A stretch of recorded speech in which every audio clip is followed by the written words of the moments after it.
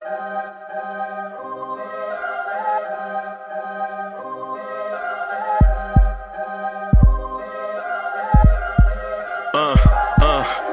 rank where the view is nothing less than phenomenal for how I express and project from my abdominal. The only view better, both my daddy and my mama know. No living parents, my sons give me balance. My wife is my serenity, this mic is my identity. The world is foul enough, that's why I write without obscenities. Provoking danger with broken language and spoken anguish. Begging to get hurt, why would you ask to go through changes? Yes, Lord, life's a chessboard, master the angles.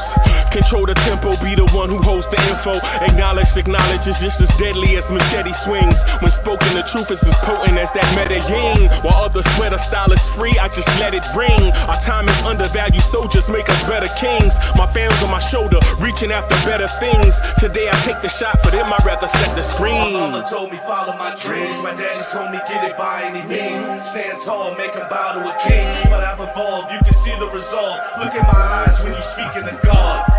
Life and for those who we caught up in using what I was scarred with the muse. I guess they call it proving I'm more than an artist. Penciling out my darkest while sizzling out a harvest. And storing what gets me from A to B, just like garages. Instrumental with collages. Envision what I've been drawing. Broadway to give you rhythm like the great Lena Horne. So bent on, found comfort in the storm. Find peace and on when you see them others perform. Organized chaos, I'll cast it like hey ya.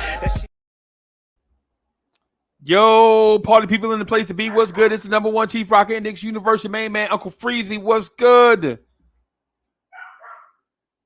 Y'all want this party started, right? Y'all want this party started quickly, right?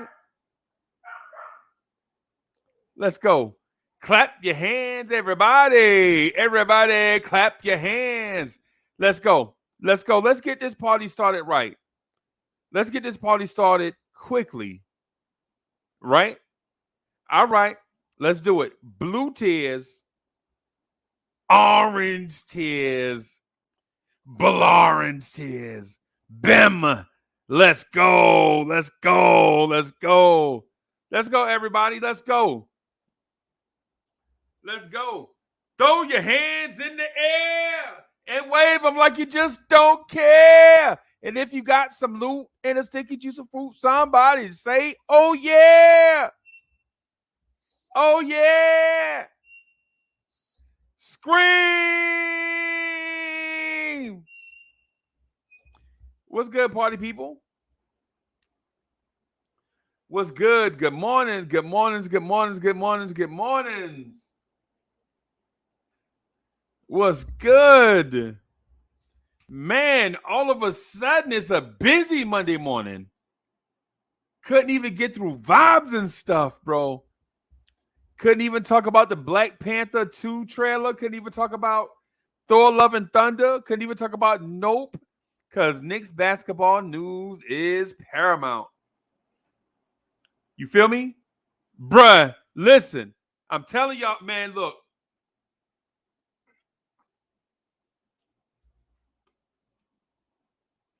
Leon Rose. Enough of this song and dance now. All of a sudden, all this news is coming out that other teams are interested in Donovan Mitchell. You better not, bruh. That's all I'm going to say about that. Leon Rose. I backed off of all this stuff. I didn't call this front office inept in a long time. Chris Chang is in the building.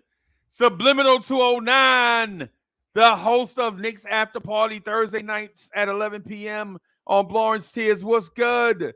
Rome Farrock is in the building. Andrew Collins is in the building. Sav NYC is in the building. What's good? Marlon Khan, what's good? I see you. Jay Fish is in the building. Hey, Chris Chang, we need you. I got a dog back. Hold on, y'all. The dog back.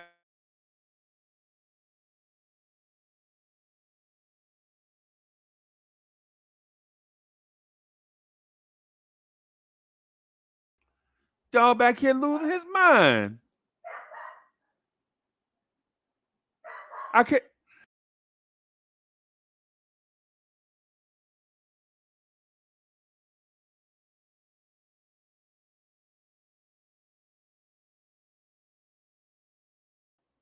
Soon as I start talking about Kevin Durant, he go crazy. Back here talking about Kevin Durant. We can't have about no Kevin Durant if we don't get Staffordon is in the building. Staffordon says Sham still say the Knicks are the favorite than all these teams. Yeah, I feel you. I don't care about that. Staffordon, what's good, bro? What's good, brother? It's not about it's about the experience, man. Either get them or you don't.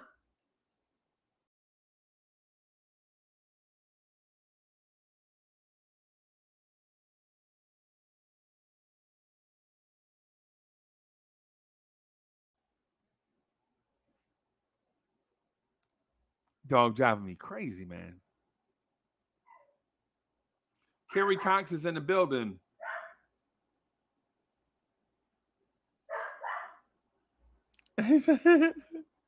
yo, when I guess when I'm getting it, because I read all the reports too, man.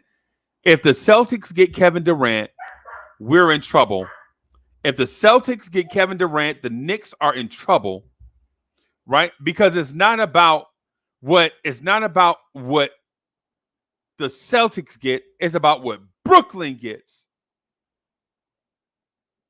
I don't want to see a Brooklyn team of Kyrie, Jaylen Brown, and Ben Simmons.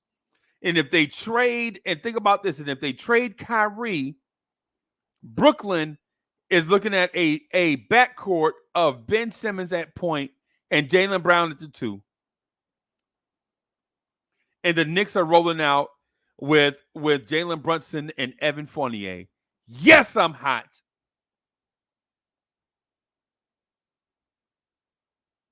Yes, I'm hot. If the Knicks don't do something to get their ass out of last place, Leon Rose. Everybody rumored to be doing something. And Knicks fans is like, yo, we need to be patient, son. Ain't nothing wrong with being in last place because we got kids. Our kids ain't nothing. Talking about these kids. These kids ain't proved nothing to nobody. These kids ain't did nothing. All these teams is talking about making moves to improve, and we ain't did nothing.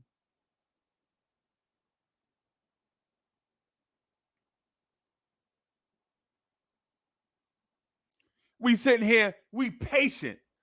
We in last place in the division with 4 good to great teams, and we ain't did nothing. Our offseason additions are Jaylen Brown and Trevor Keels.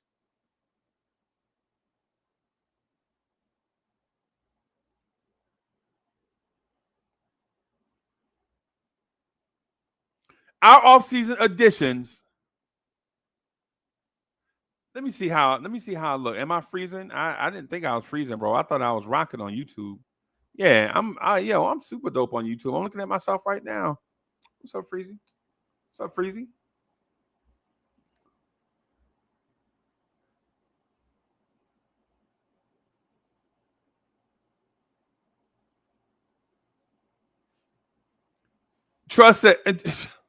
Trust says, yo, mute yourself. Our kids are special. Trust, put down the pipe.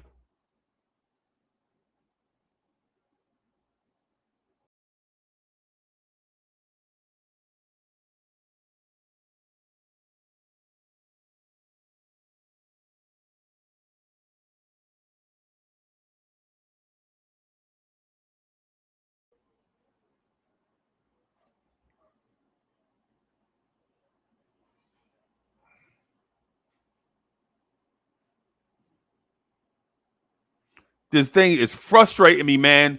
The Knicks are in last place in a division with every team in our division is looking to be good to great, and we ain't doing nothing. Our offseason additions are Trevor Keels and Jalen Brunson. Everybody talking about doing something, and we got Jalen Brunson and Trevor Keels. Knicks fans is like, but yo, our kids, the kids. What we doing? What we doing? Man, this is ridiculous.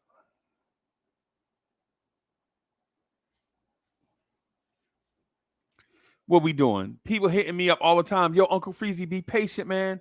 If we just stand pat. No. If y'all want to stand pat, go root for the Jets. Go be a Jets fan right now. Y'all do that. Talking about be patient in the division with the Eastern Conference final. The NBA finalist is in our division.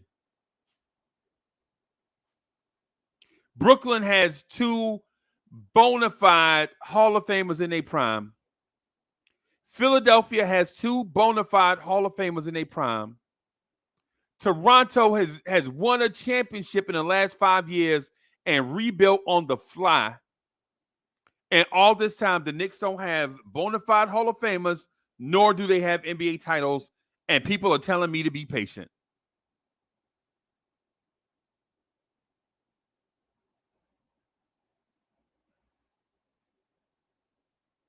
I don't even know. I honestly don't even know where I am anymore in my Knicks fandom because others that are fans like me are telling me to be patient. Don't trade away all the kids, Uncle Freezy, because if you trade away all the kids, what will you have left? Nothing. But you'll have a star. What are you talking about? Don't trade away the farm, Uncle Freezy. What farm? What farm? Tell me what farm. It's not like we trading Trey Young for Donovan Mitchell. We're trading freaking a ham sandwich for Donovan Mitchell. And y'all telling me to be patient.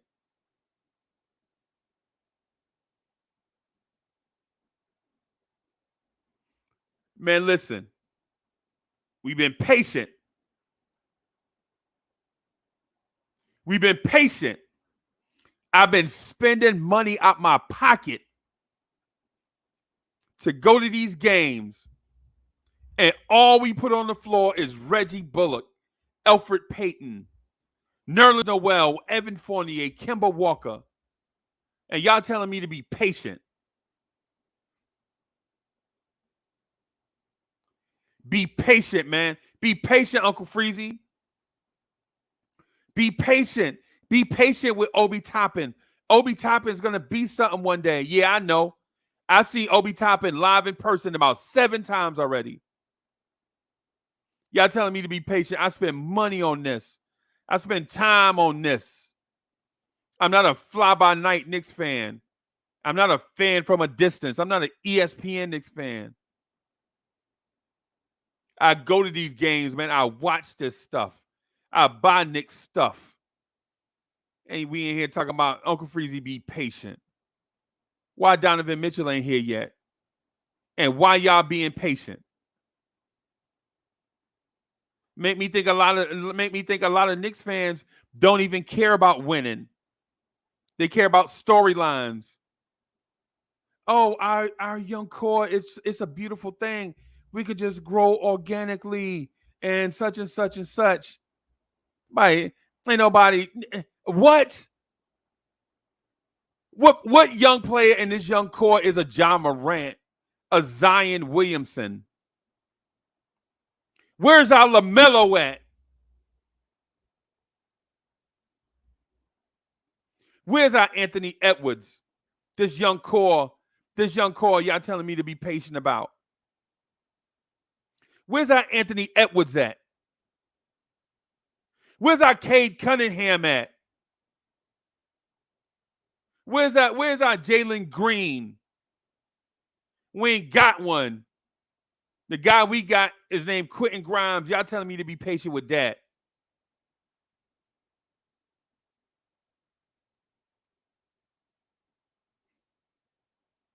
Where's our guy at? Everybody has a guy Orlando has 2 of them. They got a Boncaro and a Suggs. And we out here talking about be patient with Quentin Grimes and Obi Toppin. Hell we doing? We done lost our ever-loving mind talking about being patient.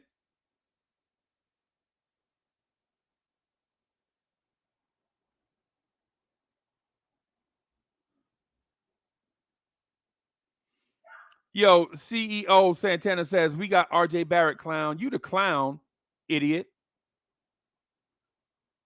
Talking about we got RJ Barrett. You think I don't know that? I go to games. Do you go to games? Clown.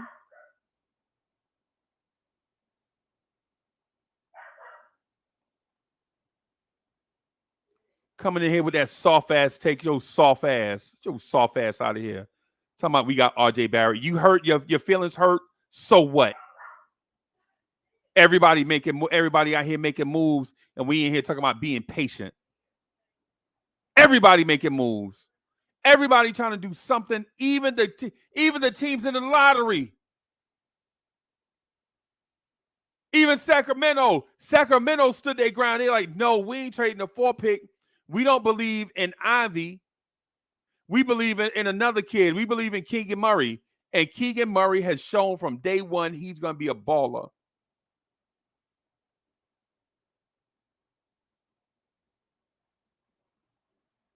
And we in here talking about be patient. Quentin Grimes, Obi Toppin.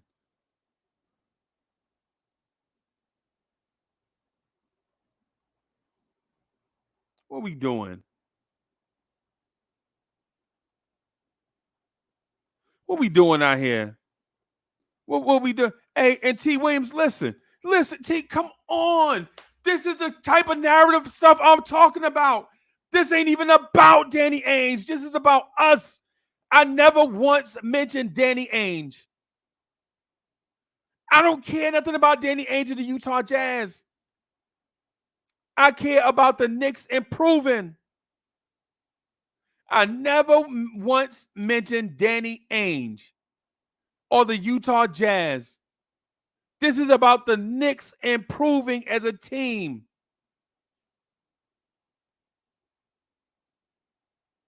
Why does everything have to be about everybody else and nothing?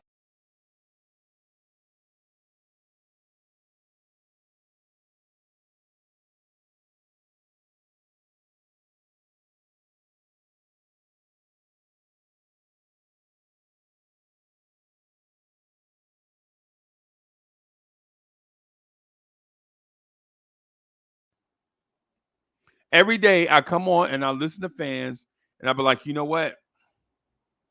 That's their opinion. Everybody has a right to their own opinion.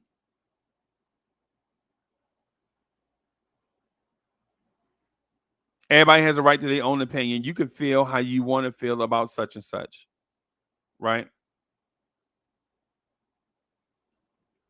I'm blowing out microphones today, y'all. I can't help it. I'm frustrated, man. And I don't come on here, and y'all know me. I don't come on here fronting. I don't come on here pretending to be something I'm not. I don't come on here fronting. I don't come on here to be something I'm not. I come on here trying to be the best version of myself every day. That's all I'm going to do. I'm not going to come on here fronting. I'm not going to try to do no Knicks for clicks or none of that stuff. My only deal is this. I want the Knicks to be something. I'm tired of being the 5th place team in a 4-horse race.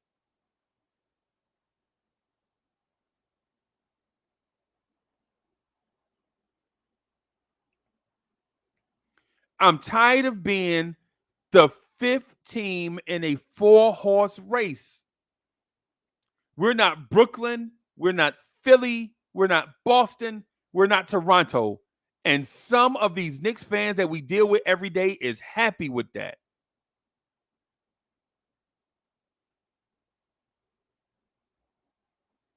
Stephadon says, so because the front office ain't moving fast enough. Okay, so that's opinion. Fast enough is an opinion. We not doing nothing. Okay, come on, Freezy. All this rant for what? Stafford Don, listen, man. Hey, man, sometimes you got to put a bow in your back and be tough.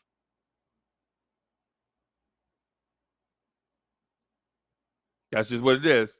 Sometimes you got to bow your back up and be tough, bro. Somebody said, yo, if you don't stand for something, you'll fall for anything. I ain't that dude. I'm not. I'm tired of this franchise being pushed around. I'm tired of this franchise being talked about. Right? I'm tired of this franchise laying down. Right? We laying down. We on the ground. And a wise man said one time, it's not about how many times you get knocked down. It's about how many times you get up. But it's a lot of y'all out there that got knocked down. And y'all are like, nah, man, it's comfy down here on the ground. Let's take our time and get up. Let's get up the right way. And I'm telling y'all, we need to get up swinging.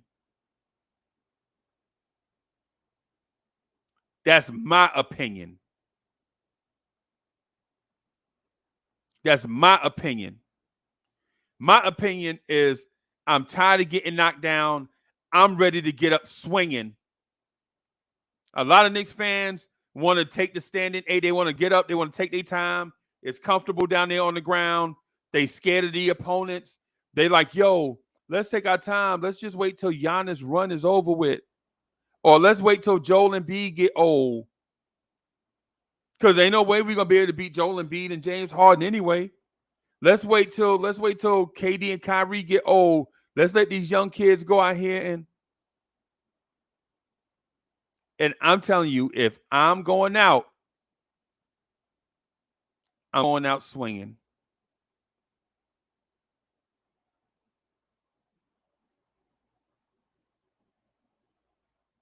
If I'm going out, I'm going out swinging. And the way I think about stuff is not the way everybody likes to do it. And I understand that. I understand that.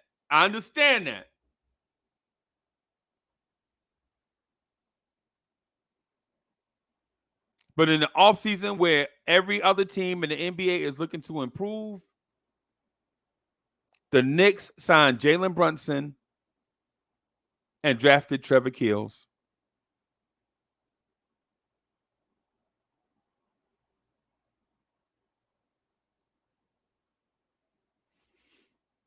Maybe that gets us out of last place into fourth place.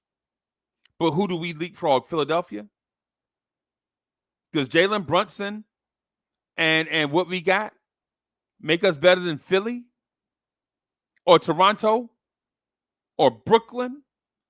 Or Boston?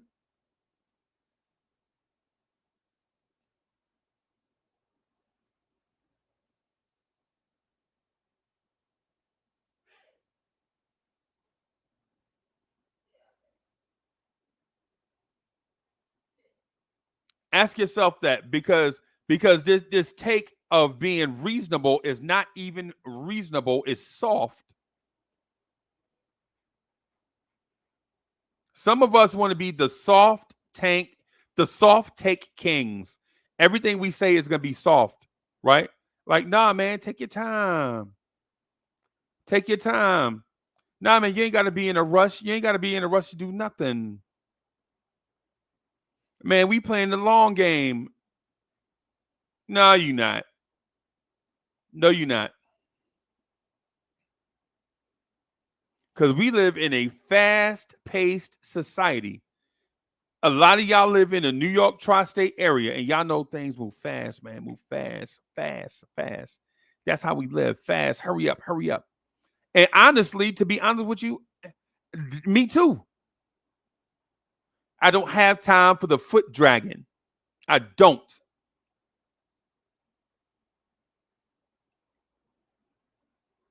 Man, we starting our Monday morning off with mess.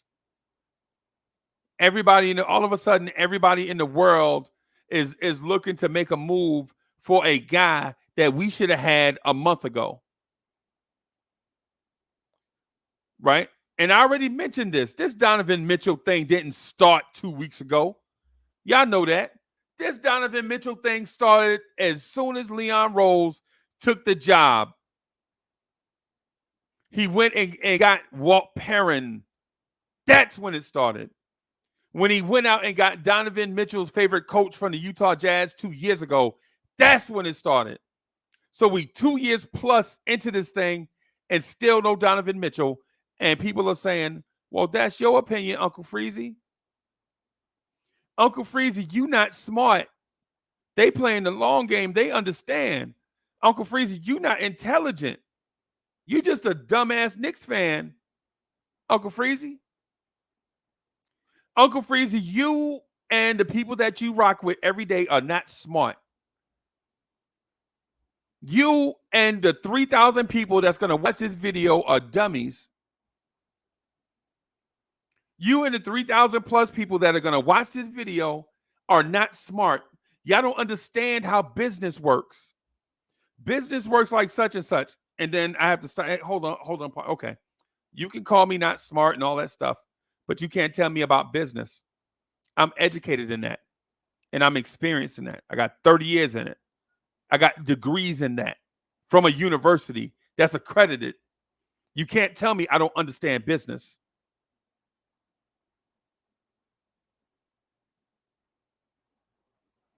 And you can't tell the 3,000 people that watched it, the 3,000 plus, whatever number is, don't be trying to hold me to a specific number. I don't know. I don't know exactly what the number is going to be, but whatever the number is. You can't tell me and the 3,000 plus people that are going to watch this video that they are not smart. Stop playing us with this rhetoric. Stop playing us with this rhetoric. The people that watch stuff like this are smart, passionate people. You can't pull the wool over people's eyes. Either you can get Donovan Mitchell or you can't. It's that simple.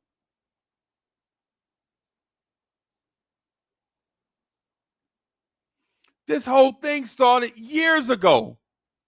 And Donovan Mitchell is not here yet.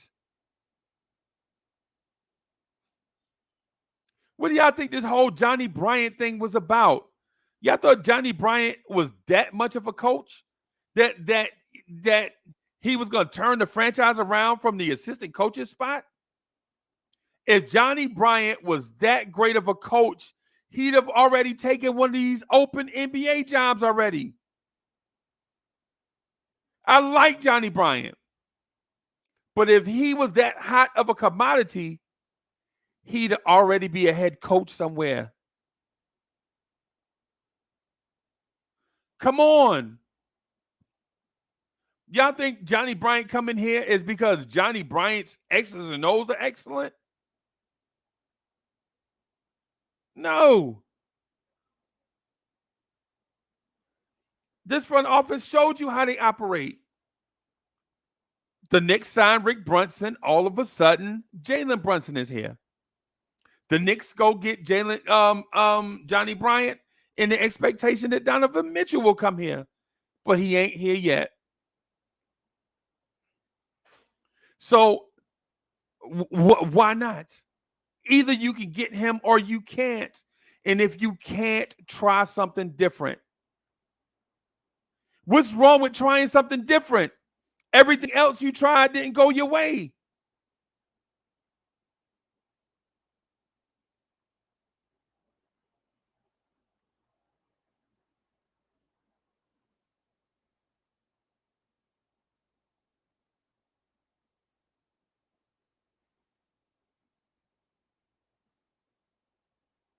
Come on, y'all. At what people are telling me, like Uncle Free, this microphone is sensitive. I think the cord is loose on it. But people are saying, Uncle Freezy, you're not smart. You're not intelligent, bro. And the people that watch these videos are not smart, because if they were smart, they would understand that the Knicks are playing the long game. Well, how successful have you been playing the long game?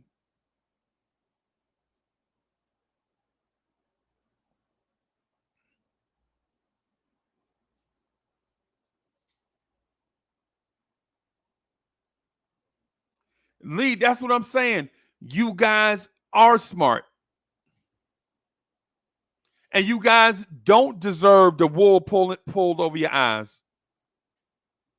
And you do deserve information.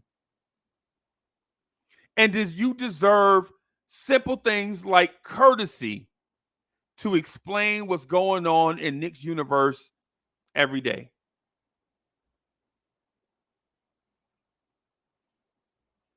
You know how I know this?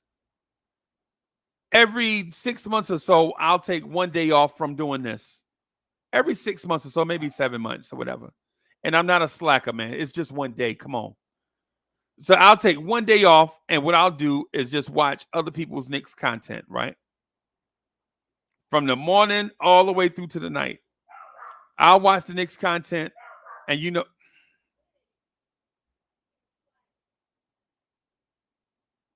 my dog Benny he likes Leon Rose.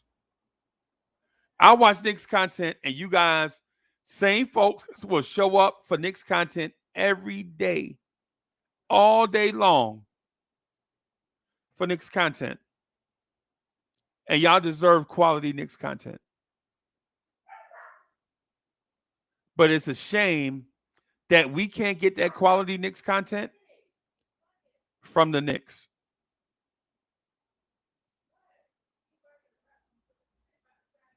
I'm going to go put this dog outside, man. I'll be right back.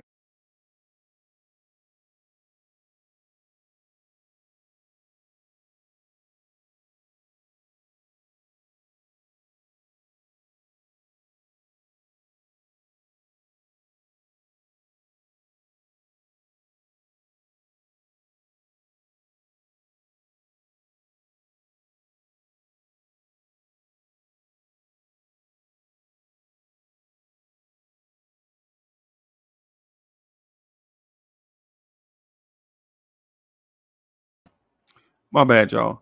Man, the dog was going crazy, man. My bad. So Paris Douglas says, when you listen to Utah Sports Talk and other national shows, our podcasters are being way too negative about our young core and front office. At blorangetears, you have to tone down the impatient tone. No, I don't. I ain't got to do nothing.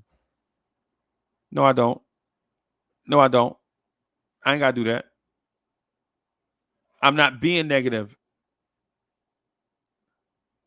Ultra positive people think because I'm in the middle, I'm being negative. And all the negative people, the opposite people of Paris Duggar, are hitting me up at the same time Paris Duggar are hitting me up. Right? The negative people are hitting me up at the same time as Paris Duggar is hitting me up. Like, man, you just like Paris Duggar. All you do is try to make these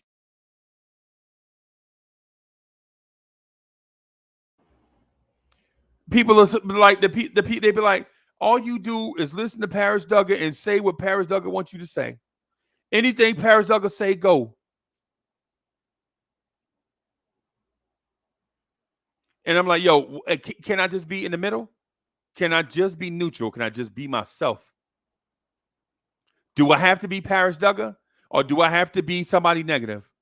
How about I just be down the middle? Can I do that?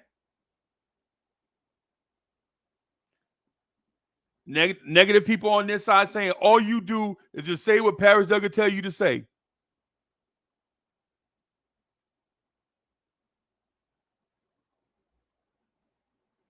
And for the record, I like Paris Duggar. Paris Duggar, that's my man. But what I'm saying to y'all is at some point, the Knicks have to get out of the cellar. The Knicks are in last place. The Knicks are the worst team in the division, and y'all are telling me to be patient. And I'm telling you, I'm not being patient no more. I'm tired of this. Tired of being in last place.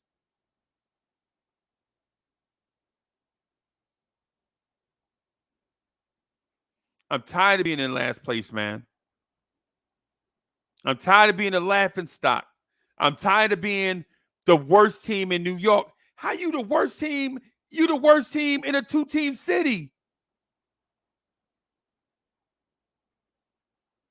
It's frustrating me, man. It's frustrating me to a point where I can almost take it or leave it.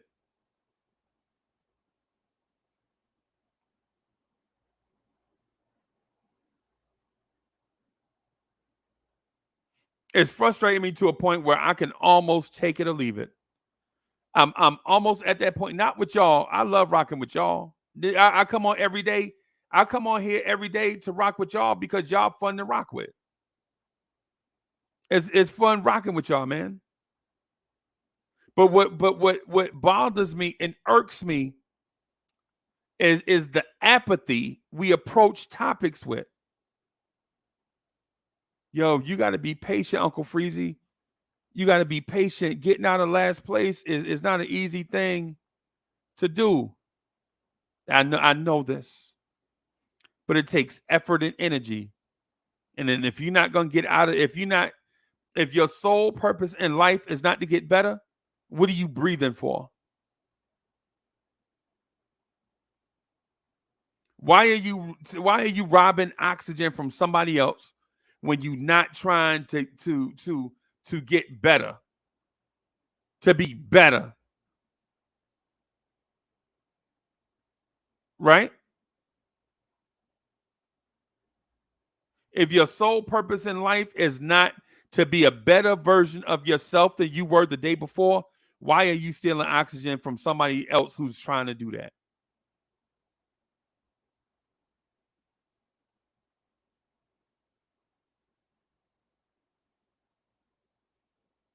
The Knicks are the last place team in the division, and they've been that for a very long time. And we sit here saying, be patient.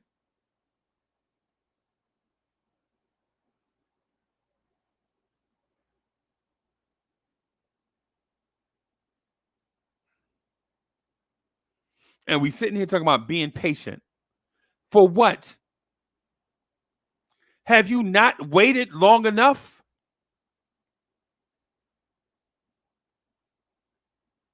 Think about this. Think about your current age and how long you've been rooting for the Knicks, right? And think about how many times in that window you've seen the Knicks win an NBA title.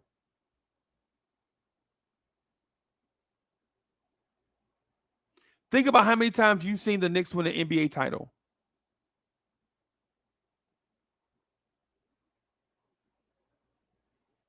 Right? Now, think about those times and put them on one side of a scale. Right? On the other side of the scale, put on that other side of the scale how many times the Knicks broke your heart.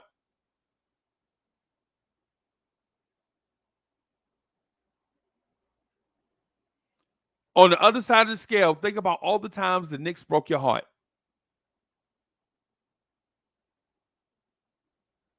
The Carmelo getting stuffed at the rim by Roy Hibbert.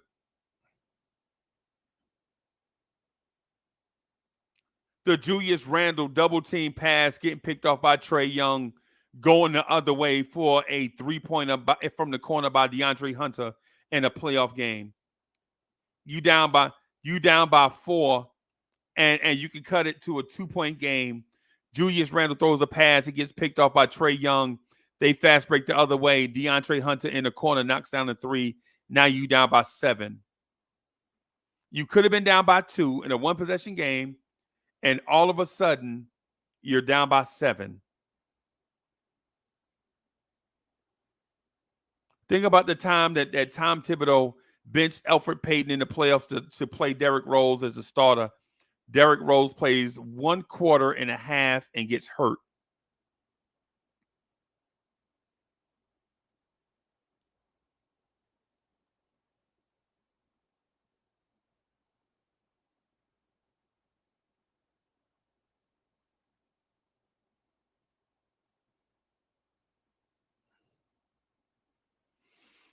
Think about all those times. All the times you saw the Knicks be successful. All the times that you've seen the Knicks be successful. All the championships you've seen versus all the heartbreak you've seen.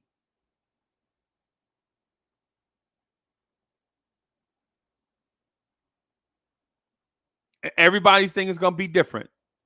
And then think about this. Somebody is telling you, like, yeah, listen, I know the scales are going to go one way or the other, but you just got to be patient. For me, that scale is a million things of heartbreak and 2 titles 50 years ago. So it's a million heartbreaks on one side and a thing I can't even remember on the other side.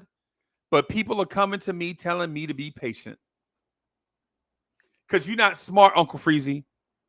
Because you're not smart. And the 3,000 plus people that watch this are not smart. They playing checkers. I mean, they playing chess. And they're not playing checkers. They playing chess.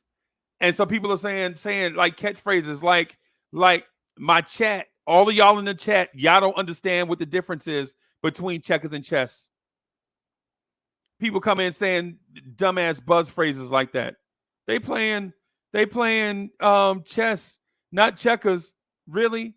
You telling me the 3,000 people that's going to watch this video don't understand the difference between those two games, between those two board games? You telling me that the 3,000 plus people that watch this video are not smart enough to draw their own conclusions?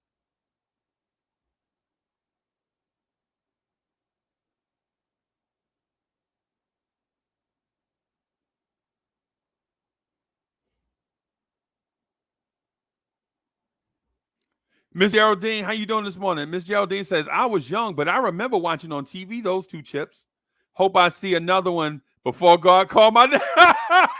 Me too. That's what I'm saying. So, okay. Exactly. So when this was going on, okay, 68, 69, 69, 70, 70, 71, 71, 72, 72, 73.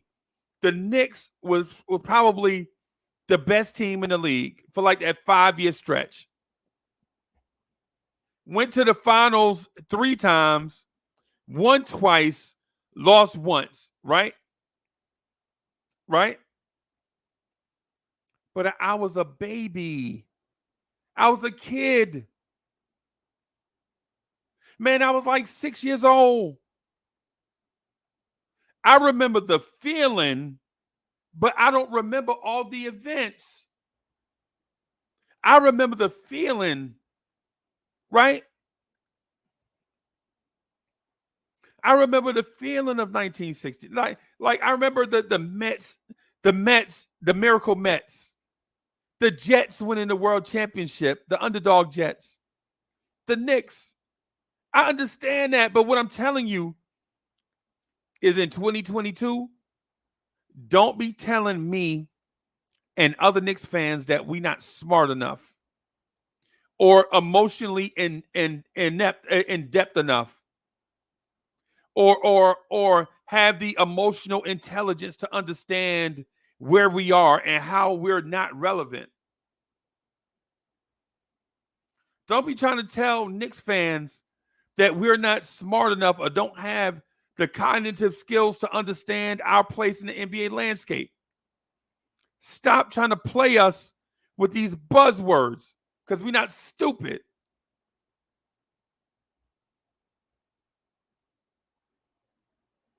We're not stupid, man.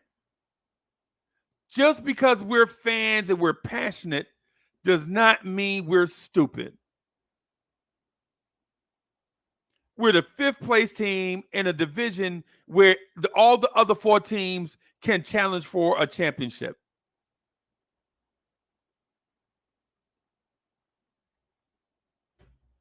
We're the 5th place team in a 4-horse race. And people are telling us to be patient.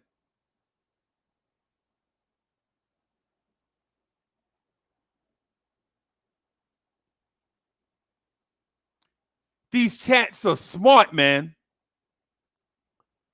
These people that get in, These people that come and watch this joint every day understand what they're watching. They understand what they're hearing, but they have the personal integrity enough to understand what side of the issue they are on. Just because I say I'm not impressed with the young core doesn't mean that they change their mind on how they feel. And Paris Duggar came through and said as much. Paris Duggar stood his ground. He's like, yo, Uncle Freezy, you saying this, but I feel this way. Paris Duggar ain't stupid. He's smart. And people come in all the time trying to use buzzwords like, yeah, man, we got to play the long game. They playing chess. They ain't playing checkers. Leon Rose is the Don. Leon Rose ain't the Don of nothing. Leon Rose is a young team president in experience that's trying to figure it out. Don't nobody enter a new position and know everything about the game, know what they're doing. Everybody got to learn on the job. Everybody got to learn on the job. It don't matter how much experience you have in one thing. When you do something new, you got to learn how to do it.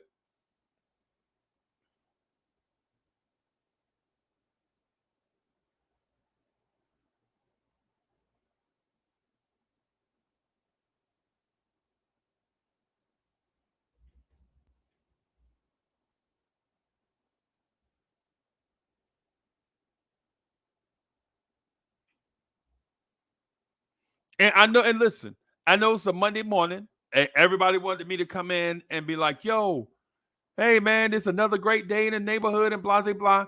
I've been reading tweets and listening to people's stuff. And listen, people are trying to play us like we're absolute idiots.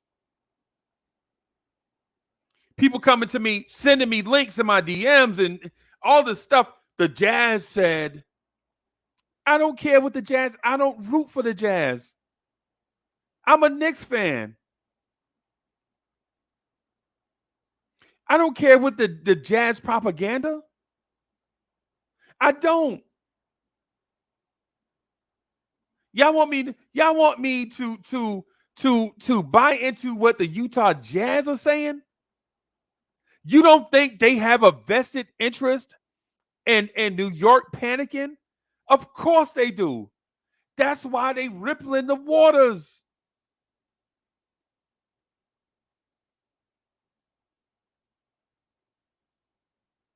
I don't care about what they saying in Salt Lake City. I don't care about what they saying nationally.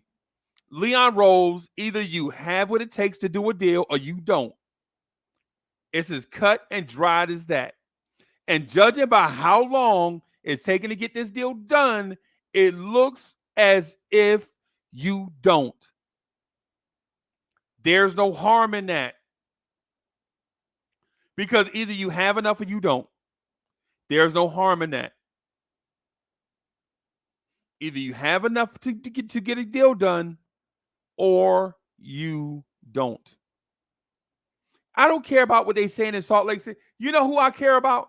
I care about Greenified. I care about what Greenified got to say. I care about what Almighty Finesse got to say. I care about what Harlem Girl got to say. I care about what Paris Duggar got to say.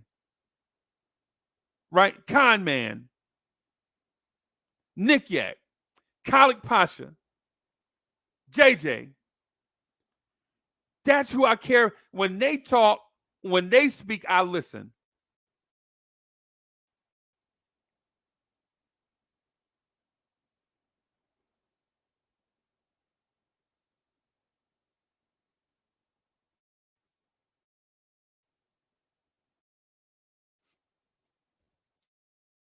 When they talk, I listen.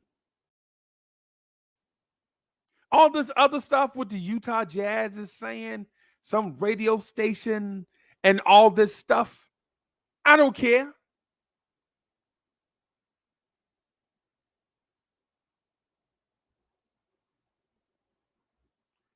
Yo, Free Keith is in the building, man. Free Keith says, deals for top 10 talents that still have 3 years left on a contract take time. You're bugging out. Right, Free Keith, you bugging out, bro. Don't take that soft stance, bro. Don't take that soft stance, Free Keith. Bow that back up, bro. Don't do that. Free Keith, you know this is not about today. You know this is not about today. All that stuff I just said, you ain't listened to none of it. You ain't hear none of the stuff I said when Leon Rose took the job. He grabbed Walt Perrin and Johnny Bryant. That was 2 years ago. 2 years. Don't tell me it takes 2 years to pull off a trade. Don't tell me that. Because the Knicks make trades every year. This front office is one of the most active front offices in the game. Every year they do a trade with Oklahoma City. Y'all notice? Every year, the New York Knicks, Leon Rose and Sam Presti pull off a deal every year. It's how we got Quickly. It's how we got Jokibitis and Miles McBride.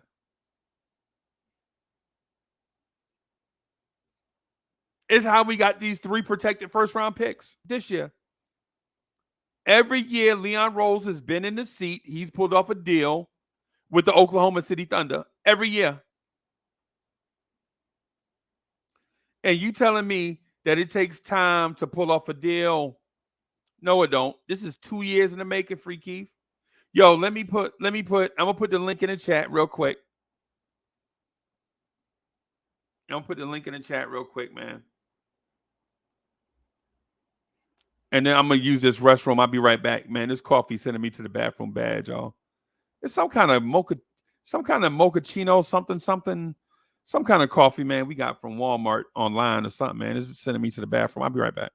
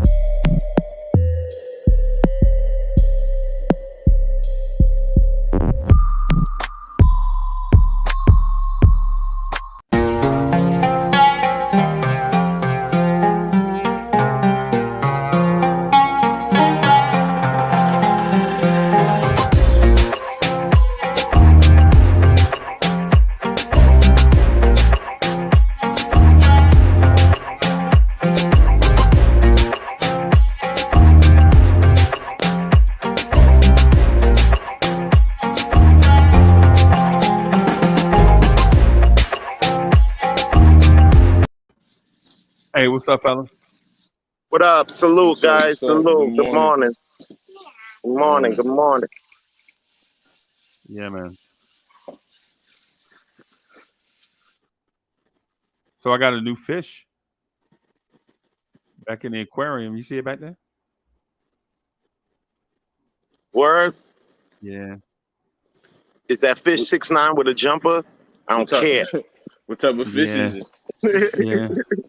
Yeah. It's an African cichlid. Okay. Yeah. Yeah, man. It got more. Oh boy. Here come the antagonist. All right, Free Keith. I can't protect you no longer, bro.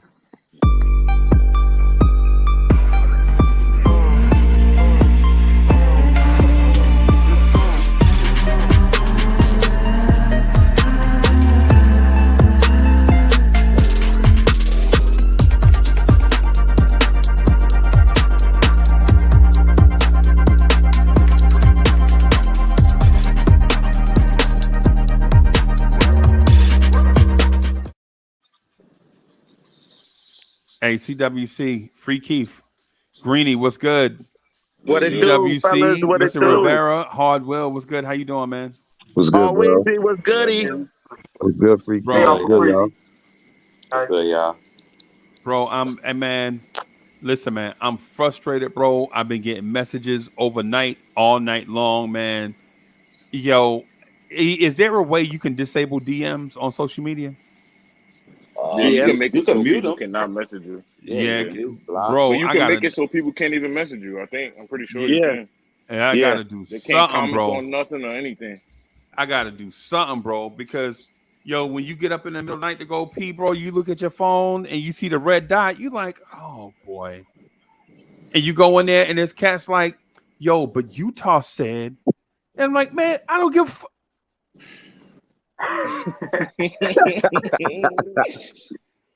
Man, if people don't stop playing us with this thing, bro, like I don't want to mute it because I like DMs from saying from people or whatever, man. But some of the stuff, man, when I get a message to say, yo, Uncle Freezy, man, you missing it.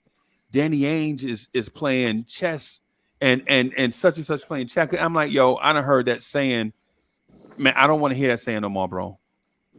I'm just that and buzzwords, bro. I'm tired of buzzwords, bro. I'm in a results-driven business, right?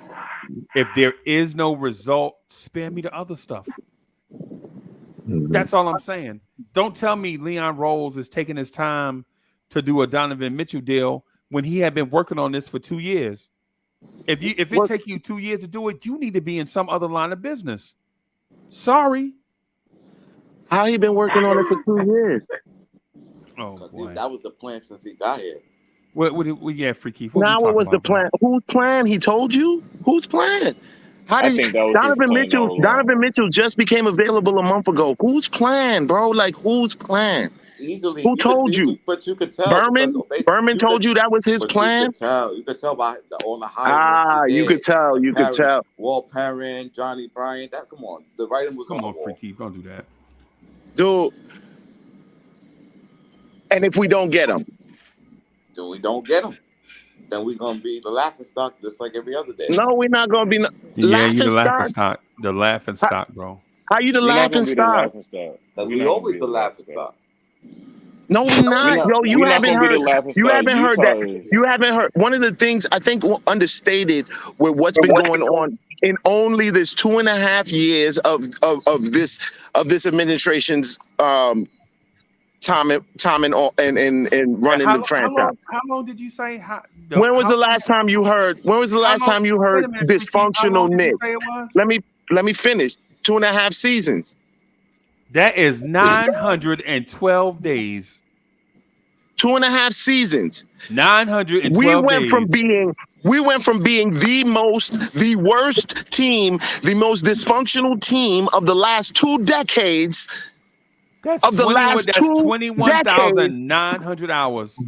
21,900 hours Leon Rose has been on the job. When was the last time that you heard the word dysfunctional associated with the Knicks? last year with the whole time. Julius Randle. Stop it! Stop it! The Lakers are the Lakers are the Knicks of the league right now. Right, but that's your You opinion. bugging out. But they don't get treated like the Knicks of the league. You though. bugging out. That the right Lakers, there was the accomplishment Lakers, we need. Hey, who is the 2020? Who are the NBA? But who are the 2020 NBA champs? Stars ain't even want to come to this team. We got a top 10 talent that wants to come. That's a difference. The Lakers just want to ring. Wait, Free Keith. Just let me use what you just said, because this is what I'm saying about the people, the 3,000 plus people that watch this chat not being smart. You just said 3 minutes ago, did you hear Leon Rose say that? Right? And then you just said a top 10 star want to come here. Did you hear that top 10 star say he want to come here? Yeah, he never said that, and I think that's the deal breaker. If he do say that, you know what? I take it back. You're right. I'm using the same speculation. So I give you that. That's gonna change it. His team said they wanted to trade him. Donovan Mitchell didn't say he wanted to get traded to the Knicks. Hold on. Let me say something. I saw y'all very tricksy. All right.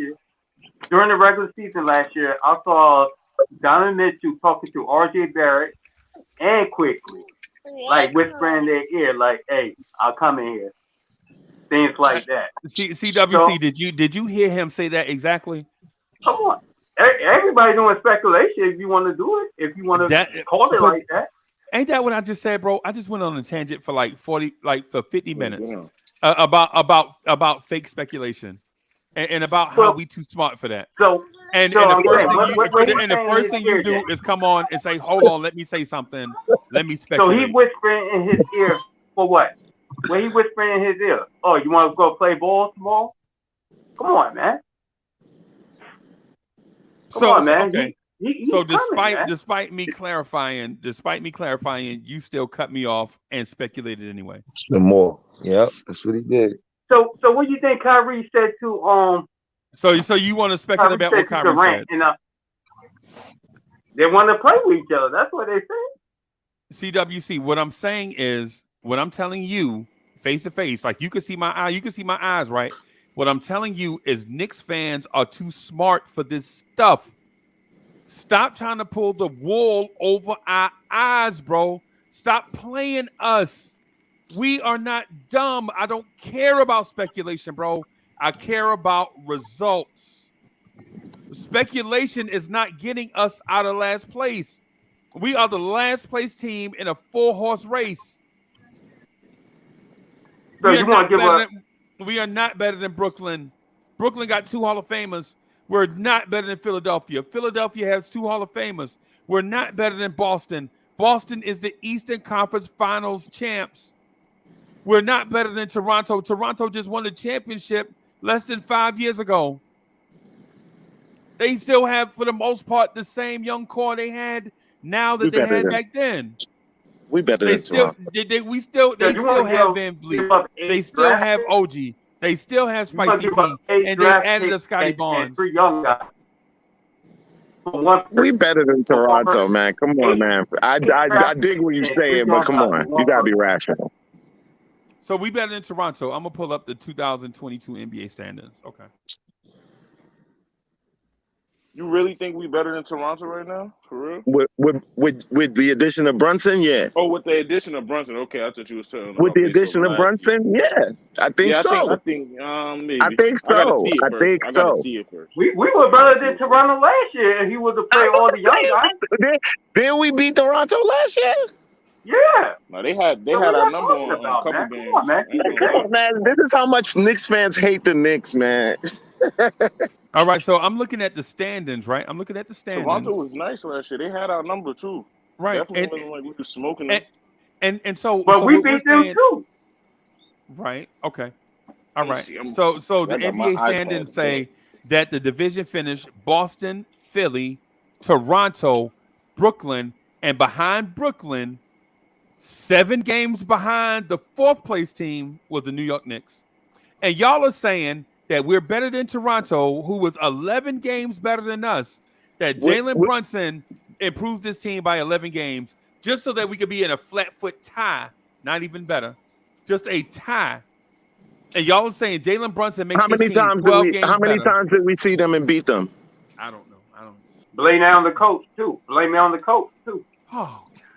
No. How many times? Freezy, we doing facts, right? How many times did they? I'm looking it up right now. Bro, what I'm saying is, okay. So what y'all are saying is y'all want to puff smoke to the chat. We beat the Knicks 3 times. The Raptors beat us once. So wait a second. If we're comparing apples to apples, which is the two teams that we're comparing, we beat them during the season 3 times out of our 4 times meeting them without Brunson. But you also got to address the fact we are a better COVID team. Stuff. I think that we are. Everybody had COVID. The whole league had the COVID stuff. So we weren't the only team that had protocols.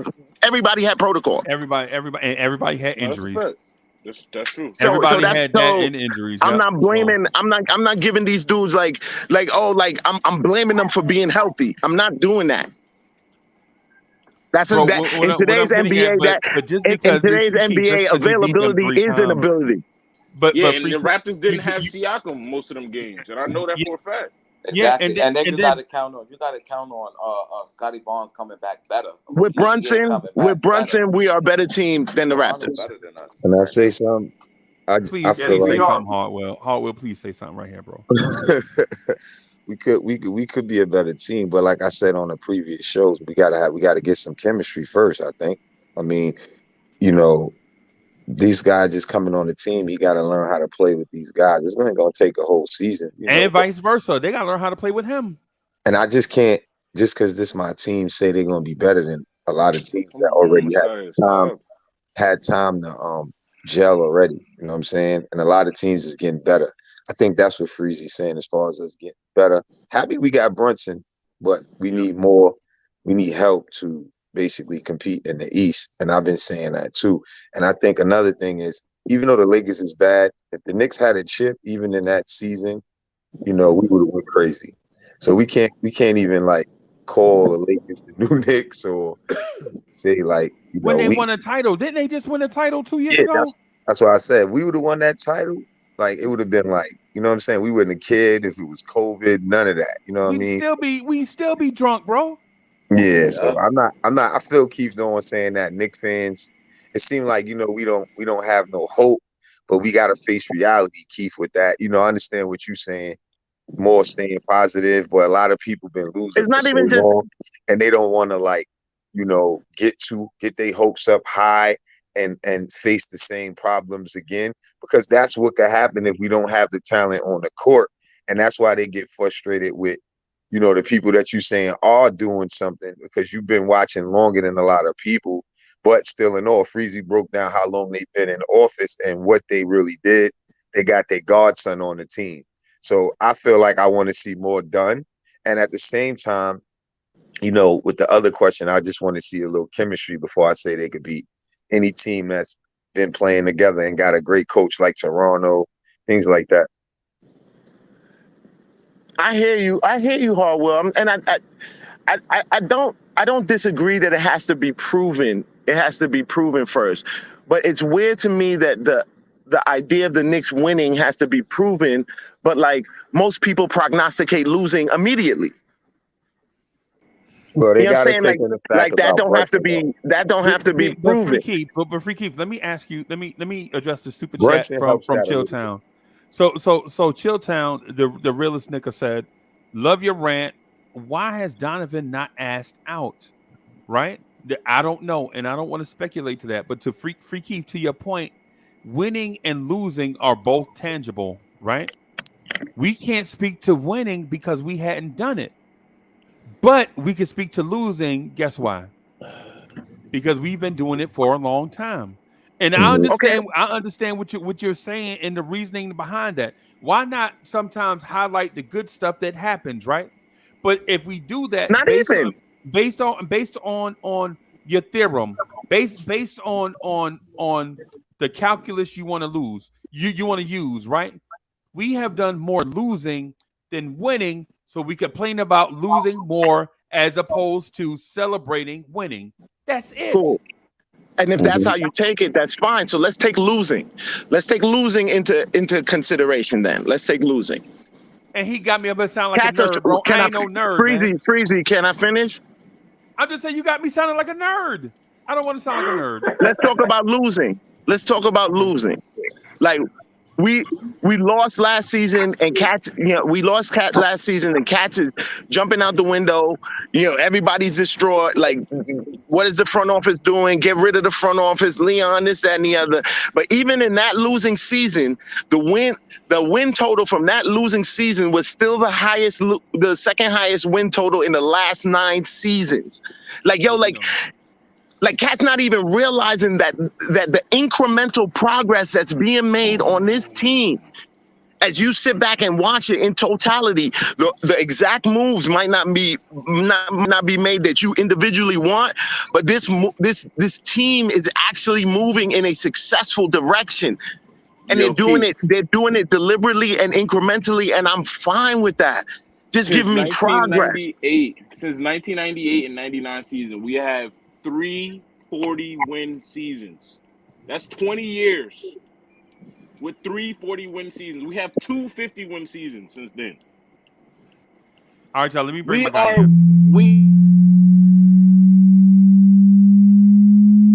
Let's get it.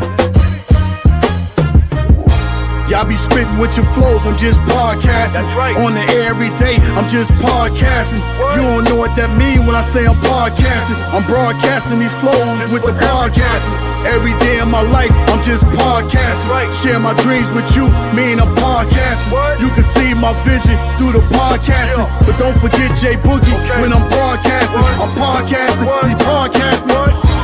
I've been spitting this venom since Karate Flicks. When Mr. Sales was sharing nothing but the Knicks. I guess you know by now, I seen some tough years. Now I know the reason why Freezy got them blowing tears.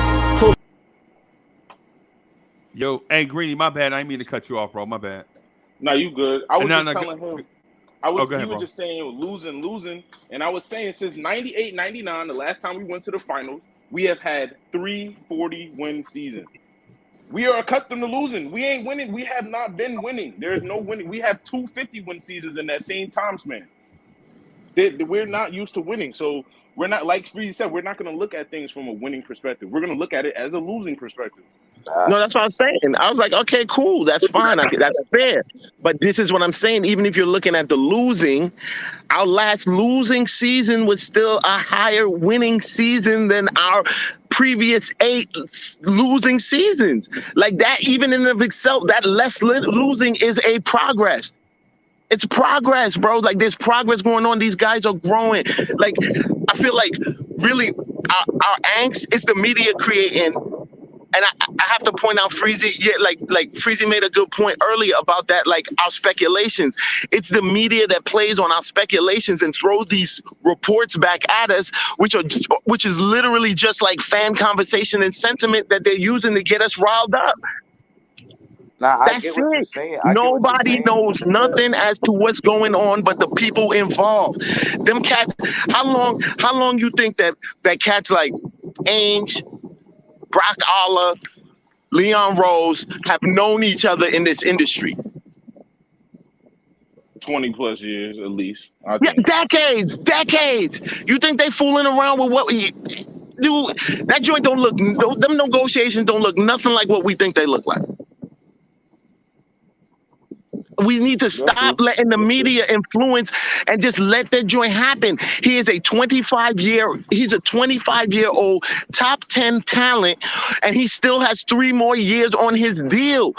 This is not gonna happen overnight. It's not. I agree with you on that. If it does happen, it's going to hurt. And cats have to prepare themselves for that. Well, I know one thing. They showing what they want to do. So we can't say they didn't want him when they made moves the way they made moves. If you're going to give them credit for the moves, they making moves to get more picks for a superstar or a star. That's what it plain and simple look like. So when you say they didn't want him and he wasn't part of the plan, if you move out of the draft to not move up, get a young talent that could play with us right now, then he had to be a part of their plan. So I just want to say Hartwell. I if think he came available, we had this conversation before, though.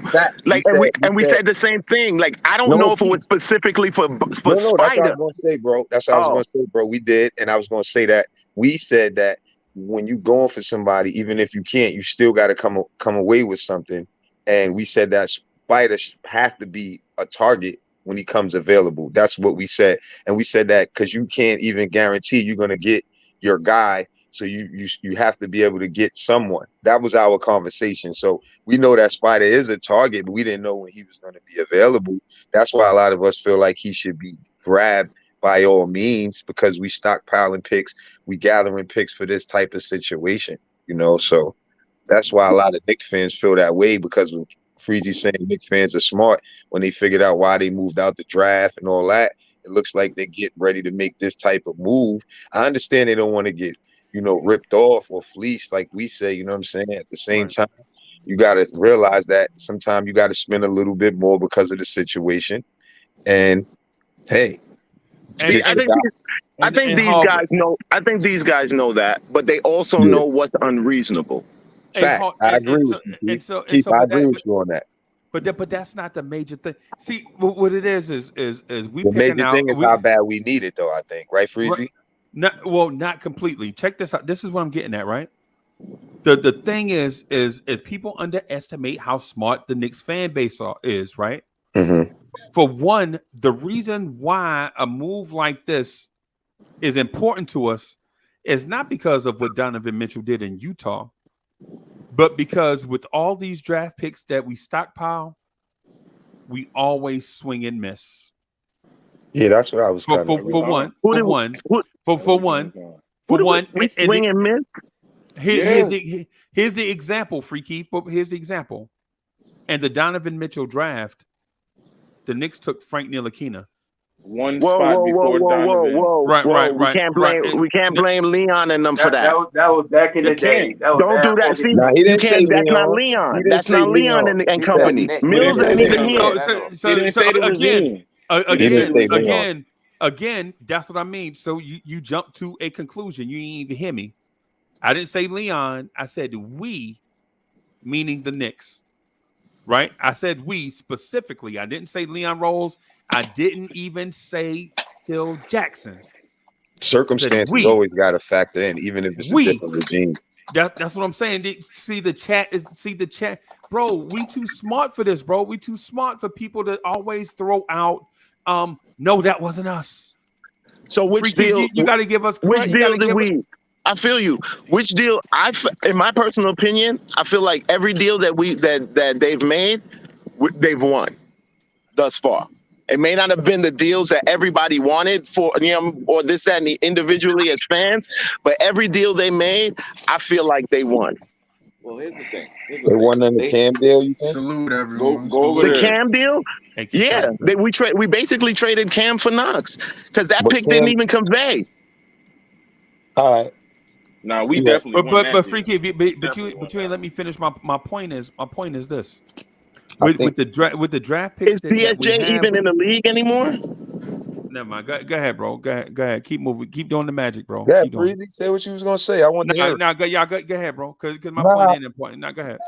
Come on, bro. I wanted to hear what you was gonna say. He gonna cry. You getting on to something decent. Go ahead.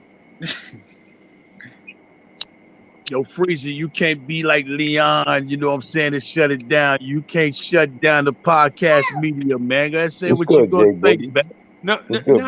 No, man. It's simple. What I'm saying is the Knicks fan base, and I keep saying it, and I want to say it so that people can understand what it is that I'm getting at. The fan base, this fan base is not the New Orleans fan base that's casual. Like if the uniforms look good and if the team is winning, I might go to a regular season game. You know what I'm saying? That ain't us. Right? That ain't us. This ain't Washington, D.C. This ain't the Wizards. The Wizards got one of the best indoor stadiums you can go to. You don't find a bad seat in the house when you go see the Wizards, right? But a part of that is anytime you go as a Knicks fan, it's a Knicks home game. That ain't us. right? That ain't us. What I'm saying is a lot of times the rhetoric we hear, people are trying to play us like this fan base does not know what it is that they are rooting for. Like all these draft picks that we got, historically, our draft picks, when we select, we don't select the right guy. We just don't. We don't. Right? Aside from maybe RJ Barrett and Porzingis, all the other draft picks over the last 20 years, what would y'all say to that? We could have picked somebody else, right? We could have did better. Right? Definitely. But with that being our history, we're trying to hold on to these picks for dear life like something is going to change. Right? And then so when I say that, people are like, but we hit on Quentin Grimes. Really? Quentin Grimes averaged 6 points a game as a first round pick. I mean, Obi Toppin, it took Obi Toppin, a 23-year-old player to average double digits in his second year. He's 24. I like Obi. I love Is there Obi. buzz? Right? No. And so Emmanuel quickly shoots a shooting guard off the bench that's supposed to be Lou Williams, shoots less than 40% from the floor. And he's supposed to be our microwave scorer. And he shoots 40% from less than 40% from the floor. Actually. And we keep saying that we murdering these picks. Yo, we Leon Rose is killing it. Really? How does Trevor Keels look right now? Terrible.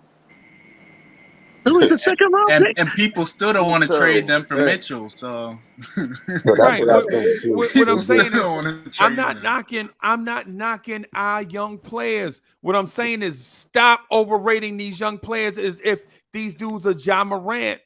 Like, yo, we can't come off of Grimes and Obi. Come on, bro. Really? Obi is not Zion, and Quentin Grimes is not Ja Morant, bro. He's not Jalen Green. He's not Anthony Edwards. What we're doing is we are overrating our assets and potentially going after a guy that we know was a 3-time All-Star. What are we even talking about? And I like Obi, bro. I don't want to see Obi Toppin traded. And I don't want to see Grimes or McBride or quickly traded. Right? But if you're talking about a 3-time All-Star, come on, bro. What are we even talking about? Deuce, Grimes, Obi, they can all go if it comes down to it. I don't even. I like that. Out of the three, I'd like to hold on to Obi only because, like, I'd like to have like 40 minutes of. Hello to everybody, man. Appreciate y'all letting me on. No doubt. I'm agreeing with Uncle Frizzy on this right here, man. Donovan Mitchell. He battles. He didn't carry Utah Jazz on his shoulders. People act like the Utah Jazz had a hell of a team. His second co-star was Rudy Gobert, and he took them constantly since he been in the league his rookie season. So for the Knicks to add him to R.J. Barrett, Julius Randle, and the other cats, yeah, that'd make life a lot better for the Knicks, man, for the Knickerbockers, man. If Obi gotta go, he gotta go. If IQ gotta go, he gotta go. If Grimes gotta go, he gotta go. Like, yeah, it is what it is. But I can understand that, like, the negotiation should go to, like, you gonna go try to negotiate down to the least that you have to give, and that's gonna take time. That's gonna take time. Yeah, you can't just fess everything up like Minnesota did. They're bugging for that. We can't do what Minnesota did. Nah, you got to wait to build the appropriate pressure. The season getting closer. They're not going to want, like, now you're gonna play with Donovan Mitchell coming into the next season. Like, everybody knowing he getting traded. He knowing he was trying to get traded. Come on now, like, so you got to let that pressure build. All this stuff that's out here. These narratives are just our narratives. It's just stuff to get us riled up. Every one of them reports is like you could find those in some fan thread that some fans was talking about. Yep. And you know, Freezy, because that used to happen to us all the time. We have little discussions in our thread, and then all of a sudden Berman got a report that X, Y, and Z. Same exact thing we was talking about. Is it just my shit freezing, or is everybody freezing? Who was that? I don't know. That might be you, bro. That might be you. I'm good. I'm So good nobody for the else second freezing? year. Nah, I'm good. Nah, that might be. I'm good too, yo. Yeah, man. But Freaky, if I understand what you're saying, bro. But what I'm saying is this. What I'm saying is this. It's not about the moves that the front office is making. I didn't get here talking about these moves. I got here talking about two things specifically. Respect Knicks fans and get out of last place. To summarize what I said is respect Knicks fans and get out of last place. I said it took me 50 minutes to say that, but I said it. If you want the Cliff Notes version, that's what I said. Stop treating Knicks fans like we idiots and get out of last place. That's what I said. To summarize, I said all it took me 50 minutes. I was up here preaching and I shouldn't have been, but I did. So what? Are you saying that to the media or to the Knicks front office? I'm saying that to everybody, bro. Because what it is we got a war going on outside. No man is safe from. You can run, but you can't hide forever. Y'all know how this thing go. Y'all already know how the saying go, right? The environment. Yeah, the environment, the Knicks. Man, listen, I was on Twitter the other day and people are proud to be toxic. Since when you proud to be a toxic fan? Yo, dude, I've been told you that though. There's an inner core of bitterness throughout this fan base, bro. Oh yeah, people They're are like hoping for us to anti-fans. fail. Yeah, Anti-fans. Just to say I told you so. Dude, there's a lot of cats that want that rather be right than watch the Knicks lose. I mean, watch the Knicks win. But here's the thing to me. He's not lying about that anti. See that? But you know what's crazy about my bad. How many safe moves you gonna make? Like how many baby steps you gonna make? Like at some point you're gonna have to make a big step. Like you can't call yourself a big stepper not making big steps. There's no but in that. Freezy just broke down how Freezy said we not stupid. Yes, of course, but that timetable still depends on opportunity. I'm trying to say one thing.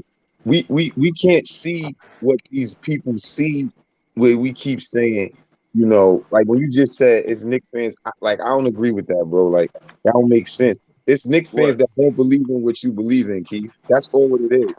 They not gonna just start getting their pom-poms too early because we've been losing for too long. Brunson ain't just gonna move the needle. Is you gonna make the team better? Yeah. If you don't know basketball, Let me ask y'all something. Can I ask y'all something real quick? Hold on. If they require Donovan Mitchell, hold on, boss. My man was talking.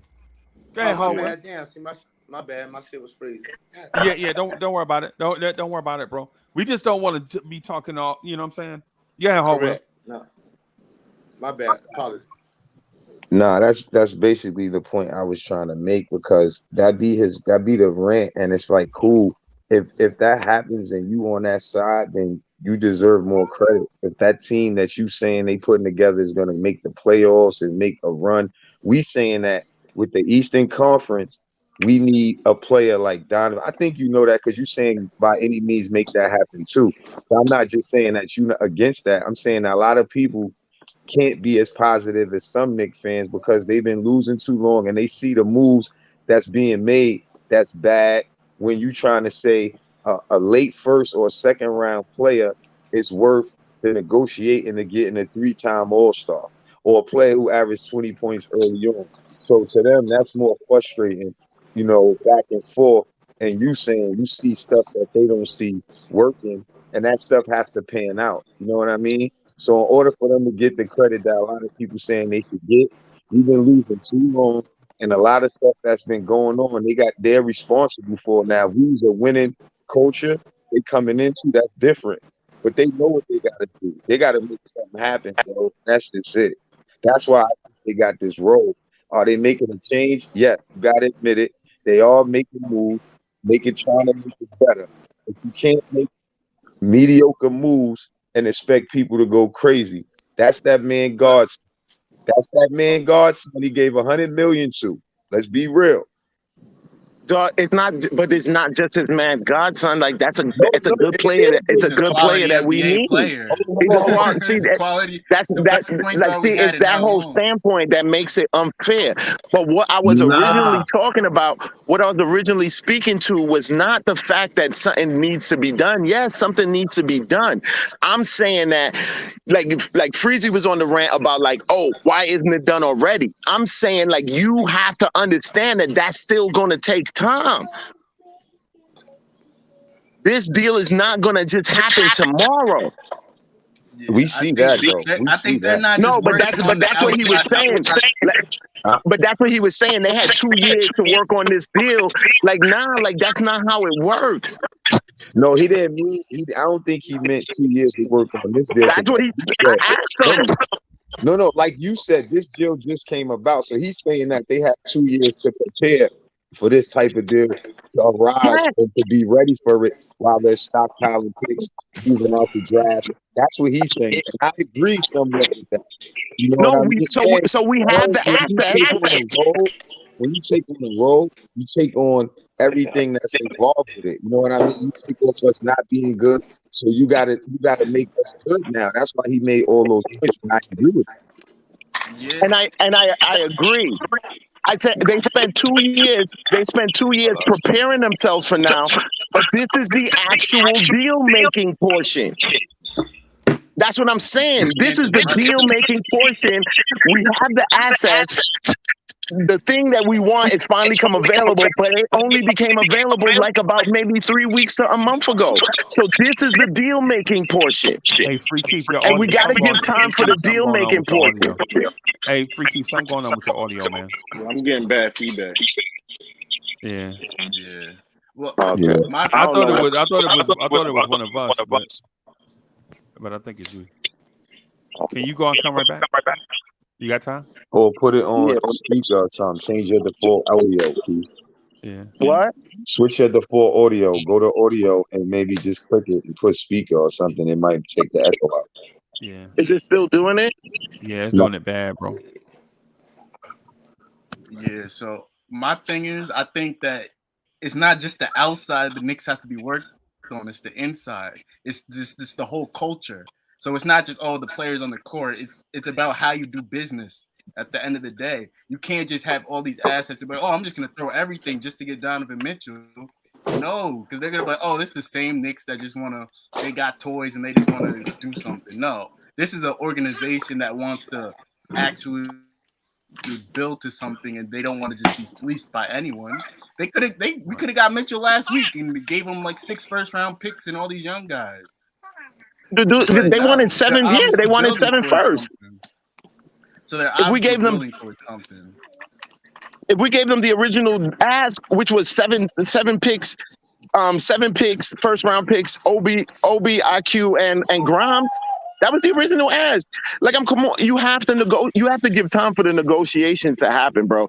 This is go time, but go time for that level star with so much years left on his very young contract. Like, this negotiation time, you gotta give room for that negotiation time, bro. You have to. Any other team in the NBA would have had this deal done. It's just because it's the New York Knicks why it's pretty long. I'm glad they're taking their time because I don't want them to mess up and get fleeced against Danny. Mess up what? I'd rather wait.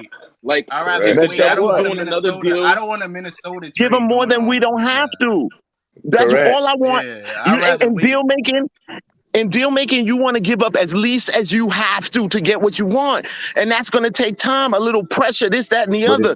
I don't want to give you 7 first if I would have really just did the deal and ended up only having to give you 5 and one of those 3 guys you wanted. You know what I'm saying? You got to give time for that. You got to give time. It's the off season. He's not playing tomorrow, so what's the rush? The issue. You know the issue though. The players that could be holding up the trade, like what y'all speak up to, is late first or second round picks. At the end of the day, we need a player that can move the needle, and that's what the problem is. Y'all saying that they doing it right and they being patient. We don't get them, and we have the same situation. How do you that's doing it right to y'all? It don't pan out. Freezy just said those are the picks that they pick, and we know that they're not going to be as good as Donovan right now, some of them players that y'all talking about, because he already started averaging the points that he averaged. He already been to the All-Star a certain amount of times. These players ain't going to pan out. We have a log jam with none of these players you even going to start on your team that you talking about. So we should just give them all our young guys and just keep it pushing. That's not all 3 guys. Who you starting at your 2, Keyshawn? Those, at the end of the day, those guys are still quality role players. I understand what you're saying. But the Knicks They're are still in a quality role win-win. players. You can find both. That's what I'm saying. So and I get it. You can find more. Hold on. My last point is this. I'm gonna pass it right after this. And I said this before, but this is what makes it make a lot of sense. That they need to be on a team to play so they can develop to be the players that y'all want them to be. This team and the way they're going in, they're not gonna play and be the guys that y'all think they could be, because they're not ready to play in the minutes that this Knicks team is headed to play in. They are not going to get enough minutes to develop. On Utah, they will. Maybe, and then they maybe could be the players that y'all think, because they're going to be able to play through the mistakes. Tibbs obviously ain't going to let them play next year like that if he didn't let them play last year. So I don't know what y'all fighting for, really. It's not the player thing. Like, I don't really care about that. It's how they do business. That's what I'm concerned about. The Knicks have been bad at doing business for decades. And you just broke I would down like on to see too many them players. take their time and make something happen right way. So I'd rather wait for that, because they've been bad at business for decades. That's what I'm saying. I would like it to be done sooner, but it's not being done sooner. So, but Keyshawn, so can't have both, here's my the thing. brother. And here's the thing. They have not been bad for decades, right? Other regimes have been bad for decades, right? I'm saying the organization, yeah. I got you. That's what I said. You gotta listen, bro. I got you. What I'm saying is I got you. So what it is I understand your stance. Like, you would rather say take your time and do it right, and lose out and miss the deal, right? And so even if doing it right means moving on from this player so you won't overpay, right? Even if that means moving on, right? There was a song, I think me and Jay Boogie might be the only ones old enough to remember this song. There was a song, Baby, You Can Do It. Take your time, do it right. Oh, come on. I you can do it. I'm 28. Come on. Yeah. So I understand where Keyshawn going, right? But I ain't never heard that song in my life. Yeah, because you're a baby, bro. How old are you? 19? But listen, the thing I'm getting at is, hey, that echo coming back. Somebody got an echo? Somebody got an echo coming through, bro. Yeah, that was new. Okay. So I understand where y'all going with it, man. Hey, man, let me see. Is that me?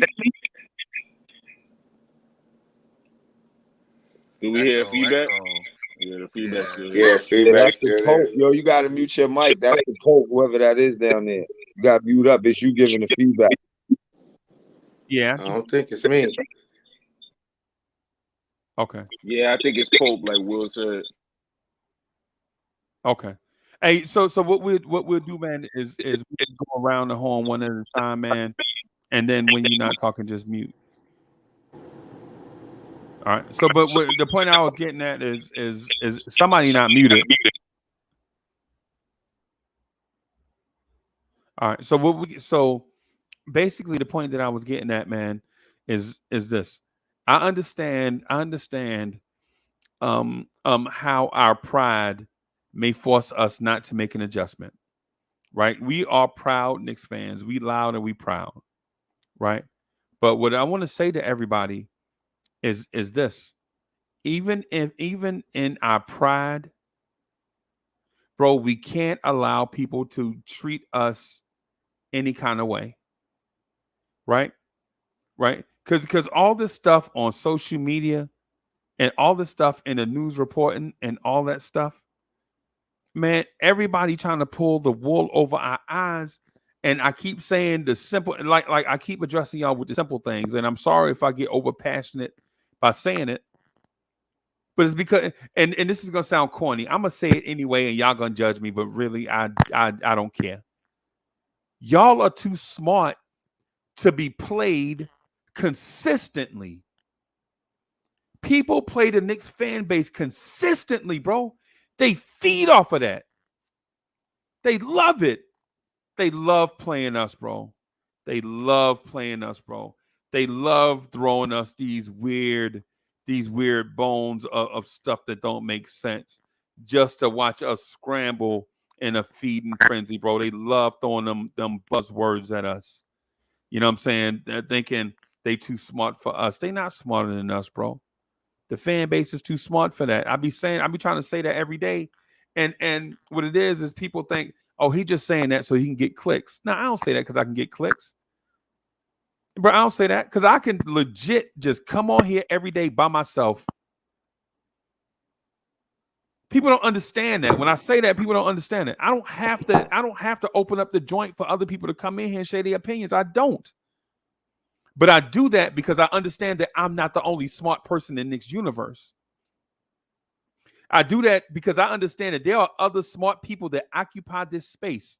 And in fairness to everybody in this space, you need to hear the opinions and smart takes of others.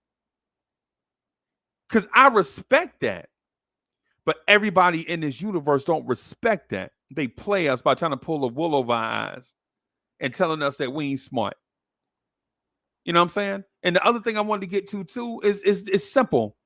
Leon Rose, do the deal or not, period. Either you got enough assets to get it done or you don't. Either do the deal or move on, period.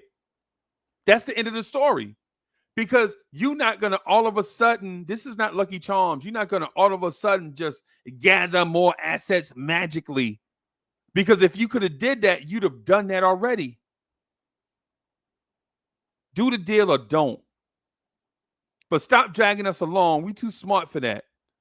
Every day, it's like this little crumb sending the fan base into a frenzy, and the front office ain't doing nothing. And Free keep telling me that deals like this take time. Nah, bro, they don't take time. Either you got enough or you don't. Move on. Bro, it's July 25th. The draft was a month ago.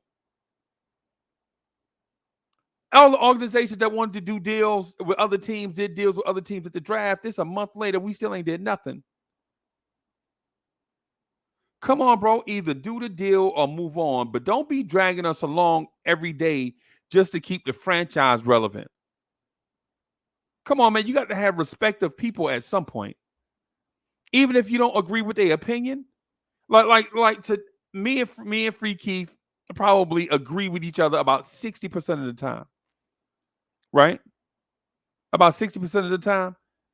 But I love hearing that brother talk because he's smart. Right? Because he's smart. Smarter than a lot of us. Right?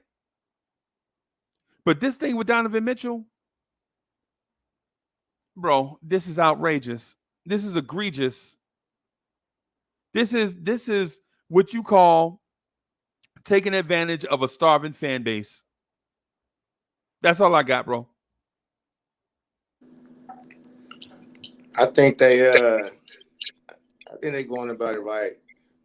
Is my feedback is still echoing? You good?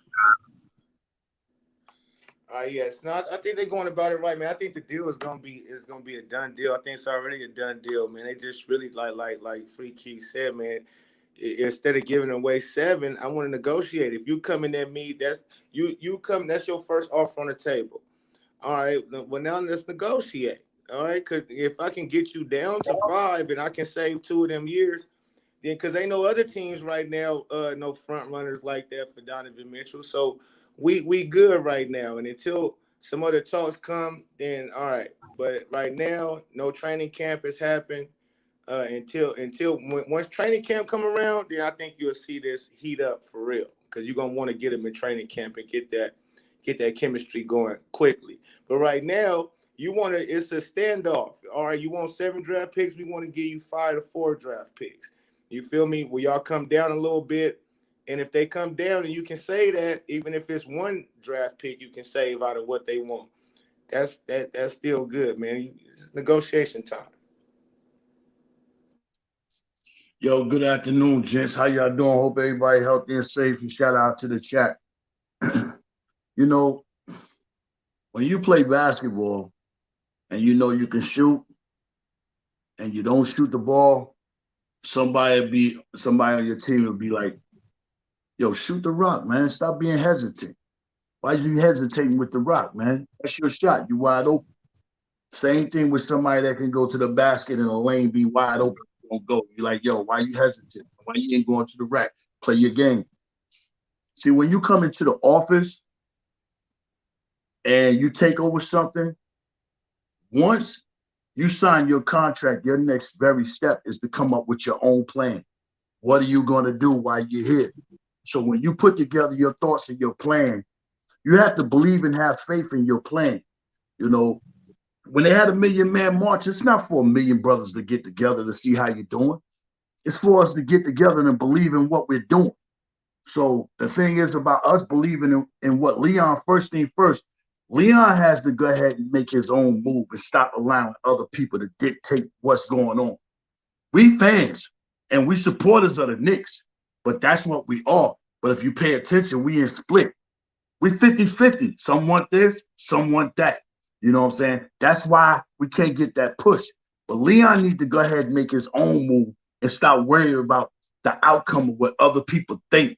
If you have a plan to start leading towards a championship, you must go ahead and continue on building with your own plan.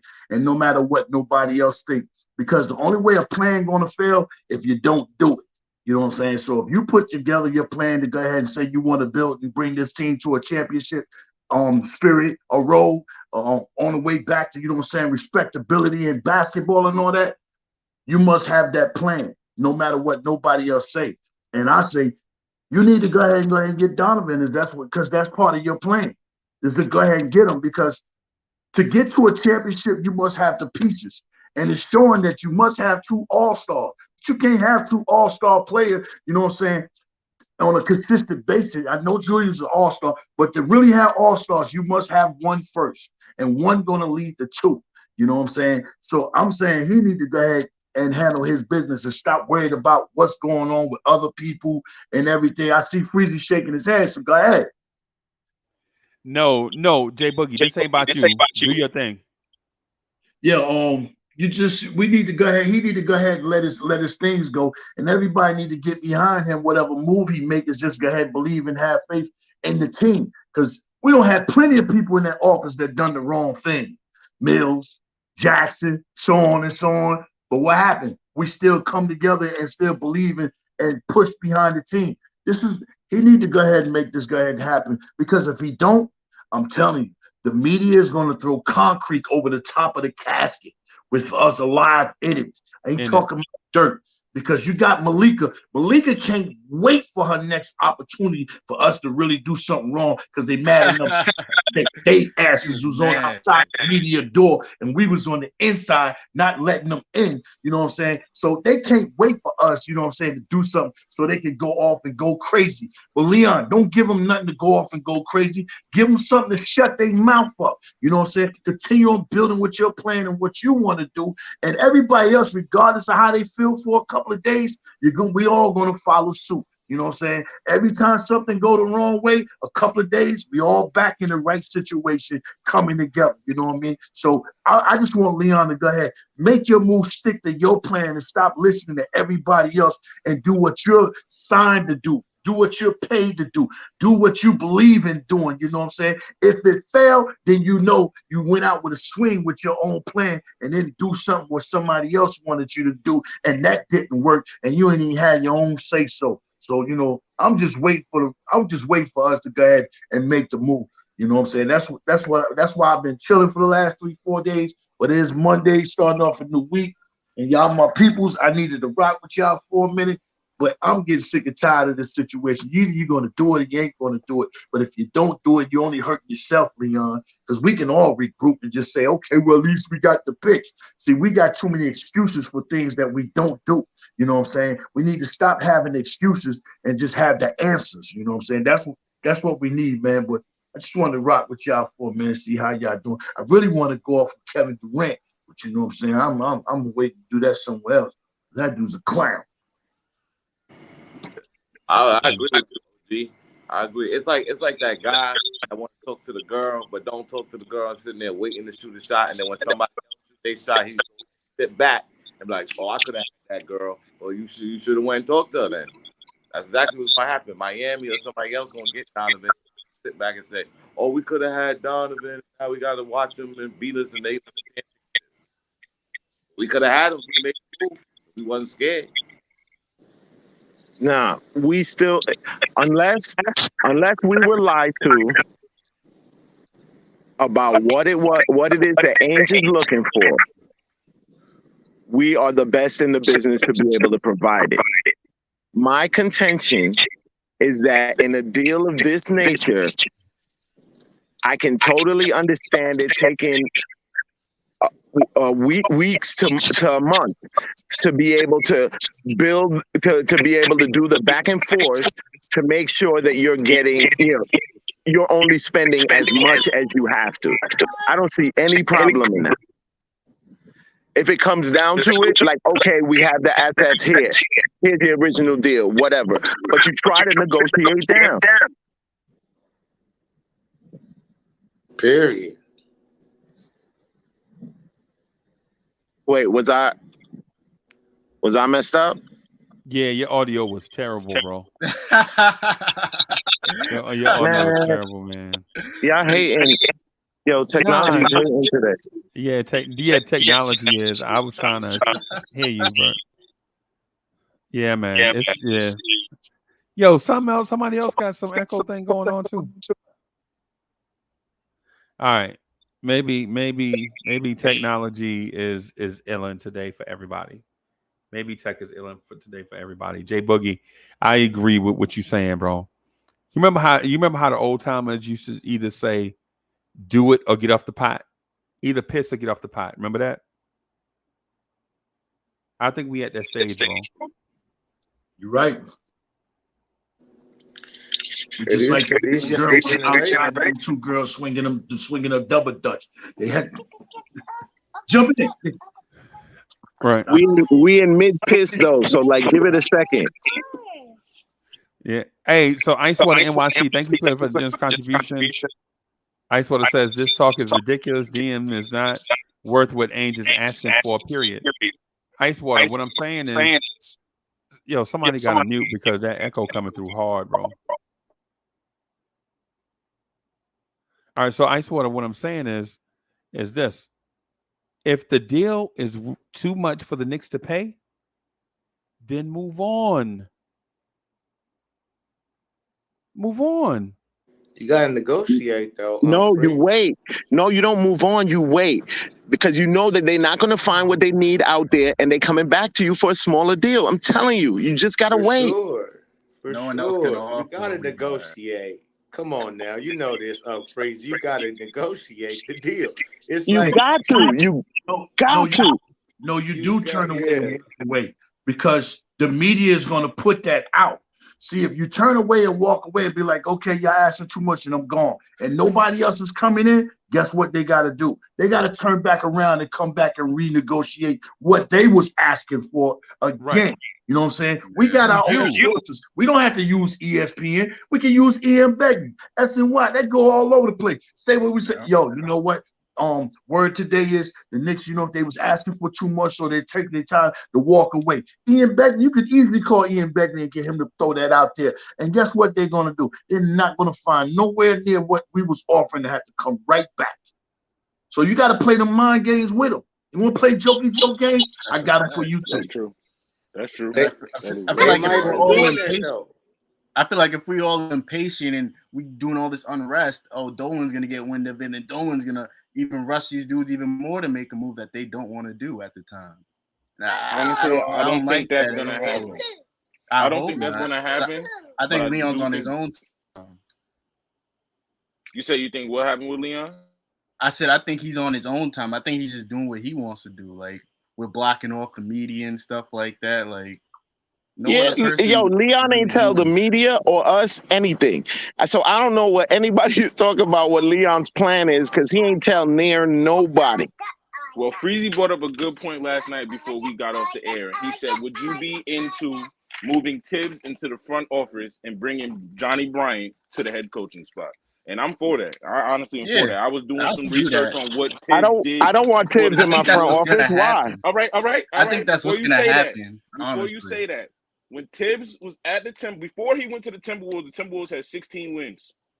When Tibbs transitioned over to the executive and the head coach, the Timberwolves changed their whole franchise after that. Because of him as a head coach, he was a horrible executive. He was the head coach and the president. He made he was horrible as the executive side, though.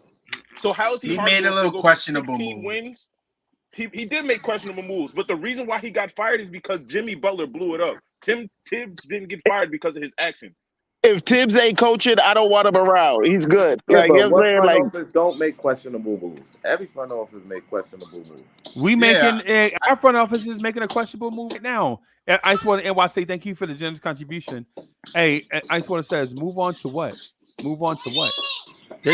That's the point that I'm getting at. If this is the thing that I'm getting at, y'all. If the front office does not have a plan B, and they put all their eggs in the proverbial one basket, and they strike out, all it does is validate what we've been saying about this front office for years. Right? Think about that. Ice Water. And thank you for that, man. I appreciate that. That's a great follow-up question. Move on to what? If there is no plan B, then what are we actually doing here? Now, look, check this out. Now, Donovan Mitchell, and to me, it seems like where else he gonna go besides the Knicks? The Knicks is a perfect fit for him, man. I just think it's a negotiation happening. The patience is there. I mean, you gotta have the patience, gotta be there, because it's like, all right, if we can keep 2 picks, this future generation, man, it coming up is vicious.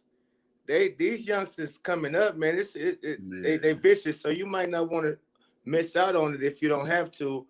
Donovan Mitchell, on top of that, too, you got a short Jalen Brunson who you just signed for years. And Donovan Mitchell so now your backcourt looking real small, even though it still can work. And if it don't work the first year, you do get Donovan Mitchell with that small backcourt, you have to trade Jalen Brunson, then that's what you have to do. But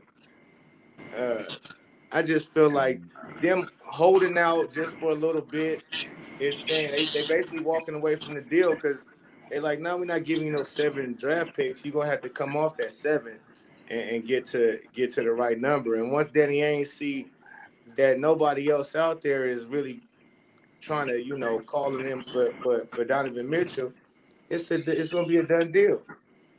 But I think Freezy's point is, like, what is plan B? Like, is plan B getting off Randall? Like, is getting off his salary and letting all of them slide? Like, what is plan B? Free agent next year? Yeah, I think their next plan is to get another star to come here to open up space for another star. I don't even think they even care about the Randall and Obi situation, because I think, in my opinion, I think both will be gone soon for another star player. So, but we talk about plan B off of right now. Like, okay, you don't get. What do you mean? They're still what's next? On plan A. They're still on plan A. Well, that's what I'm saying. Yeah, they don't have a plan B. If plan A don't work, what's plan B? The Knicks don't have a plan B. No, they don't. No, they don't. Keith, you're muted. Plan B is to run with what you got. Yep, they don't have no plan B. Their plan B is to play through the season and address their issues at the end of the next off season. Whether they got to send their assets, their draft picks to go get another star in the free agency, or if it's just hold on to their draft picks, try to move up in the draft. They're gonna or at the midseason trade deadline. Oh yes, you know what I'm saying? Like, I think they're gonna get Donovan then. I don't think they're gonna get Donovan. I think Donovan is gonna be a Knick by the trade deadline. Utah don't want to open up the season with Donovan. They're gonna have to. They're gonna have to, because the Knicks are not getting fleeced. They're not gonna sit here and just get lowballed. They're not gonna get fleeced. But I think the Jazz is gonna ask around the league. No one has the picks we have to offer them. I don't care. Raptors. Anybody in the league they're gonna have to come full circle right on back to the Knicks. Exactly. Any team that they want to deal with will have to deal with us to get the picks they need to do the deal. Correct. And then if the Jazz want to do it any other way, or the Knicks don't want to give up as much, they're gonna have to do a 3-team trade, and then the Jazz really ain't getting what they want. So they're gonna have to come full circle back to New York. I believe Donovan gonna be a want Knick. to go It's to just New when. York. I think he already told them he want to go to New York, and I think they're gonna honor him because he didn't held them down since he done been there. Danny Ainge don't want him. Okay, cool. We'll make this deal. We're gonna try to. I think, like I'm saying, you're not just gonna ship Donovan anywhere. You're not shipping him to Sacramento. You're not shipping him anywhere. You're gonna have to. It just wouldn't look right on business and none of that. So. For me, I think Donovan is waiting in the wings. He not gonna come out and say, "Yeah, I want to be a Knick." He not gonna come out and say nothing. That's not his personality. He chill. He letting his agent and everybody do the talking. But he didn't let them know in the front office of Utah Jazz. Don't send me anywhere. I'll fuck with the Knicks. Excuse my French. But yeah, I think it's a wrap. That's a done deal. I get it, but I'm gonna just somebody said in the trap plan B is run what we have, which of course that would be plan B. But then they said wait for another disgruntled star for what? But it could be the same situation of Knicks is close to the trade, blah, blah, blah, and then it don't happen.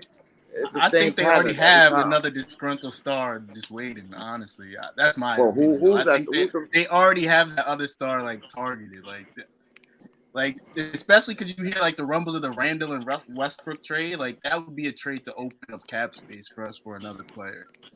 So that like, yeah. Can y'all hear me? Yeah. I think Yes, the other player, I think is Bradley Beal. I think it has always been a fallback plan. Like if they almost got charged with tampering for messing with Bradley Beal a couple seasons ago. Right. But I'm saying, but you see where the breadcrumbs lead, though, right? Yes, I agree with you on that one, Freeze. Worldwide West is linked to Bradley Beal, right? I just think if we get the right pieces in New York, then he like I don't think he'll come now. Like I don't think he'll come like how we want Donovan to come. Just signed that ridiculous. He just signed that ridiculous deal, man. Y'all want Bradley Beal for $250 million for like the next 5? You know that doesn't Free Keith. See, Free Keith. That's where we're talking about. See, I never said the Knicks want Bradley Beal. I never said I wanted Bradley Beal. Right? I think asked, once he what would that, be I asked, okay, if they don't get so Ice One NYC said, what is plan? What do we do? Move on to what, right? And then where is it? Yeah, there it is, right there. Move on to what? And I was like, yo, what is the plan B? Right? And then I suggested just now after you guys were talking, like I just suggested that their plan B might be Bradley Beal because the New York Knicks front office was linked to Bradley Beal on multiple occasions, so much so that there was a hint that we might get hit with a tampering charge. I never said I wanted Bradley Beal. No, right, but what I think Freaky keeps saying is that ain't no way they could plan B be Bradley Beal when he just signed that crazy deal. Yeah, so like that's players sign deals all the time. Once he signed that, that even took him out of plan B contention, bro. He killed that baby. I'm not saying he's plan B. I think the next guy they want is Zion, honestly.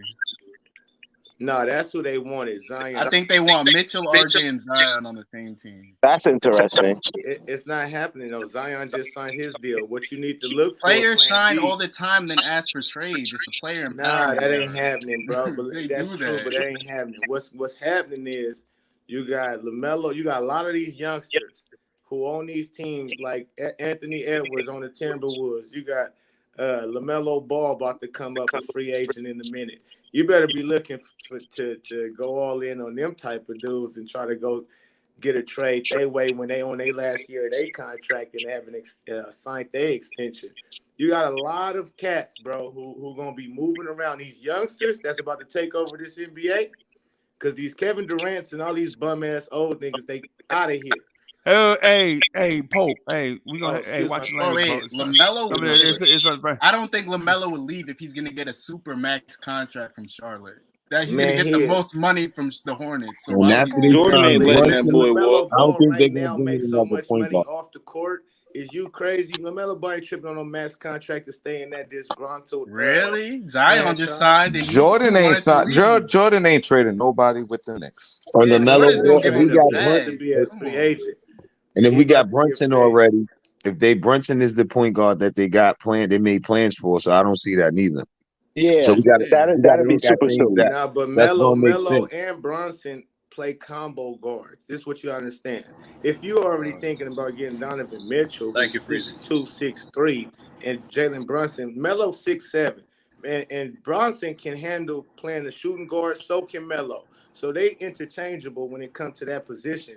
That's going, and you got a 6'7" guard who can stick. He can play that passing lane. It's nothing against LaMelo Ball. It's nothing against LaMelo Ball. I like LaMelo Ball. It's just the point of that if you see he has talent, like that. That's all I'm saying. And if we already got a guard, then we just got to look at other positions that we could fill. Because I think Brunson is our point guard for the future, if you ask me. Unless he fell to a point where they got to change their mind. But I think they gave him the bag already, so that don't really make sense to But me. you gotta think about it, bro. Bronson just played with Luka Doncic, one of the most ball dominant players, probably Good the point. most ball dominant. And LaMelo Ball is a pass. He Bro, fluid, bro. His game fit I with hear whoever. you. I hear you, but So at the end of the day, the Hornets are gonna offer LaMelo the most money, and I guarantee you he's gonna take that contract. He might nah, want to trade man. afterwards, but he's gonna take that money, that max rookie extension. Listen, bro. Like Melo that's just Ball what it is. ain't just about You'll a be bag. crazy not to take it. That's crazy. You think it what? The Hornets, when had they ever really offered somebody some crazy contract? Exactly, because they haven't had anyone good. Exactly. Hold on. Okay, but Nah, then man. secondly, when you got a player like LaMelo Ball who makes so much off the court, and if he want to get out of that deal, and he likes to win, he's not just about making money. It's not just a money situation for everybody. You gotta understand, millionaires is millionaires. I can do the same thing if I make 10 million a year and you make 100 million a year. Guess what? I probably be at all the same places that you've been and can get whatever you get, basically. So millionaires is Y'all gotta millionaires. stop counting people chips, yo. Right. Yeah, like that don't got Real nothing to talk, do with Eric, it, bro. thank you. Stop Nothing to do with it, bro. It's some That don't people got like. nothing to do with it. We can leave that alone, bro. That don't got nothing to do. Thank you. So Nah, what I'm nah, talking Nobody about walking away from a $10 million bag for nothing, bro. Like you bugging out. Yeah, leave that alone. Yeah, okay, however you want to call it, you can say they not walking away, but I didn't see them. Look at what James But Harden. he got a point. So the Pope got a point though, James because Harden. James Harden. I He didn't got see his. Tom Brady walk. I mean, we didn't see Tom plenty of these. First of all, Let's talk hold about on. Charlotte though. Let's talk about Charlotte because the point was Charlotte, right? When the point Charlotte and Jordan and them paying money, right? That was the point, right? Yeah, but LaMelo. Harden isn't a good point. Harden had to get a bag before he walked away from a bag. This is LaMelo's first bag, so that's like, you know what I'm saying? He's not gonna walk away, and I don't see him. Bag. He already got paid $100 million on his Puma deal. Do you know all the stuff Melo is involved? So does Zion has a lifetime deal. That money doesn't this matter. young He's man still make signed off to the Pelicans. Yeah, but if you look at the way the league is going right now, it looked like all the young players getting a bag first, and then maybe the third year, right before they become a free agent of the first contract, then they'll go maybe leave for something else or get traded. Understand Zion, but they getting that bag first. Nobody else is gonna pay him that money because of his injuries. That's why he signed back. Pelicans offered him the most money because they signed. They drafted him, so Pelicans can offer the most money. He signed that bag, like he said, because he was injured and he did not know what his market. Correct. He don't know what his future holds, bro. Put yourself in your predicament. Put yourself in your If predicament. a cat If not you've been making money, injured, I'm with you. If a cat not making big money off the court and it's his first time to get a max deal, I'm with you. But when somebody is making so much off the court already, you talking about 100 million plus already, bro. Too much ain't enough, tripping to get out of a bad situation that's making him unhappy. If you go and listen, see, I watch Charlotte Hornets and follow the Melo Ball and this type of stuff. You go and listen to that man's press conferences. Listen, you go and listen to that man's press conferences. He tell you he unhappy with their whole situation. He done been promised and stuff that ain't happening, so on and so forth. So if a guy is unhappy, sometimes they will take that. Bradley that Beal's cut. unhappy with his situation. Hey, the How Pope, many of these guys is Pope, unhappy? Pope, where you at? Are you down south? No, sir. Okay. No, I'm in Vegas. People say they're unhappy just to get a bigger contract. Like that's Nah, just how man. the game goes, bro. You can tell how they Beal was just unhappy in Washington. Perfect He example. Perfect example of what Keyshawn is talking about is DeAndre Ayton this season that just passed. He was unhappy with the Suns. He went out and got another offer sheet, and the Suns offered the contract right back. He wanted that bag. Free agent. He wanted But that bag. He wanted that bag. He was going anywhere to get that bag. No, sir. And the Phoenix Suns matched it in 7 minutes. Did y'all hear that report? 7 minutes. Yeah, bro. 7 minutes. As soon as it popped up that the Pacers, they were like, nope, I already got it. And you can't use because they wanted the market to to establish his price. And you can't use a player's earnings to say that he's willing to walk away unless you talk to him business wise like that. To me, nah, like dude's gonna get the money, bro. Max, if Charlotte is a good organization. Not saying he wouldn't be a Knick, but I think he'll take the max if People you actually said the same thing about LeBron James when he did that on Cleveland. Especially from Jordan. I think like he wanted to go to Charlotte. I think, so let's see. We'll see how it go. I can't really say somebody gonna walk away from money because they already got money. Like, I mean, you can say, I don't need the money. It happens all the time. All right, but you can't speak for everybody in that situation. I'm not speaking, bro. I'm not. And millionaires chase millions every time. They chase more money. They never satisfy. Let's be real. His family, he don't need that. His family is Gucci, bro. LaMelo Ball don't need that, bro. He's chasing. Bro, he's gonna chase that bag, bro. All That's chasing the bag. Yo, that's crazy for y'all. Yo, this generation, and on top of all that, this generation of the NBA is not about the glory, bro. Y'all bugging out, like thinking that cats will be chasing some personal glory over play. Like they gonna walk away from money because they already got it. First of all, what does his family having money do with it? So y'all don't think? Hold on. So just because that Hornets can offer somebody or anybody can offer somebody, y'all knew dudes just be talking over people more than anything. So you think just because he don't get the Hornets can give him the most, he's still gonna get a big bag whoever signs him. Y'all act like everybody else can sign him pennies and the Hornets can sign him big money. They can sign him still gonna get a big significant bag, amount more. He still they gets, can man, sign please.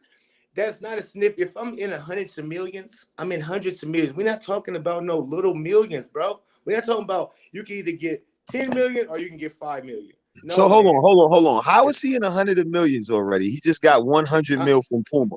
How is he in the hundreds of millions already? I didn't say he's in the hundreds of millions already. I'm talking when his contract is up. When his contract is up and they renegotiate his deal, he will be able to get hundreds of millions, 200 plus. Well, then he got it, and that's why I said earlier. That's why I said earlier, James Harden in that same situation, Adidas deal, but he still took the bag. And then in the next one, you saying he can pass up when he gets to the hundreds of millions, and I could say, okay, I could probably see something like that. James Harden has always been in good situations. He left Oklahoma. I'm not talking about situations. We talking about money, right? You talking about money, right? We're not talking about money because y'all brought the money in. I'm bringing in situation. I'm saying he don't like it on the horn. Bro, you was the first person said about LaMelo Ball having money and he could move on from the max money. Keyshawn brought up that he not gonna leave Hornets because they can give him a max deal. I'm saying this all started from the Knicks plan B. What they plan B should be. I said they plan B should be looking at these new free agents that's about to come, these youngsters like LaMelo Ball, Anthony Edwards, so on and so forth. That's where this came from. And Keyshawn brought up that his contract would be maxed on the Hornets. I'm telling people, if LaMelo, he's already making money off the court to the point where, and he gonna get a max deal wherever he go. Now, can the Hornets give him more? Yeah, but he's still gonna get a max deal wherever. So it's not going. It's not way more, bro. No, it's not way more. It's not way more. It's just one more year. It's just one more year. It's not way more. Hey, let me address this super chat real quick. Let me address the super chat real quick. Let me address the super chat real quick. You booking out that one more year? Hey, let me address the super chat real quick, man. It's not that much, Keith. Chill out. Ice Water, NYC said, thank you for the generous contribution. Icewater NYC says, other than Donovan Mitchell, there are no other immediate moves that make sense. Don't think that Leon did not know that Donovan Mitchell would be available. The draft day moves this season, this year's draft, the draft day moves happened because Leon knew something. Trust the process. And listen, I dig it. I dig it, bro. But the thing is about this moves and other moves, it's not about like what Leon knows versus what the public knows. It's about and this has been the thing I've been saying since I first turned the mic on this morning. It's not about what Leon knows and what we don't know. Is how we as fans get treated and during the process. We get treated like we are not smart. Like legit, what they're doing is treating the Pope like he ain't smart. Right? They treating Free Keith like he ain't smart. They treating me like I'm not smart enough to understand stuff.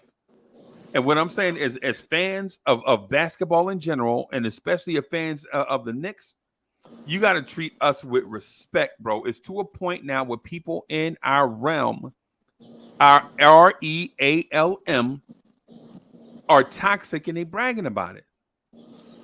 Right? They know it's to a point where people are using buzzwords to pretend that people like Keyshawn and Danny Landis and Hard Will are not smart, so they buzz phrase us to death.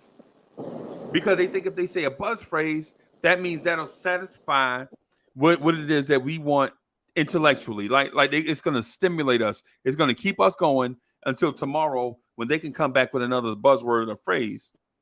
But that's not how this thing works, right? If you are hot on the heels of Donovan Mitchell, just say you hot on the heels of Donovan Mitchell. Why we got to find out from third and fourth parties, right? This is little and in real life, this is what we call courtesy. It's like when you go through the drive-through to pick up your number 7 or whatever people be eating. The restaurant put napkins in your bag and they put a straw in there.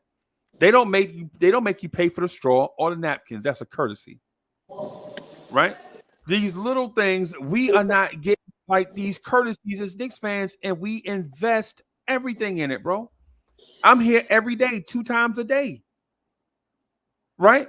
On this Knicks fandom, bro. All I ask for is some courtesy. And that's what I'm saying. You are dehumanizing the Knicks fan base and pretending like we ain't smart when all of it. Listen, the conversation we having now between Keyshawn Hardwill and the Pope, bro, this is stimulating conversation. I mean, without the curse words, but it's stimulating conversation, bro. And people want to hear that.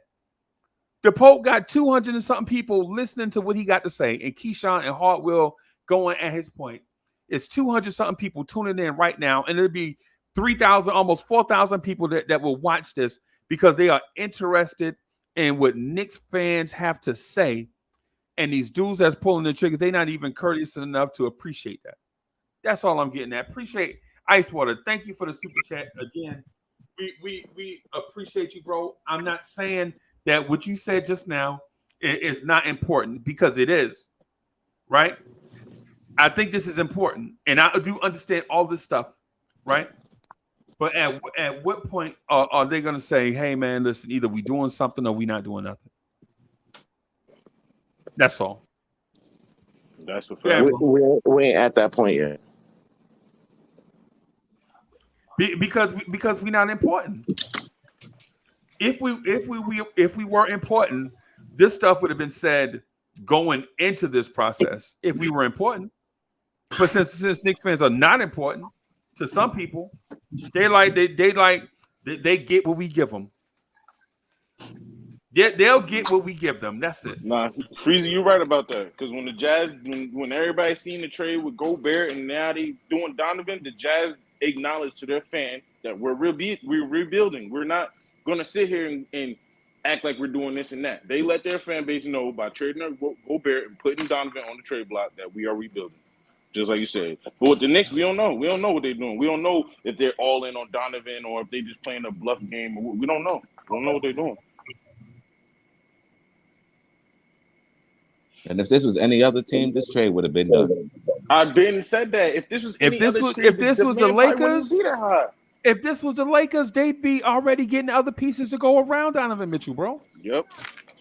They would have moved on to the next step. Now the Lakers been messing up for years now. Yeah, but LeBron would have got everybody up out of there to make the trade happen immediately. Man, How LeBron is the reason. how the Lakers been messing up and they got LeBron James and Anthony Davis, bro, and they got a championship. Okay. Yeah, they got a championship. And they probably had so Anthony as a Davis Lakers as soon as he fan, said he didn't want to play there no more. They as probably a already Lakers, had him. as a Lakers fan, let me explain this to y'all. They messed up by signing LeBron James in the first place. They had a young core that could have grew together to be. You see what all that young core doing in the league now today? So that young core would have got you a championship? Hold on. Yeah, well, you trade that championship away for the young core? Let him finish, though. One second.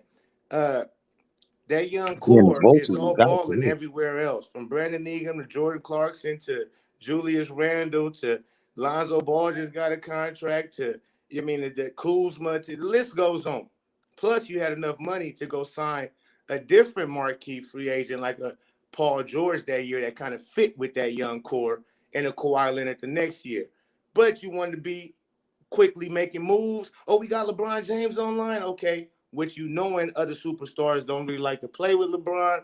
You pick him up, he blow your roster up. LeBron like to play with youngsters. Now you blew all that draft pick, all them good drafts you just got in the building.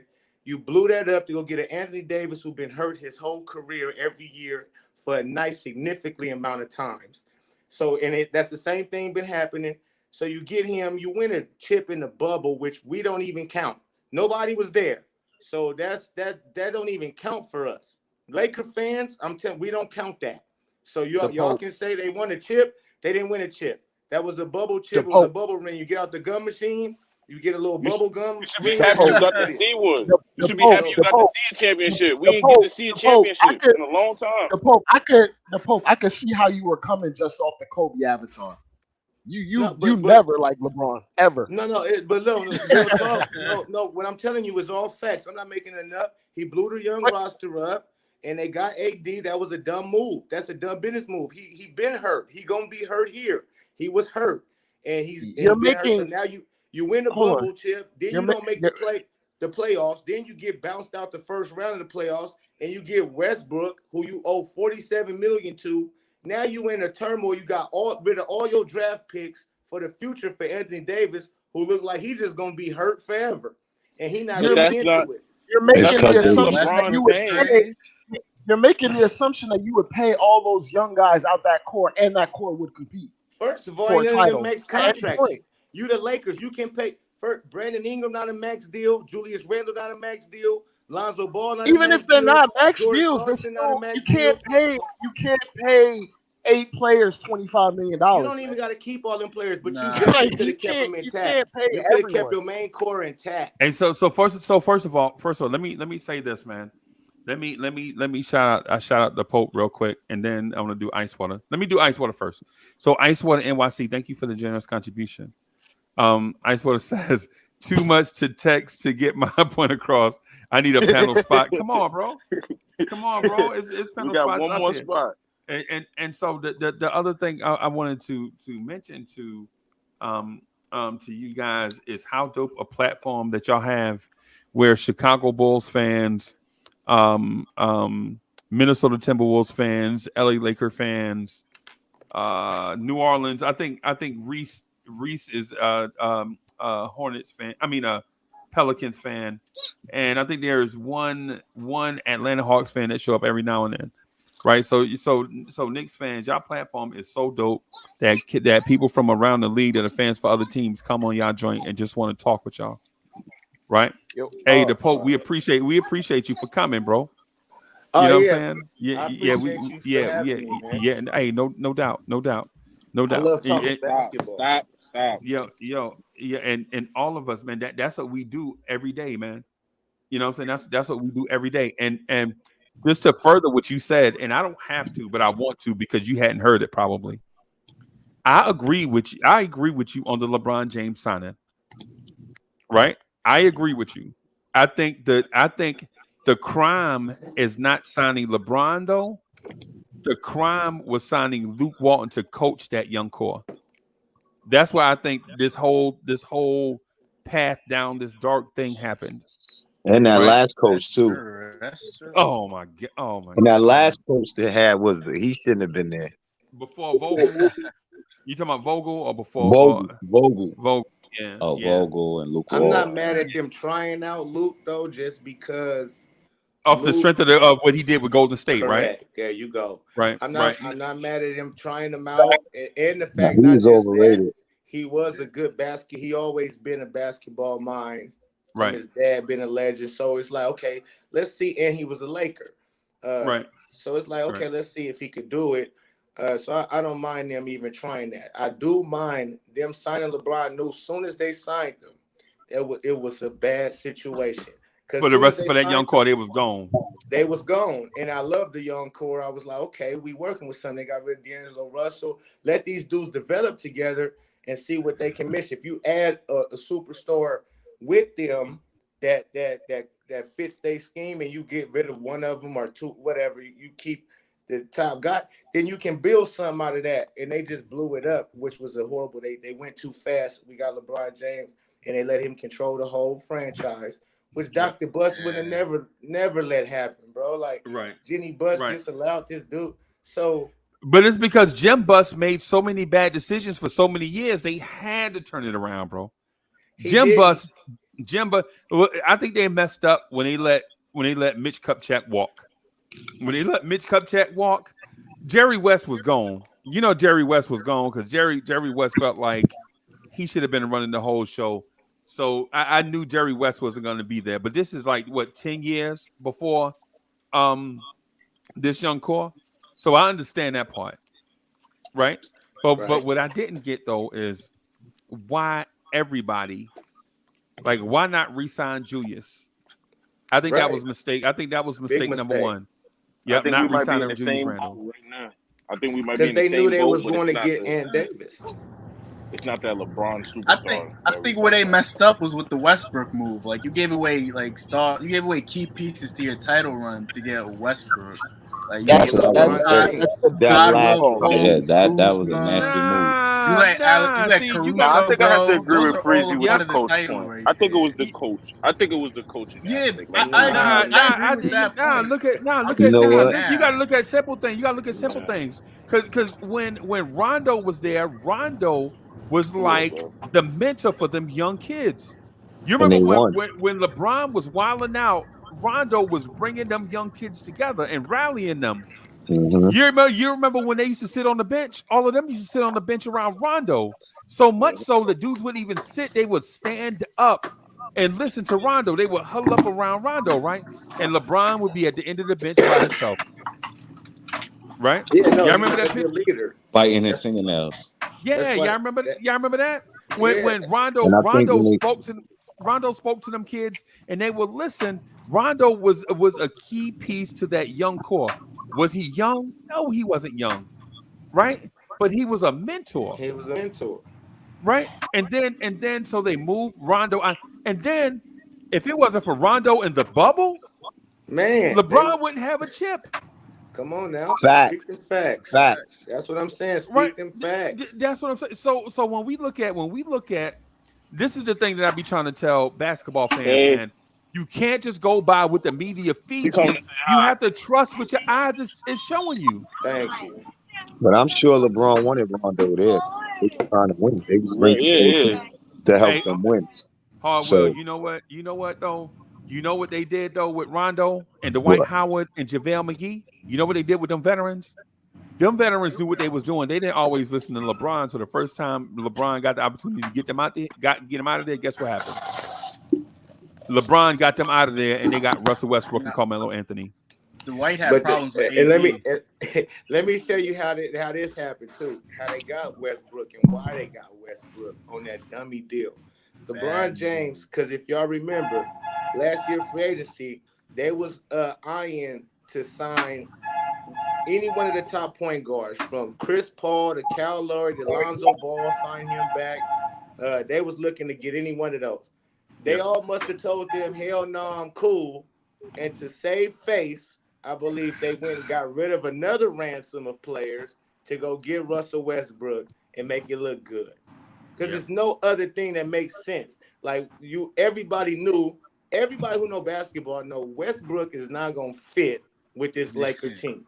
Everybody who knows basketball. I mean, a 13-year-old soon as that trade, oh my goodness, that's a horrible trade. LeBron. Right.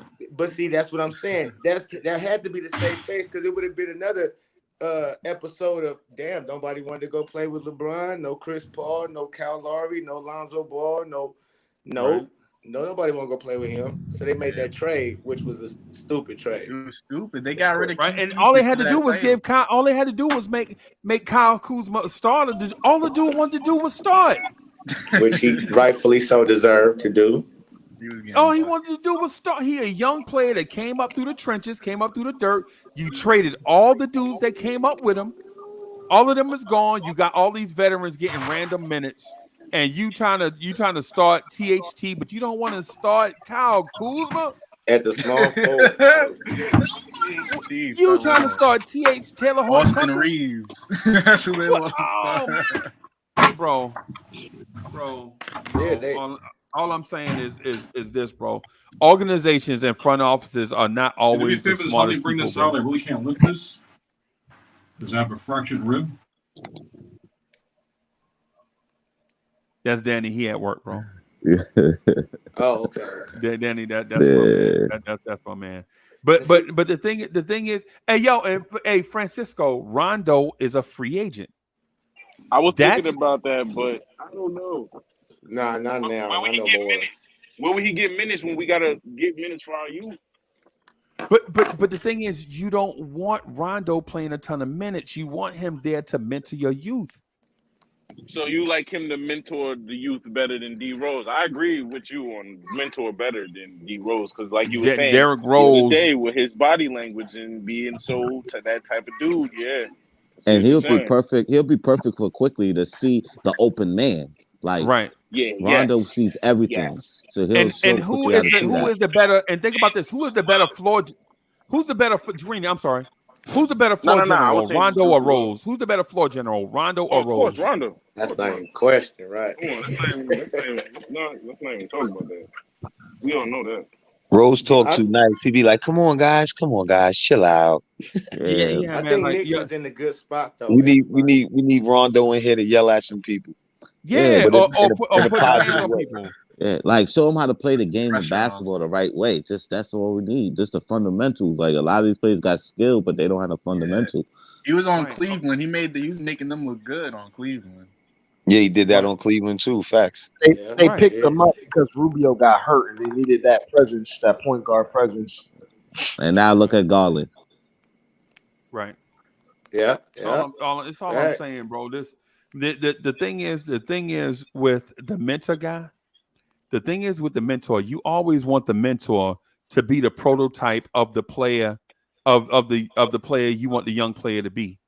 Like for instance, if we wanted our point guard to be a scoring point guard, athletic score, like for instance, if we had Jaden Ivey, right, and Derrick Rose was here, I'm like, bim, there you go, mentor him, right? But you can't take a guy like a Quickly who you want to be a floor general, put him around, Miles McBride that you want to be a floor general. Both of those dudes, well, Miles McBride is probably going to be more in that Kyle Lowry mode, right? You can't tell Derrick Rose to teach him how to do it, bro. That's just what it is, man. Freezy, I wanted to ask you a question. Y'all saw that offer that Colin Sexton got, 3 years, $40 million. What do y'all think about that? Do you think he was like unfairly lowballed, or that's what his market is, or because I saw Cleveland, they offered him only $40 million over 3 years, and like he's actually upset at that offer because he wanted like 20 to 25.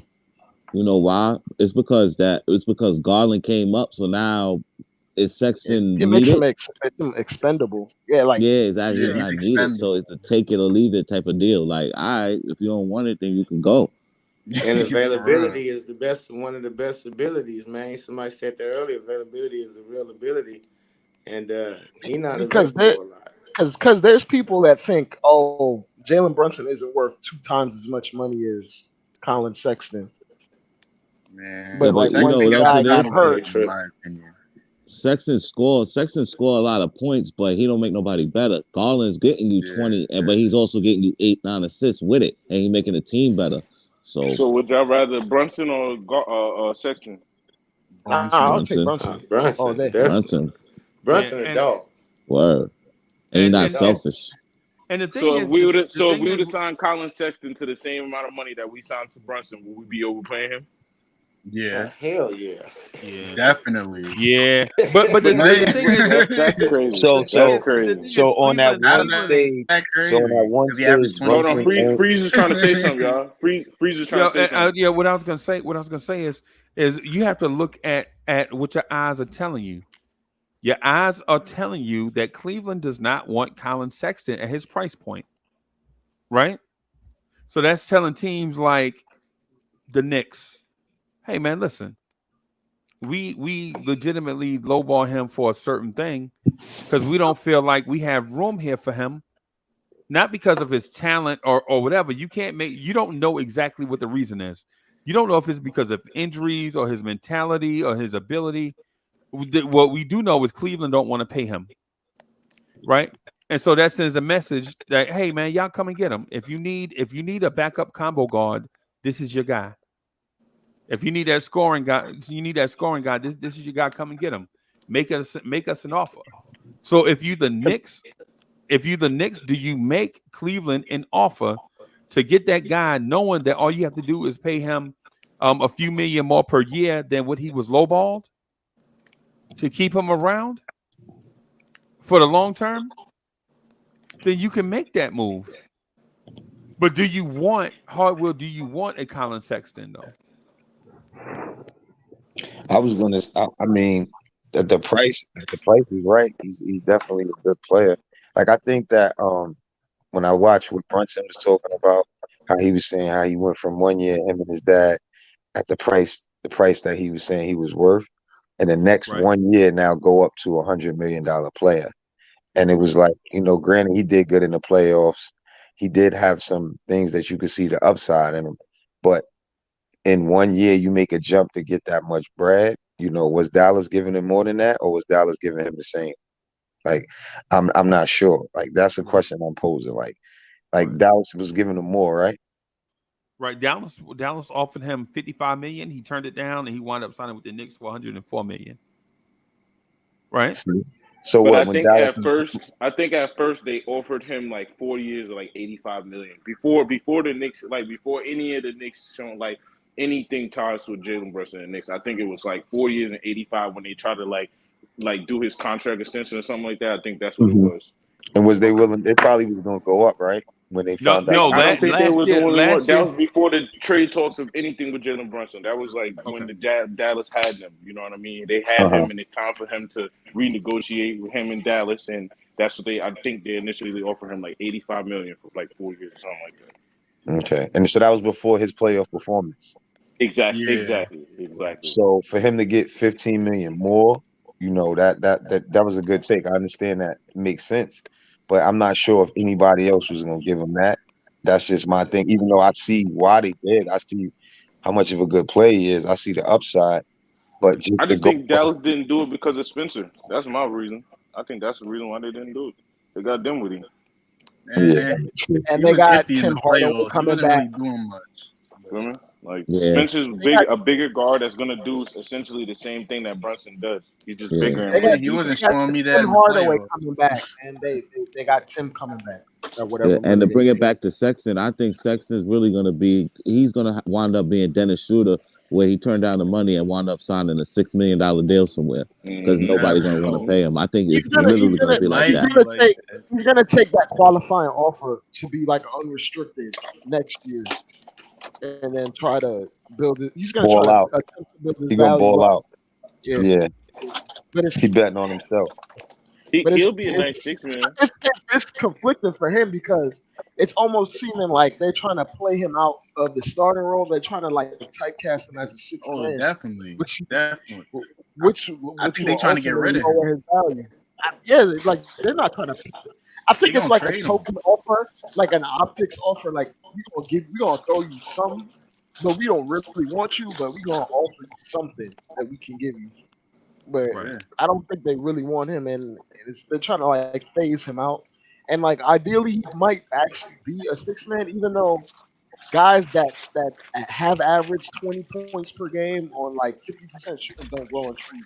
They're not everywhere. Yeah. Even though Yeah, They he would have be a Karis nice six LeVert man. on the bench. He Like, would Karis be a LeVert nice is six man. man. He definitely would be a nice six That's why man with a 3-point shooting big with him.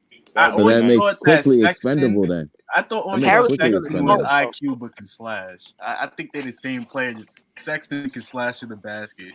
That's just Yeah, my like if we was to do that to make a deal for Sexton, then there's no really need for IQ, to be honest with you, Yeah.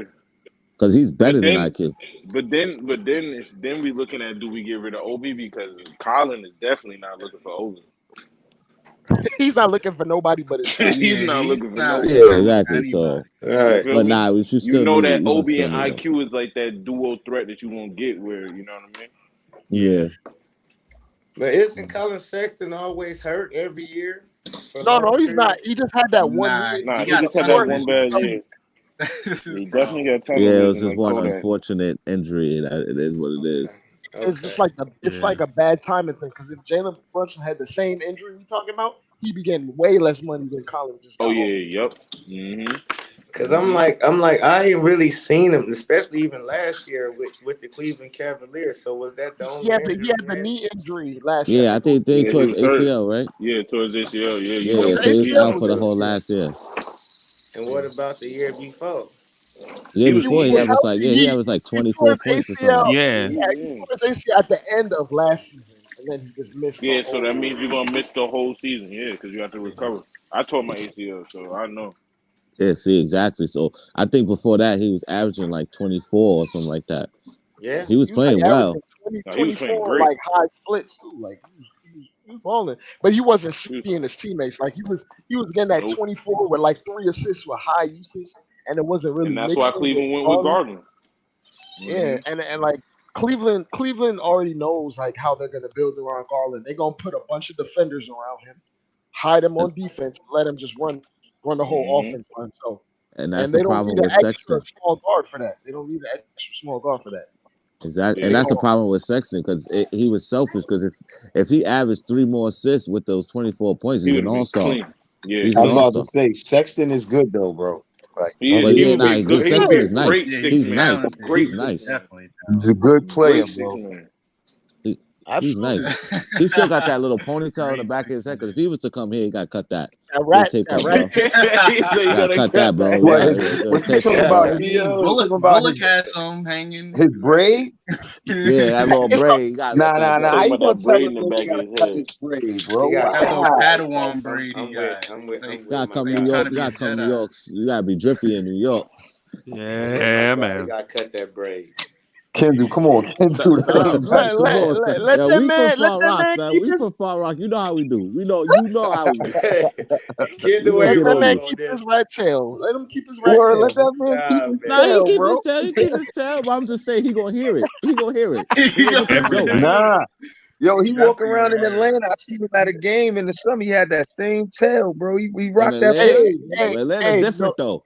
No matter Atlanta what, is very different, bro. He's from Atlanta, bro. No matter what, it ain't better. It ain't worse than Alfred Payton. What that was on. Oh yeah, whatever that was. Yeah. Alfred Payton. Alfred Payton looked like a snork. Yeah. And Reggie Bullock too. You remember Reggie Bullock? Man. Yeah, that's true. Yeah, man. That's true. Yeah, but yeah, man. So the thing I was getting at, man, is what we gonna do, man? Hartwell, it's multiple dudes out here on the open market, bro. We held up by Donovan Mitchell. Stop. Mm-hmm. Right, and so we may get Donovan Mitchell. About that. I was gonna say the Pope when he finished, when he made his point, it makes sense. Right. What he was saying about like if we don't, then it's some other players. And even though the LaMelo Ball take sounded a little wild, he had a good point. When I listened to him, when he got a chance to explain himself. Right. So we may have to. I wanted to double back. Even though Brunson got the point already, so I didn't really see why we gonna get another point. And if he has any left, like as far as like I don't know, we do need a backup though. At the end of the day, but if Donovan was to come, even though you're saying if we don't get Donovan, what are we gonna do? So I just feel like let them play. Let the team that we have, if we don't get them, they're gonna play, and we get a chance to see, what he brings. And I think Brunson do bring a lot because, like I He always do. takes off the ball pressure off of Randall and RJ, and it helps them, play their games a little bit more.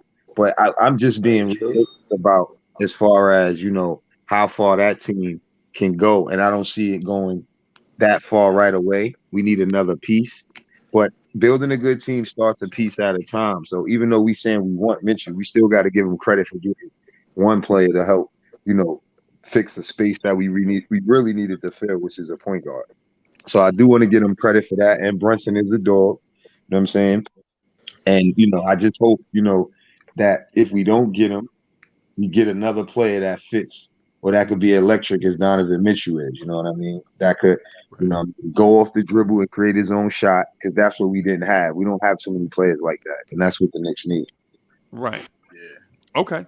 That's a fact. Can I I put agree on with my that. tinfoil hat? Can I put on my tinfoil hat real quick, please? Sure.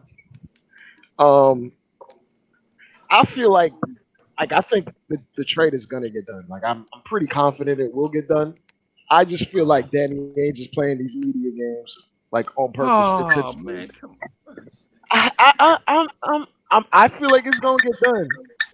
But there's what? How much time before training camp? So Dre, September you telling me, so you telling me that these executives with all this bread on the line and the net worth of the Utah Jazz at stake, right? That Danny Yes. Ainge is toying with investors and fans. I wouldn't necessarily call it toying. I would say trying to Business. maximize his last big asset before he goes into the rebuild. And he needs to pull as much as he can out of Donovan Mitchell before he goes off into this rebuild and into obscurity.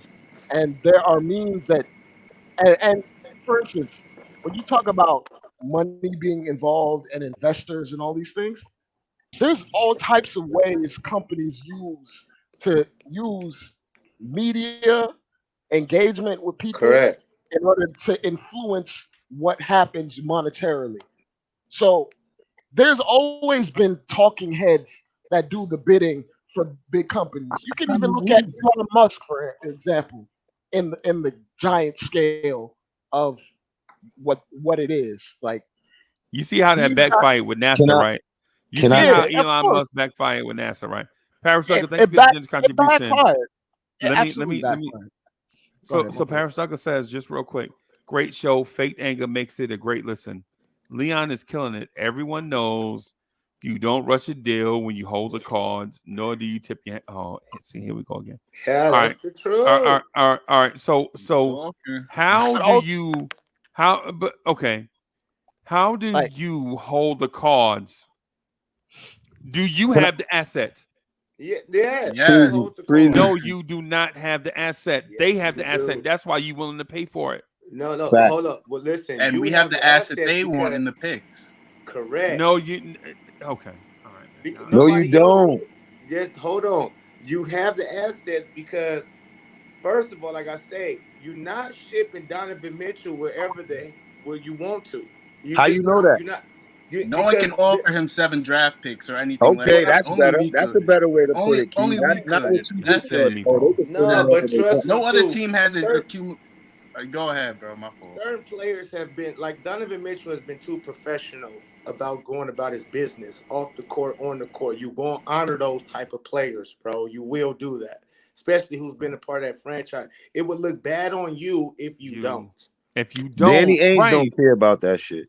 Oh, right. Well, okay, okay. you might All think right. he don't, but no. I The don't thing think he is, do. nobody else is gonna give up that ransom like that. For Spider, for some reason, I think he's a heck of a player. But like, when you a 6'2", 6'1" guard who's a scoring guard, some people might do I want to blow my roster up for you? No. Okay, but the Knicks, they got just the right amount, and I think that's a destination that's on his plan without saying like a KD who doing things super unprofessionally and stupid dumb. Talking about I want to go to Phoenix or the Heat. He not doing it like that. He's sitting back, but I'm sure he's telling them, listen, I mess with the Knicks. I do the Knicks. Make a deal work. And so they in negotiation, and Knicks know that. That's why they hold the cards. They had the assets that Danny Ainge is asking for, and they just gonna negotiate with him to come down. Because 7 first picks, that is a bit. I thought it was 5. 5, I'm gonna rock with you. 7, you going a lot. You going a bit far. But 5, I could do with them players that you want. And so I think that's what the Knicks and Leon is trying to get a point across. Like, bro, I will rock with 5 or 4 in those players, because them players not really players that we need to hold on to. So we'll see, man. I think it's a done deal. It's just a matter of time.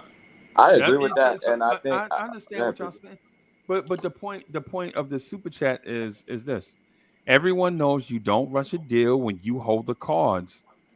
The point of this whole thing is you don't hold the cards. You have what may be perceived as the asking price. You have enough to afford it, but that don't mean they gotta sell it to you, bro, or transact with you. But I don't gotta buy it neither. But no one else can afford it. And if you value your assets more than what they value your assets to be, especially with the player side, because if they engage you with another team, just say, right, they could take less picks for better players and be happier. So you can't think that they can't go anywhere else, but they can accept less picks and less players from a different team because those players is better than our players. So y'all don't think about that. Y'all just saying like, oh, you can wait. Man, that's what things keep trying to say. You can't, because other stuff that happened because the magnitude of him. And on top of that, you haven't had a star in years. On top of that, you didn't stop Colin Pick for this situation. On top of that, Hey, Hardwell, your audio going in and out, bro. Yeah, but to bring it back to what Hardwell's saying is like, they could go to Miami and get offered the Tyler Hero, Duncan Robinson, and the picks, and they might want that. They could pivot. And let me ask y'all this though. Let me ask y'all this: can the Knicks take those 7 or so first round picks and the numerous young players and go to a team and say offer that for Devin Booker? And Damian No, because the context, it depends on context and where the team is standing. If a team is trying to compete right now, I mean, they're not going to try to come up off that young player, but we know that team wants to rebuild. We know that. That's what I was trying to say before my mic went out. That's what I was trying to say. The situations is fit. But Freeze, I actually agree with you, because if it doesn't get done, it's going to be egg on the Knicks' face. It's not on Danny Ainge's face. It's not on Danny Ainge, bro. Because he want to lose. No, that's not true too. Because now let's say the Knicks, y'all don't know what the Knicks are going to do. Y'all tripping. Y'all listen. The Knicks is currently constructed how they are. The Knicks is looking good in the East. Would you take that for Anthony Davis? Bro, we not looking. No, I'm not taking no Anthony. I wouldn't take Anthony Davis for a bag. No. I'm saying you. But he don't like Anthony Davis. But no, this is what I'm saying. I'm saying you, the Lakers fan, would you take 5 or 6 first round picks and 2 or 3 young players for Anthony Davis right now? No, I don't want. Well, for yes, I would give it. Yeah. Wait a minute, you just said no. Now you said yes. No, that's why I said he don't like AD. When healthy, he's a top 5 player. Would I give? Would I take? No. I thought it was the other way around. Okay, Free. So you saying would I take 5 first round picks and get rid of Anthony Davis? Yes. Immediately. The only reason he said yes, because earlier he said that he never wanted him, and he never wanted them to trade to move their young guy. He's never available. No, I'm saying. So you thought I was asking you if you were the Knicks GM, would you take Anthony Davis like that, right? Oh yeah. I'm asking you from a Lakers perspective. If the Knicks came to you and said, "Hey, this is too much for Donovan Mitchell," would you consider something less? In the same range, but just a little bit less for Anthony Davis. Yes. What would you say? I'm trying to come off Anthony Davis fast. Right. Is what I'm saying, guys. It's what I'm saying. They call him If the street deal clothes. could have been done, it would have been done already. No, Paris Duggar says, oh, hey, let me do Paris Duggar real quick. Paris Duggar says, Donovan is worth what's offered. Who's offering? Right. Meaning what other team can offer more than what the Knicks can offer. Right. Our perception is our deal is the best offer. But that is not, we say that because we're the Knicks. Yeah. But other teams have maybe less picks, but better players. And Utah might Because like we that. value our assets right? different than other teams But, value okay, our assets. can I ask y'all this? 'Cause Unless I don't Toronto's know. giving up Scotty overvalued. Barnes, We always unless do Toronto's that. giving up Scotty Barnes, I don't see Toronto even. How making long it big. has Leon been making decisions for the New York Knicks? 2+ seasons. 2+ seasons. So Yep. who was his draft picks he's drafted already? Obi, Quickly, Grimes, McBride, Jokibitis, Jericho. I'm rocking. Sims. Okay. Okay. So he snatched up Obi and Quickly. I like that. Right. Grimes, okay too. So he believe in his drafting, right? Right. He's different from all of the dumb decisions that they made before. So Right. he looking No, at he's those not. Knicks draft picks as He like, didn't. and he looking at the future draft classes. Believe you me, they look at these cats that we have no idea of their names. Like people knew who LaMelo Ball was. Like UCLA had LaMelo Ball with a deal at 13 years old. Yeah. He was already basically Everyone know Victor. So they know who these players are when they're young and what class they coming in and so on and so forth. They got their eyes out. You mean Lonzo, right? No. LaMelo Ball, as a freshman at 13 years old, was already committed to UCLA. All three of them was. Yep. In high school. Mhm. All three of them was committed to UCLA off the gate. Yep. So people know with this AAU new circuit how things go. They know who is who. So I'm like, he probably looking like 7 draft picks, bro. And the class of 2026 gonna be crazy. Class of 28 gonna be crazy. We need to be in play. So I don't really want to get rid of those future draft picks like that. I maybe give you 4 or 5. No, what he's saying is legit. Let me address these super chats real quick because I want to get back to the point he made because it was excellent. Paris Duggar, thank you for the generous contribution. Paris Duggar says Ainge can get 5 picks now or 3 when Donovan Mitchell is losing. And he also says, Paris Duggar also says Ainge wants picks or Donovan would be a Heat now. Touche. I understand where you're coming from. Good point. That's a good rebuttal. What I want to do is get to what the Pope said, though, when he said these guys know ahead of time what these high schoolers are doing. The only reason why LaMelo didn't go to UCLA is because of the stupid beef with LeVar Ball and UCLA when LiAngelo stole that stupid watch when it was overseas. Y'all remember that? Yes, sir. Facts. Y'all remember that when LiAngelo is a millionaire and he stole some stupid sunglasses. Wait. He didn't steal those. Don't believe he stole those. Like you said, he was a millionaire. He was caught in the crowd, and he's the name that they pointed out and named. And he didn't snitch on people. He took. Okay. Touche. Okay. I think LaMelo couldn't go to college because he had a sneaker deal with his dad already. That's why he couldn't go to college. Yeah, that's what I thought too. No. What we saying that's is what I was all about this. to say, I mean, all this stuff led to that scenario. All this stuff was leading up to that. Facts. Is what I'm no, getting because at. the Pope said it. He was already recruited in high school. That's true. Because Yeah. his brother already was recruited before him, so that makes sense too. I understand. Yeah. Go ahead. Keep going. All this stuff was leading up to that. Because if it wouldn't happen in that order, then my man would have got the whatever. So what I'm getting at is understand the thing about the draft pick thing. We all know these kids who they're gonna like. We knew about Chet 4 years ago, right? We knew about Cade Cunningham 5 years ago, right? Cade was a prodigy, right? 5 years ago. We knew about Luka when Luka was 14, right? We knew about Luka when Luka Doncic was 14 years old, busting them adults up across seas in Europe, right? So I understand about the draft picks and all that stuff.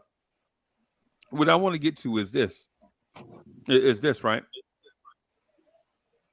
With all that said, wouldn't it be better if Leon didn't do a trade for Donovan Mitchell and just keep these draft picks and just drafted his own star based on what the Pope just said?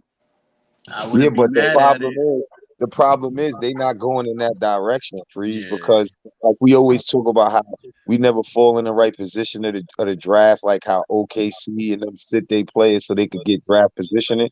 The Knicks don't do that. They always want to try to win, even when they see they not gonna win. So for us to get them type of players, I think is those players not gonna come right in and play because they're not good enough at that time. Even when you look at the new stars that just Hey, came I'll in. be right back. I got to pee. That's in the summer league, right? Quentin Grimes is going at it with some of them new players that haven't had NBA minutes yet. Now they was players that were third pick, fourth pick, fifth pick. You know what I mean? Even some players a little higher. But those players, the Knicks don't really get stars in the draft unless like RJ We don't get or the blue chipper pedigree guy. Exactly. exactly And let's say we Yeah. guys got that like a We player. always already on just the miss out on them. Yeah, let's say we got a player like Keegan Murray. So Was Keegan Murray play on this team? On this team, probably not. So He might get minutes. I mean that's a good name because he they wouldn't want a player like not saying they wouldn't want a player like that because a player like that you got to play right away and he would have to fit on the team and he needs to come right in and play starting minutes and the Exactly. Knicks wasn't really drafting players like that and I think that's the thing where if when you look at what they doing trading the 11th pick not even taking on Doran for more picks they stockpiling picks to make this type of move.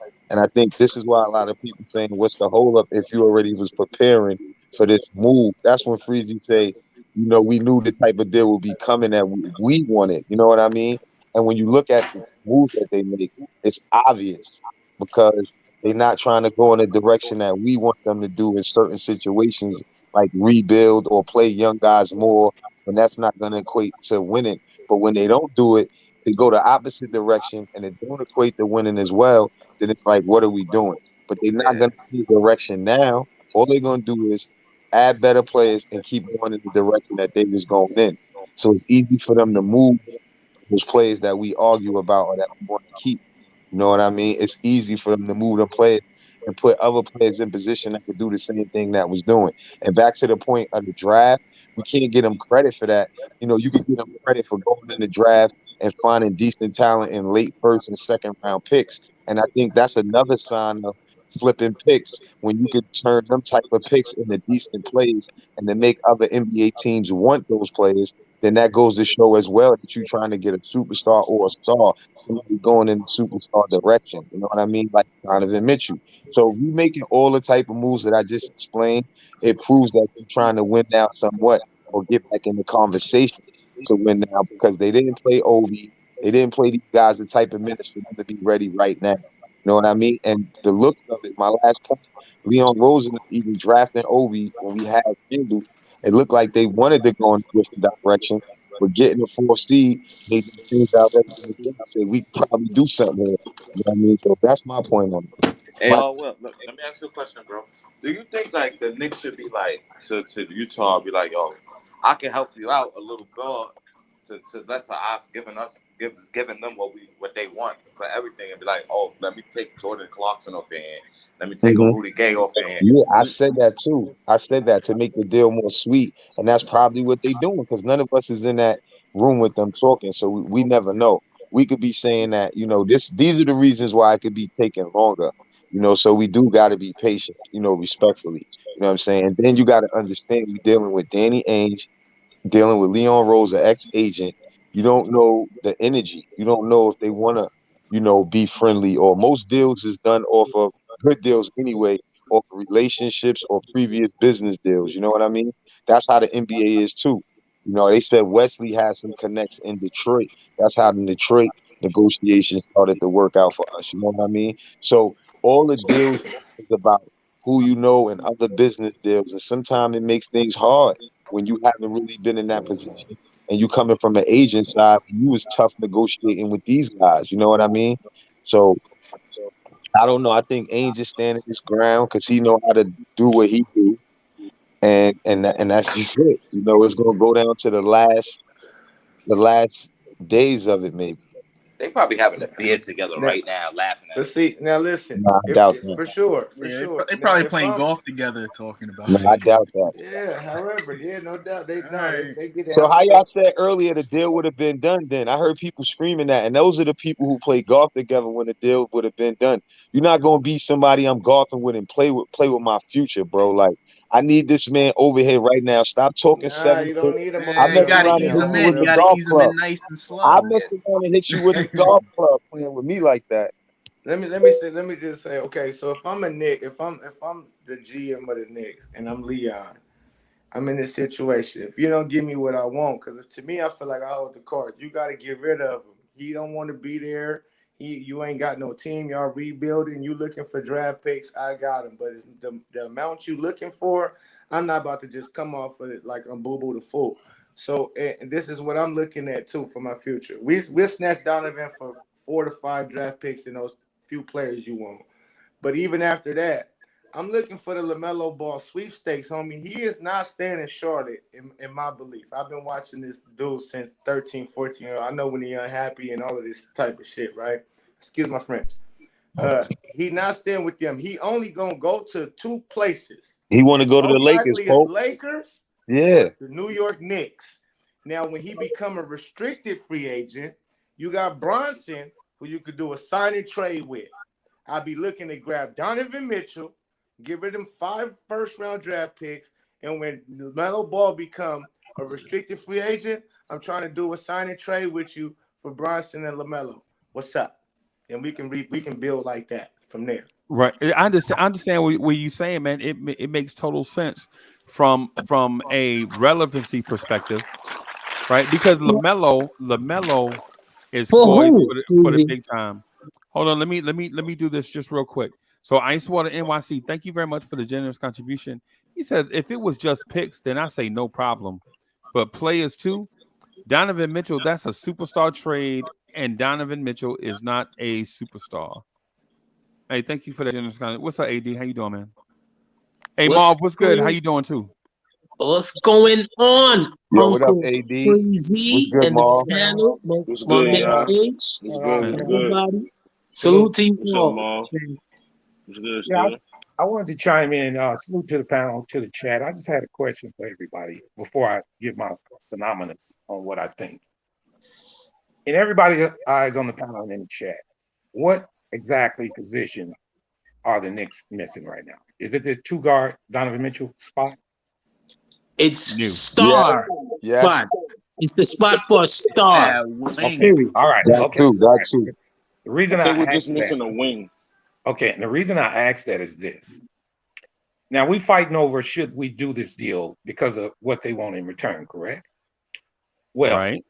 Everybody knows that next year there's a plethora of free agents that you can get on the team without giving up anything, right? Here are some of the names. Gary Trent Jr., Marv come in like, let's get it on. Bogdanovich, Devontae Murray. DeJounte Murray signed. DeJounte Murray already signed his deal already. No, he comes up for free agency next year. DeMar DeRozan, Jaylen Brown. Yeah, but all of these players. Let me finish, guys. All of these players can walk on the team without giving up anything. Why are we so quick to give up the farm when we might? All right, and here's another question I have. Does Donovan Mitchell bring us to a championship if we get it? If it doesn't, he's one step right closer. move is the right He move will is bring yeah, us you're right. closer to it. Okay, There's all right. another All move right, hold on, But let him finish. Man, hold let him on one talk. Let him second. talk. I understand he brings us very much closer, but you're giving up quite a bit to get it. How about if we fight to get Jaylen Brown next year without giving up anything? Are we closer then, or are we closer to getting Donovan Mitchell and giving up the farm? Now, the reason I'm bringing this up, guys, is because that's why I believe the Knicks are holding their hand. One step at a time, guys. You get your point guard. If this deal is not sweet enough, I wouldn't pull the trigger. I know Donovan Mitchell is is attractive. I know it, and we all know that. But think about it, guys. When Golden State won their first championship, Kevin Durant walked on that team. They didn't give up nothing. and they became champions. The They were last champions. blockbuster trade in the NBA, last blockbuster trade in the NBA, where they made it big time trade and they won a championship, was Kevin Garnett to the Celtics. No, Kawhi. Toronto Raptors. Kawhi. Well, okay, yeah, you're right. That one too. But it's rare, is what I'm saying. It's very rare. But no one is expecting to get a title right now. We're okay, just but listen expecting to to be this, a guys. competing Listen to this. team. Everyone thinks If you don't pull this deal off right now, there is a thing such as that's called the trade deadline. Deals can get made then. You still don't give up everything. If it's just too much, I say no, because all right, think about it, guys. If we get Donovan, what is our next move? Can anybody tell me that? Nope. I don't think so. I can tell you. I mean, you're going to be strapped. Like you said. No. I know your next move. Your next move is Jaylen Brown in the free agency, like you said. And then your next move after that is sign and trade deal for Jalen Brunson and LaMelo Ball. There you got Donovan Mitchell, now that makes Jaylen sense. Brown, LaMelo Ball. Okay, but why you can't just wait? I mean, here's the deal. I ask again: does Donovan Mitchell move the needle to a championship right now? No, he moved the needle closer. Okay, so why would you give? Okay, so all right, well, listen, Donovan. All right, so why would we give up everything? Not everything, but quite a bit, knowing we're not going to go to the championship, and we're going to be without those players coming into next year when you can get Jaylen Brown next year without giving up anything. And because Donovan Mitchell. All right, let me jump on your Farmers analogy right now, because I'm in New York and it's a thunderstorm throughout the whole tri-state, right? You know what a farmer says when he sees weather like that? He cries because you're gonna destroy his crops. Donovan Mitchell helps you to get another piece, makes a free agent. Let's look at Jalen. Let's say we get Donovan now. Now Brown from Boston looks at you like, okay, impressive, they're serious. Sexy. They're very sexy now. All of a sudden now you got him, you got Brown, you got Brunson. The point is, the Knicks are not in a position to keep rolling the ball, to keep rolling things to next year. And when next free agency comes and everybody signs before next free agency comes, we're standing around going, oh, okay, next free agency. Kicking the can down the road. Kicking the can down the road. Who's to say Boston doesn't win and then they re-sign Jaylen Brown? Okay, let me say this. Hold on. Hey, AD, let me do this real quick. So Paris Duggar, thank you for the generous contribution. Paris Duggar says, if Donovan lands funny and we have no picks, then what? It's the same thing that Marv just said, but I had to address it. Hey, Paris Duggar, thank you for that. Go ahead, AD. Yeah, but you still have picks. Yeah, that's the point. That's the point. That's why you stockpile these picks. That's why they did this, to stockpile his picks for this moment. I understand that. So Ice Water, thank you for the generous contribution. Just real quick, guys, thank you for the generous contribution. Ice Water said, y'all lucky he can't get on this panel because he'll knock y'all head up. That's what. Let me say the way he said it. Please get me on this panel. This is reckless talking here. Hey, Ice Water, we keep putting the link in the chat, bro. I'm gonna put the link. That's how Marvin AD got up here. We keep putting the link in the chat. Just click on it. I just wanted to say this, guys. It's not that I'm trying to kick anything down the road. But listen, I just mentioned that Donovan Mitchell, to all of us, is not moving. Now, is that looking for next year? Is that kicking the can down the road? No, it isn't. I know it is. There's next year. Not to me. Marv, you said we're not kicking the can down the road, but then you just said next year. Yeah, that's how many things can could happen in that year? How many things could occur in that year? Wait a minute, guys. Let me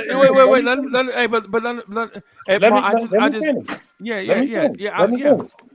We all saying it's not going to happen this year, so who's kicking the can? Good point. All right, I thought they were clear that up. Now, Gary Trent Jr., is that a decent enough guy? How much better is Donovan Mitchell than Gary Trent Jr.? What? A Gary lot. Trent flopped in the playoffs. Are you serious? Gary So Trent you just legit took did have see, no see, you side took in the 3 steps playoffs. How much back did with Gary Trent discount. average last season? You took Is 3 Gary steps Trent Don't ever back dropping with put with them that. in the pieces on same the field? sentence. I That was mean, I can disrespectful. You understand should have one never person, but not said both. that. You should have No, never Is said Gary that. I'm just Disrespectful. asking a He question, guys. answered I'm the Now asking we a question. Wow. see question. what you No, think Listen, that's a about hold on, bad Donovan guys. one Mitchell. because Hold he's on, guys. against Hold Donovan on, guys. Mitchell, Donovan and he Mitchell took was the 3 ninth steps in top the wrong scorer in the direction. league last year. All right, hold on. And you're gonna pay for him too. My I'm guy just Don't didn't saying forget, pay that's for not listen, Gary Gary Trent Trent listen, though. though. guys. That's not But Gary hold on, Trent. guys. Hold on. I Did don't. Okay. Gary The Knicks Trent? don't Is need a Gary Trent? discount. We've been getting the discount too long. That's the problem. Okay. All right. I'm gonna end by saying this.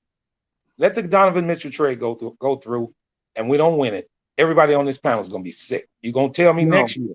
Hold on, you're let me not gonna finish. lose it though. Because all right, wait a minute, hold on. Because you're gonna mention next year and say we're gonna get a draft, we're gonna get a free agent. And you just told me I was kicking the can. But first of all, you're gonna gave up all these picks and the players, then you're gonna try to bring somebody in. I'm talking about keeping the team intact, bringing in players, and it doesn't have to be Gary Trent Jr. It can be But Jalen listen, Brown. when But you have know they why? ever brought in free agents like that? Yeah, like that's our Without, problem. you understand? So you need something sexy there. If you got Okay, something all And right. Now sexy there, and you saying another bring. point All right, is, you can I guys are make a saying. point? Can I make a Let me point? let me say this right quick, Hardwell, and you go ahead. No You problem, saying Jamal. you saying bringing in a free agent is hard. How hard is this deal to get Donovan Mitchell? It look like it's pretty damn hard to me. no, it don't look hard. This is business. It's Okay, all right. negotiations have to Yeah, happen. It's just people business. just Okay, This is normal assuming okay. it's business. hard. All Like right. that's an Is your head assumption. going to be up if it doesn't get They done? just started talking about this like a week ago. So it ain't like, come on, man. This ain't it ain't The, taking Marvin, the, them long. the Marvin, Training pieces you camp that gotta ain't you take want happened. to into keep, account. You gotta take into account our assets as a if whole. the You pieces didn't. that you wanted to keep was that valuable, the deal would have been done. So Marvin, to you, the pieces that you talking of is easily players we can sign and replace that talent because they role players and they're not going to be the players that, as Knicks fans, that we overvalue their talent. So when you say who we going to put, once we move those players in that deal, we just easily replace them with role players that could easily replace them with the same talent. So why is the fan base 50-50 on this trade thing? If that's the case, I ain't with the other side of the fan base. The But whole we fan don't base know is that we don't know it's don't know. 50-50. I mean, even if it is, everybody don't know what they saying. You know what I mean? Some They players don't glorify Donovan emotionally Mitchell like that in the public eye, they in the emotionally media. attached to players who don't have that much talent. And then just like you said, you put Gary Trent in against Donovan Mitchell. See, it's players that think that way, and not saying you do because you're a very smart person when you give your takes. I'm just saying And example thoughtful. wise, their Yeah, talent, he their very talent thoughtful. is so listen, far apart.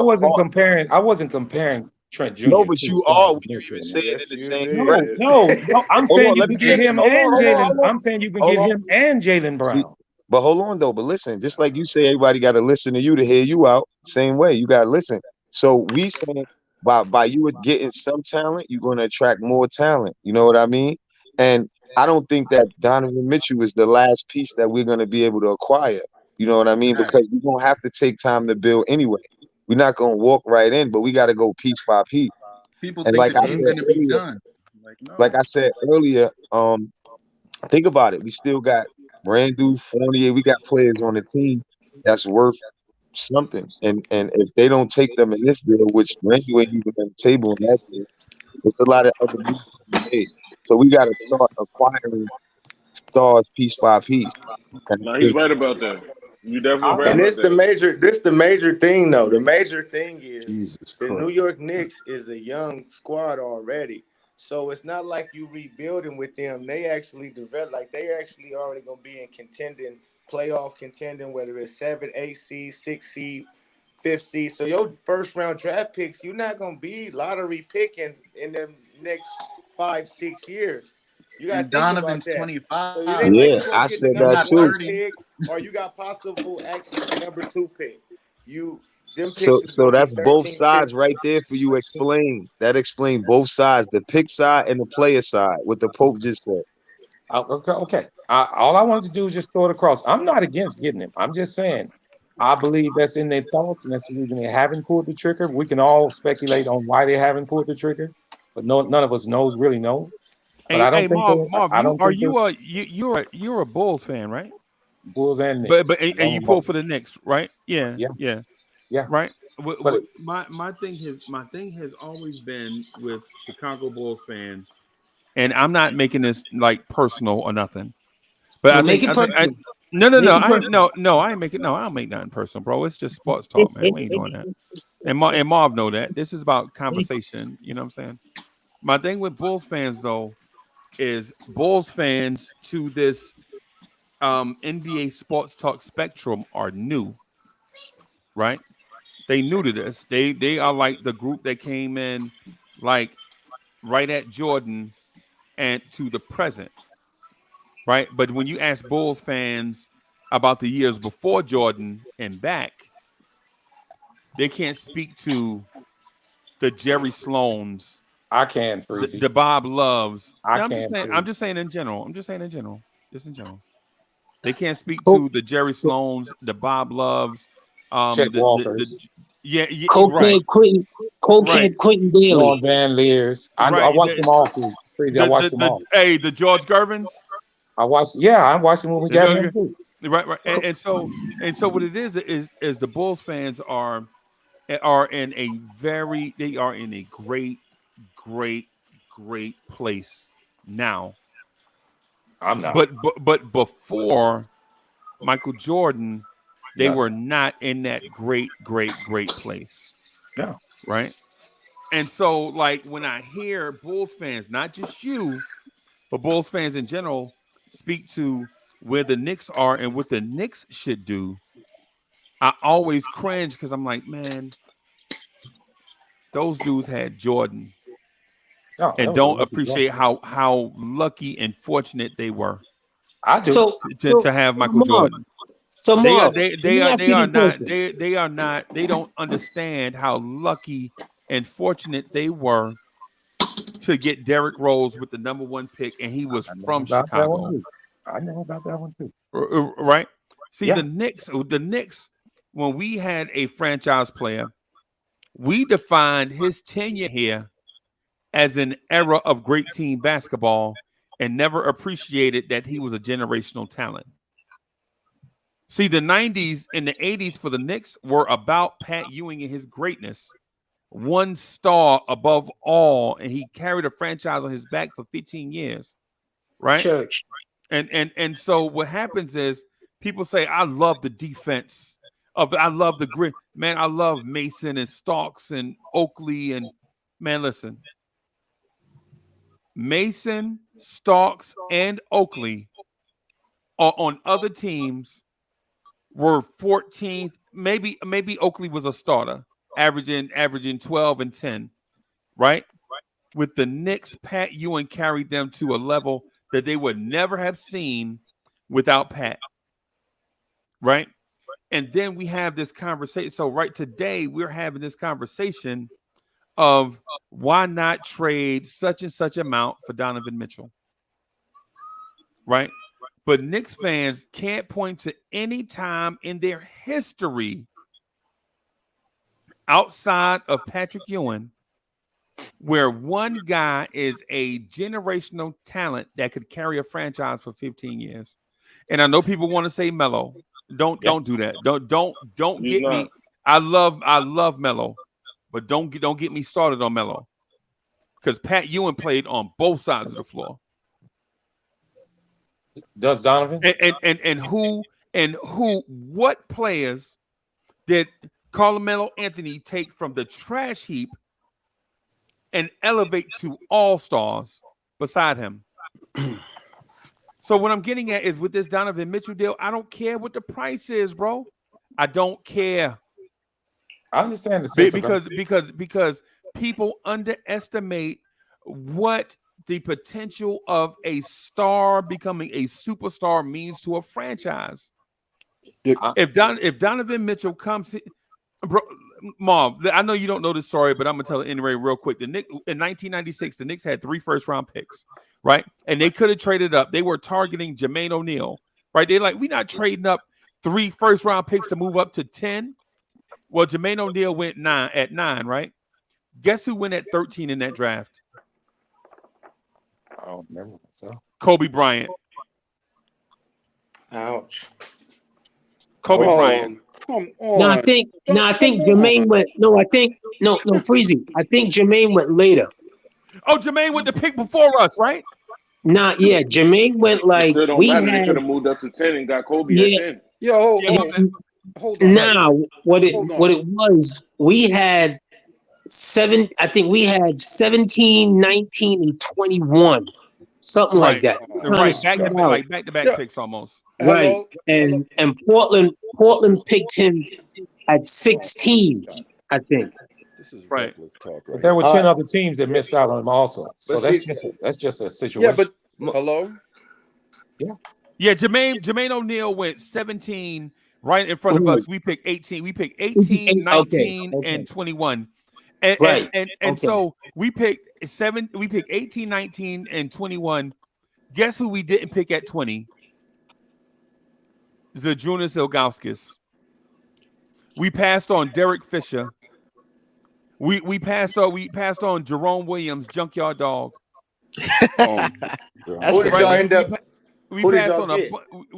So now mind you, the 3 picks that we picked, y'all don't remember who they are. Y'all might guess, but y'all don't remember who these dudes are. Well, you do because you do because you were a scorned Knicks fan like myself. Yeah.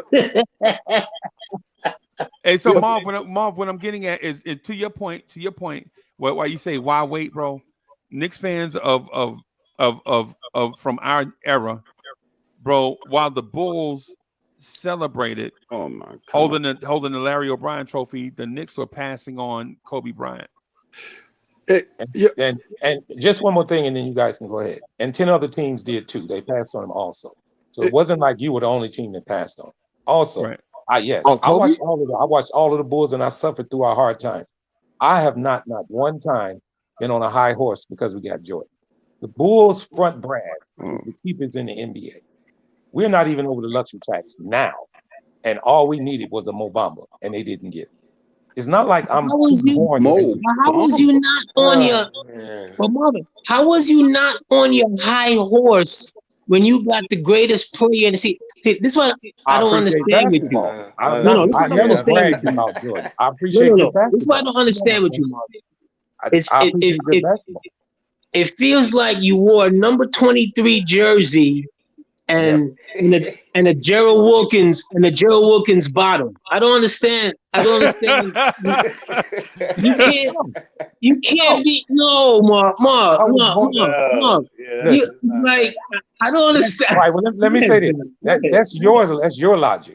I can be who with a team that I want to be. Your logic is to be with one team. Yeah, because I've been loving Hey, hold on. Let Ice Water. Come on, get some Ice Water. This is oh my God, this is reckless talk. First thing, Freezy, let me ask you a question. You're saying no, I'm not. No, you're not putting me on a witness stand. If you got a point, get to it. No. Yep. You just went on and talking about we need to make this deal right now. This deal needs to be made. Is it not important? No, it's not that important. No.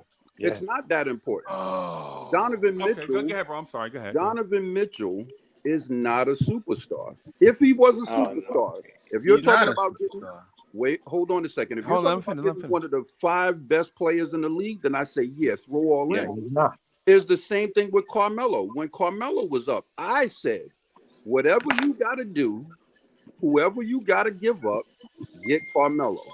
What did that get us? And Carmelo in his prime is better than Donovan Mitchell right now. This is what you gave up in the Carmelo Anthony trade. There was still some burgers malpractice. Different times. Burgers. This is what you gave up in the Carmelo. Go ahead, Ice Water. Go ahead, Ice Water. Go ahead. Hold on. At that time, you're looking at it right now, right? But at that time, the Knicks were winning. Right, the Knicks had a winning team. They had a winning formula. There was nothing wrong with the team at that time. But I said, if you need to get rid of everybody, get Carmelo. And it was the same talking points. If you get Carmelo, then somebody else is going to want to come, and then we'll get a. That never happened. Yeah, it never happened. This fallacy that If you get one star, then other stars will look and go, oh, I want to go play with him. That's a fallacy. That doesn't happen. If that was the case, LeBron would always be surrounded by great players. It's not the case. A lot of the times, guys look at, can I play with that guy? Is that guy going to take shots from me? There's a whole bunch of things that guys look at before they decide, yeah, I want to go play with that guy. So that's not true. You get Donovan Mitchell and a whole bunch of other players are going to want to come is not true. The second thing is, Donovan Mitchell, we really don't know if he's a great defensive player or not because they had Rudy Gobert. So, and it looked like the plan was to funnel everything to Rudy Gobert. To Rudy Gobert, that save was the plan. save yourself for offense. So Donovan Mitchell might be a good defensive player. I just don't want to take that chance with 2 6'1" guards. I really don't want to take that chance unless Donovan Mitchell is a superstar, and he is not. So I'm giving up players. Now, again, just like I sent in the chat, if it was just picks, give 10 picks. I don't give away 10 picks. But now when you're talking about picks and players and some depth. But you got to think about the player, Icewater. I love what you're talking about. You got to Yeah, think once about you said the picks. I mean, not the picks, but the players. That's why it's cool. Because if you only talking about Emmanuel Quickly, who is smooth, Obi Toppin, who is smooth, and then Grimes, who is whoever, whatever. Then you're not giving up a lot. That's really not.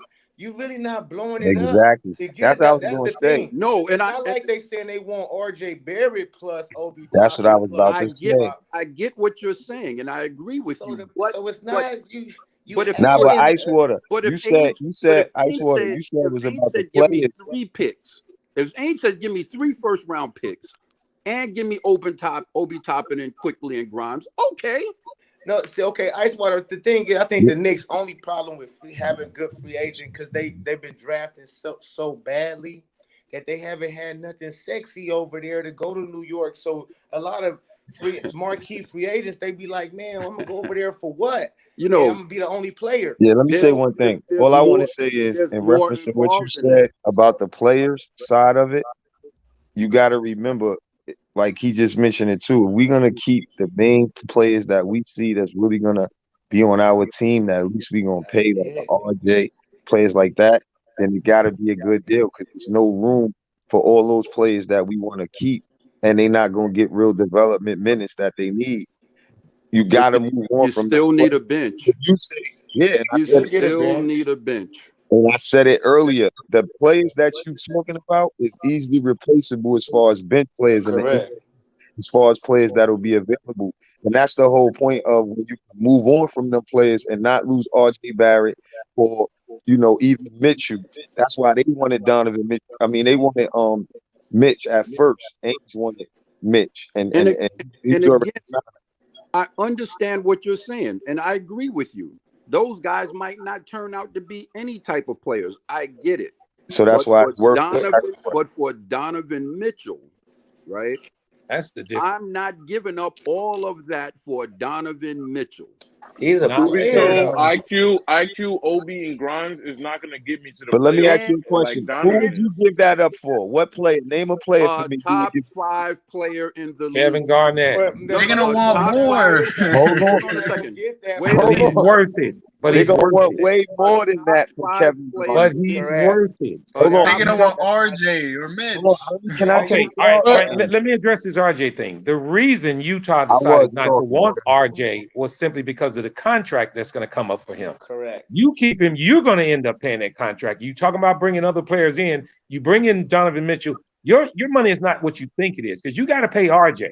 That's the reason Utah decided no on RJ. It's not because he's so good. It's not because he's so good. It's because it's a contract that's going to have to be done with him. That's going to cost a lot of money. You can go over the cap to pay RJ. It's still spending money. It's still spending money. Can I address what I just want to say? I just want to say something. I just want to say something real quick. I'm just going to be real quick with it. I think the reason that this deal is being held up is because of the picks. because all of the picks are not equal. Utah wants the unprotected picks, and they want all of the Knicks unprotected picks because they're banking on the fact that, y'all are not going to be as good as you think you're going to be. They're banking on that. They want all of the Knicks unprotected picks. Those other four picks are protected, and they may turn out to be second-round picks. Utah does not want those picks. No, it's not that they banking on them to be terrible or not that good. Not terrible, or not that good. They're not even. It's not that. It's the fact that once you have multiple draft picks in every year, do you know what you could do with those when it comes to trading things around or moving up in the trade or anything like that to go and get?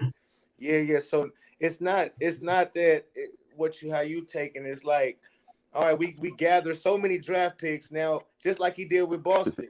He did the same thing with Boston Celtics. He had so many draft picks, and they ended up having a good team and still had the number 2 pick. But who did he trade those? Who did he trade those picks to?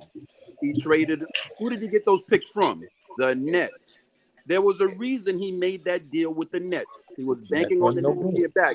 Everybody was banking on the Nets. Everybody was banking on the Nets being bad. He traded 2 over-the-hill players. Can I ask a question?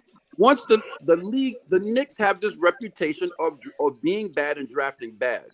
So Knicks picks would be more valuable in a trade if Utah was to get them than most teams' picks. You just got to admit that.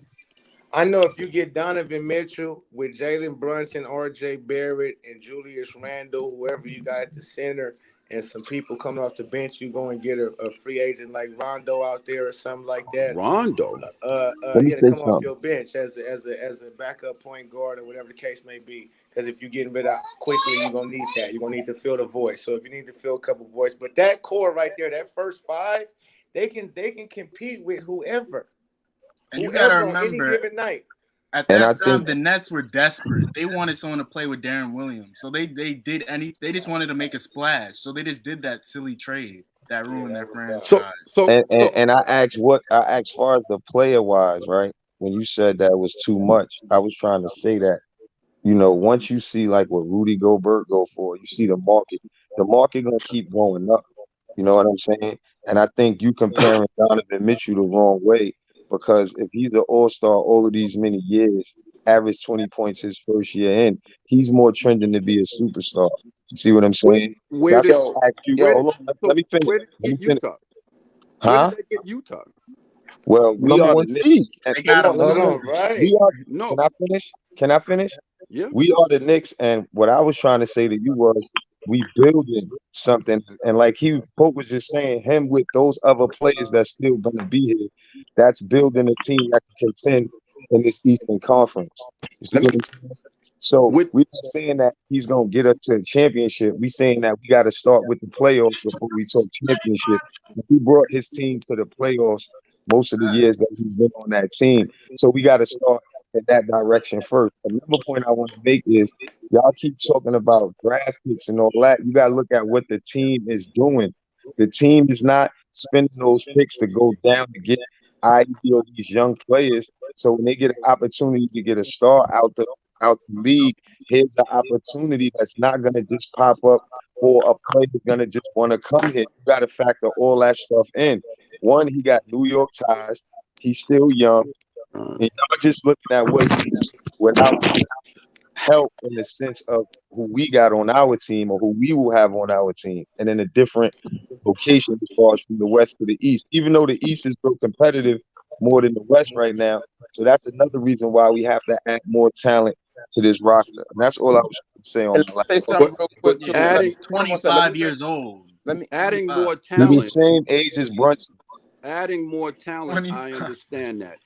But if you're trading into what somebody else was saying about trading these guys because they're replaceable, yes, they are replaceable, but they're young and they could be valuable to other teams in another trade.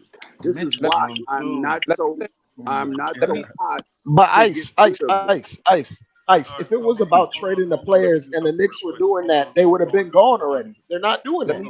So but why do we keep looking in circles about it? But that's what I'm saying. They're not doing that. That's why the deal's not. Hold on, everybody. Paris Duggar, thank you for the generous contribution. Paris Duggar says, the same 5 whining boys were upset at Leon on draft night when Leon got this trade. Capital Social. Melo elevated Denver as a rookie, so stop. And then there's like one more. There's another super chat, just real quick. Hey, so Paris Duggar, thank you for the generous contribution. Paris Duggar says, Obi, Quickly, and Grimes are a playoff tandem in a year. Even though I don't agree, I could see where he's coming from with that. There you go. Sorry about that, man. But sometimes I gotta y'all won't let me jump in and my rate or whatever. I just wanted to chime in. I wanted to ask the panel this question. Marv, hold on. Okay. We hold on. We got. What I want to say to you guys is this: a couple points that we missed, right? This same organization that accumulated these draft picks and talent does have the ability to accumulate more talent and draft picks, right? Just wanted to say that right quick. And 2, the organization is in a position where they're looking to pivot from being the last place team every year to a team that wants to be competitive. And how they do that is by going out and getting a star. Go ahead, Marv. Yeah, I just wanted to throw this in to the panel. Are we forgetting about the trade deadline, guys? Oh boy, here we go. You asked about it. Oh boy. I mean, every time I bring up something down the line, you tell me that you're not ready to win a championship by getting Donovan Mitchell. Is that down the line? He's 25. I want to but okay. So if I mention trade deadline, it's down the line. But you want to mention it 20 because you still have your full core. You guys are missing the point of what I'm saying is that, hang on one second. Wait that long though. Okay, because you have a chance to be a better squad overall. You talking about getting it, and you keep saying that Obi and Quickly and all these guys are worth nothing. You did say chance though. You said chance, right? I'm sorry. You did say chance. You guys have a chance to be better. Okay, and that's a 50-50 on both sides. Right. Okay. No, but you for sure be better. Brunson is on the team. We know that's an upgrade. We know that already. Are we certain that Donovan Mitchell is going to take us to the second level? For sure. Okay, now you saying that, but that's a 50-50 also. You know nothing. Nah, he has proven track records that show he can and he has a proven track record of not playing defense also. And he got his team in the 1 seed. So what are you saying here? I don't know. But they didn't do anything after getting the 1 seed. I mean, that's why we got to accumulate more talent around him so we can be a better team. Because we're not a small market like Utah, guys. We're not a small market. Talent stuff. Yo, y'all just talking over each other, man. Can I ask everybody a question? The Knicks won 37 games last year. Getting Donovan Mitchell, how many more games does Donovan Mitchell add? You get about 47, 48, 49. About 7. Yeah, you definitely get another 10 game boosting. Yeah, we're getting 47. Like 45-ish. Okay, 45 games. Let's say 45 games. If the Knicks would have won 45 games this year, what place would they have been at in the standings? Would have been like the 7th seed. 8. You would have been in the play-in. No, Charlotte had 42 wins. Who else? Yeah, we'd have been like 5th. We would have been in the play-in game. In the play-in, we would have been in the play-in tournament with 45 games. Okay. Now, if you're talking about Donovan Mitchell adding 15 games to what you already had, then Jalen Brunson is on the team as well. Let's get him. But if Brooklyn you're was in the play-in. If you're talking about giving up what Utah's asking to get into the play-in tournament, really? So is next year our last season of basketball? Like people are acting like this. We can't build and incrementally get better. Like you guys are all acting. Are like we making the assumption? You just told me. But you guys just told me about kicking the can down the road. Now I'm listening to you. No, but see, you're not kicking the can. Are we making the assumption RJ's not getting better? Are we making this assumption? Yes, he cannot go to the right. He's a grown man. He's made it to the league. I don't know how without a right hand, but okay. And with Donovan Mitchell on the team, 25 wins would have got us to 6. With Donovan Mitchell on the team, how many more shots is there for RJ and everybody else. You don't need. That's the thing. They don't need no more shots. They got too many shots They gotta already. be efficient. Julius Randle, they not them type of dudes. They fill in good dudes who solid starting roles, but they not no superstars. I said no. I said stars. RJ. RJ neither. RJ not no star or super. He probably won't never make an all-star. He might make one. Oh, well, now yeah, no, RJ not that dude, bro. He can only go. When you one-handed, you can only go one way. You're not that guy. He's solid because he can play defense. But he's a youngster who's smart. But he can only go one way. All right, all right. Hold on, everybody. Hey, hold on, everybody. So Neville Humphrey, thank you for the generous contribution. Neville Humphrey says, Paris Saga, most of the panel have no vision, so they are blinded by the shiny object. Hello. Yeah, that's a weird comment, bro. Well, what he's referring to is you see something. He said most of the panel have no vision, so they are blinded by the shiny object. That means the stuff, all 9 of y'all, y'all don't have no vision. Yep. Period. Sound Y'all like opinions don't matter. It's the same thing that I started this live stream with. How people randomly say we think we dumb. Randomly say y'all opinions don't matter. Y'all dumb. All of y'all are dumb based on this super chat. And I started this thing that's saying that the people that we talk to and all 3,000 plus people that watch this are smart people. That's how I started this live stream. I mean, if you say something like that, he should pull up then. Right.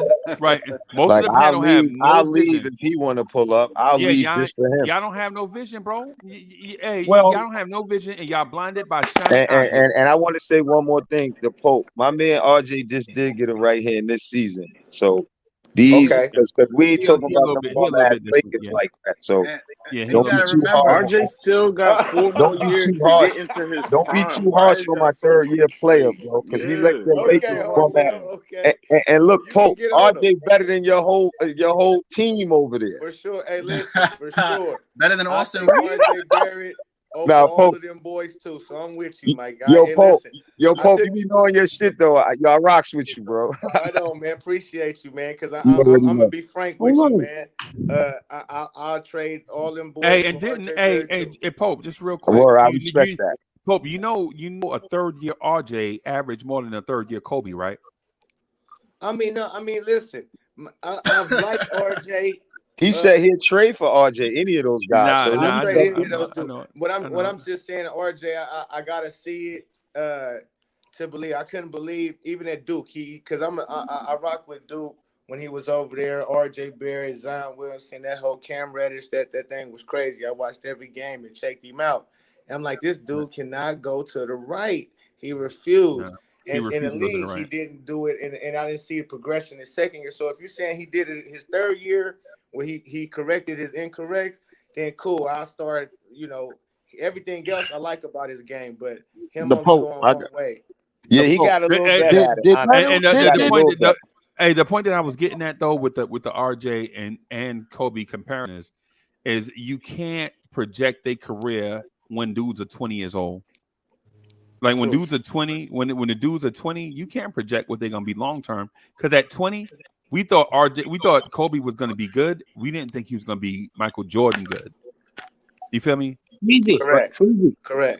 I'm not saying he trash. Hold on, I'm not saying get rid of him. I'm just saying right now he's not that dude. Fact. Pope, Right. You're right. Hold on, Pope. Let me ask you a question. What squad are you a fan of? The Lakers. Hold on, but I'm a basketball fan. Hold on, because I took a little separation, like a divorce. Instead of divorce, when they grabbed LeBron, I had to take a separation because they've been doing too many foolish things. So you came over to New York? No, that's not what he said. I'm a divorce then. You ain't divorced. But see, I'm a realist too. I don't just because I'm a fan, I don't be blinded by none of the bogusness that goes on. And I'm a basketball fan and all. Especially I just like certain players, LaMelo Ball, Luka, like certain these new players, Ja Morant. These dudes is off the chain. So I like where the NBA is headed. So I like to speak on all NBA. Yeah, and I think some people get blinded by if a person's like, I was born in Chicago, so I'm a Bulls fan, but I've always loved the Knicks. It's not the fact that I'm a Bulls fan and hate the Knicks. It's not the fact that I'm a Bulls fan and hate Brooklyn or anything. No, I like other teams also. I understand that people feel that But Bulls because and I Knicks was is born in, rivalry though. That's a little different. but I knew that. Listen, I'm the youngest in my family. I went through this the whole time with my brother. I already know this. But here's the deal. But that's my decision. That's my decision. That doesn't mean that that doesn't mean that I have bad takes on the Knicks or the Bulls. I'm not on here to give bad assumptions about the Knicks. I look for the better of the Knicks. And I just see, and I honestly believe what the guy meant. I'm not taking up for him, so please don't beat me up for this. What he meant was sometimes if something is glaring in your eye, you reach for it as soon as it's there before you analyze it. In other words, is it the only option? Is it the best option? And the reason I came on the panel is just to give another way, to suggest another way. My way is Mom, that wasn't the way it was stated though. That's the Well, reason I know. why That's what I meant to say. He worded it. He worded it. And his numbers show that it's not just glaring. His numbers show that he's not just a shiny object. So you got to know what you're saying when you say something. He averaged 20. He's a 3-time All-Star. That's not something. And I understand how important. I understand how important. And just real quick, because we didn't vote him there. We didn't vote him there. Yeah, and real quick, this thing is not an indictment on Neville Humphreys, because y'all know all of us rock together. It's this topic that is polarizing. Yes, y'all know we rock with Neville Humphreys. Y'all know that. You know what I'm saying? There ain't no disrespect to him personally on this topic though. When you say most of the panel, bro, that means you calling people out. Yeah. You know what I'm saying? Because if it was just indict him. Right. Because if it was just a general statement, if it was just if it was like, hey man, sometimes Knicks fans have no vision, then that's one thing. You know what? What was his name again? What was his name again? So I can remember it. Nah, let me stop. Nah, we just mess around. And so when you say most of the panel have no vision, that means you specifically pointing out the panel first, and then most of the people up there, right? And so that's the reason why I took the stance on it. Not because I got nothing against Humphrey. Hey man, it is what it is. People have their own opinions. My deal though is we should listen to each other's opinions, take into account what the person said. If you feel like it's smart, glean information from it. Excuse me, and move on. Right? Yeah. That's all. And every time I say I'm sorry, Freezy. Every time I mention something about this deal, guys, and I say later, it's because I don't see Donovan Mitchell doing it now. And yes, I understand everybody that comes back at me and say, well, we're going to add more pieces. Well, that's later too. So why would we give up everything now? And I'm not saying they're giving up everything, but why would we give up so much now when we all looking for later anyway? There's more than one way of skinning a cat. And I'm going to also end it by saying this. Is Donovan Mitchell the only person in everybody's eyes? I don't think so. Can I say something? Boston was just in the finals, right? Boston was just in the finals, right? Mm-hmm. And Boston, you already hear now, they trying to get KD, right?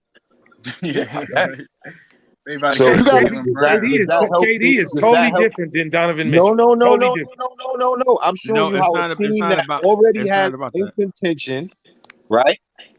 And can make one move and know they could possibly get a chip and be right back in contention, right? And we're trying to see how they made moves to get them there. We're trying to make little moves to get us where Boston was. You know what I mean? As far as acquiring talent, we don't have. And to compete with a team like Boston, all around the East, Miami, you have to start now. You can acquire that kind of talent. Yeah. Now, I want KD on this Knicks team, no, because we still wouldn't have a chance to win, and then that would be sacrificing too much. But Donovan, for the price, he's young, and the players that y'all saying, we broke down both sides. We broke down the pick side, and we broke down the player side. And when y'all lean off that, y'all say I care more about the players, and then y'all say I care more about the picks. So when we break down on both sides, we explaining it to you. Go ahead, bro. No, go ahead. I'll let you rock. We not contextualizing how good Donovan Mitchell is. We really are like telling how great he is. There's the last guard to average 20 in their first 5 seasons was Allen Iverson, and we talking about this dude like he's a scrub, like he's not worth what he is. He's 25 years old. Dudes don't hit their prime until 27, 28. He has another level or two to go to. You cannot, and he's under contract through those ages. Knicks You only cannot had just 3 act like players that this averaged dude 24. is. You can't act like this dude is just a guy that just gets empty numbers. He's been the main function on the offense of a number 1 seed in the West, a top 3 seed multiple times. Yeah, you cannot just act like this dude is nobody.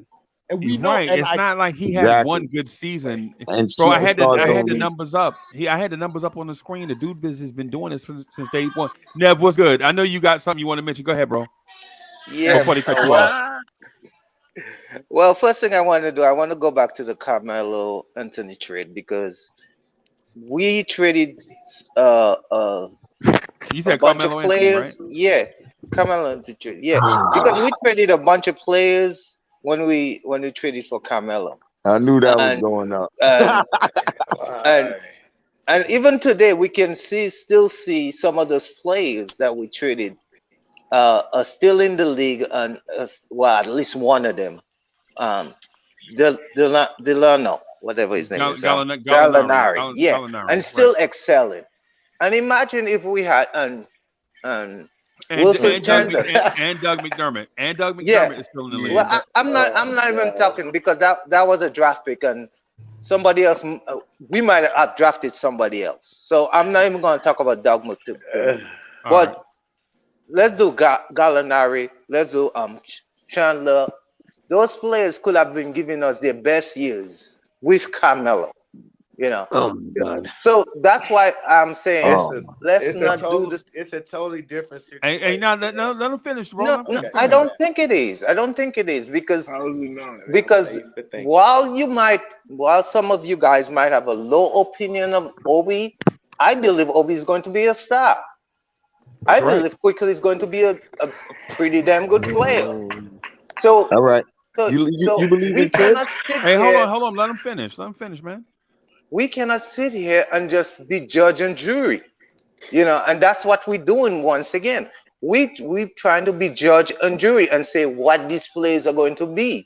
They're all going to be ham sandwiches, but there are other Knicks fans that have totally different opinions of these players, you know.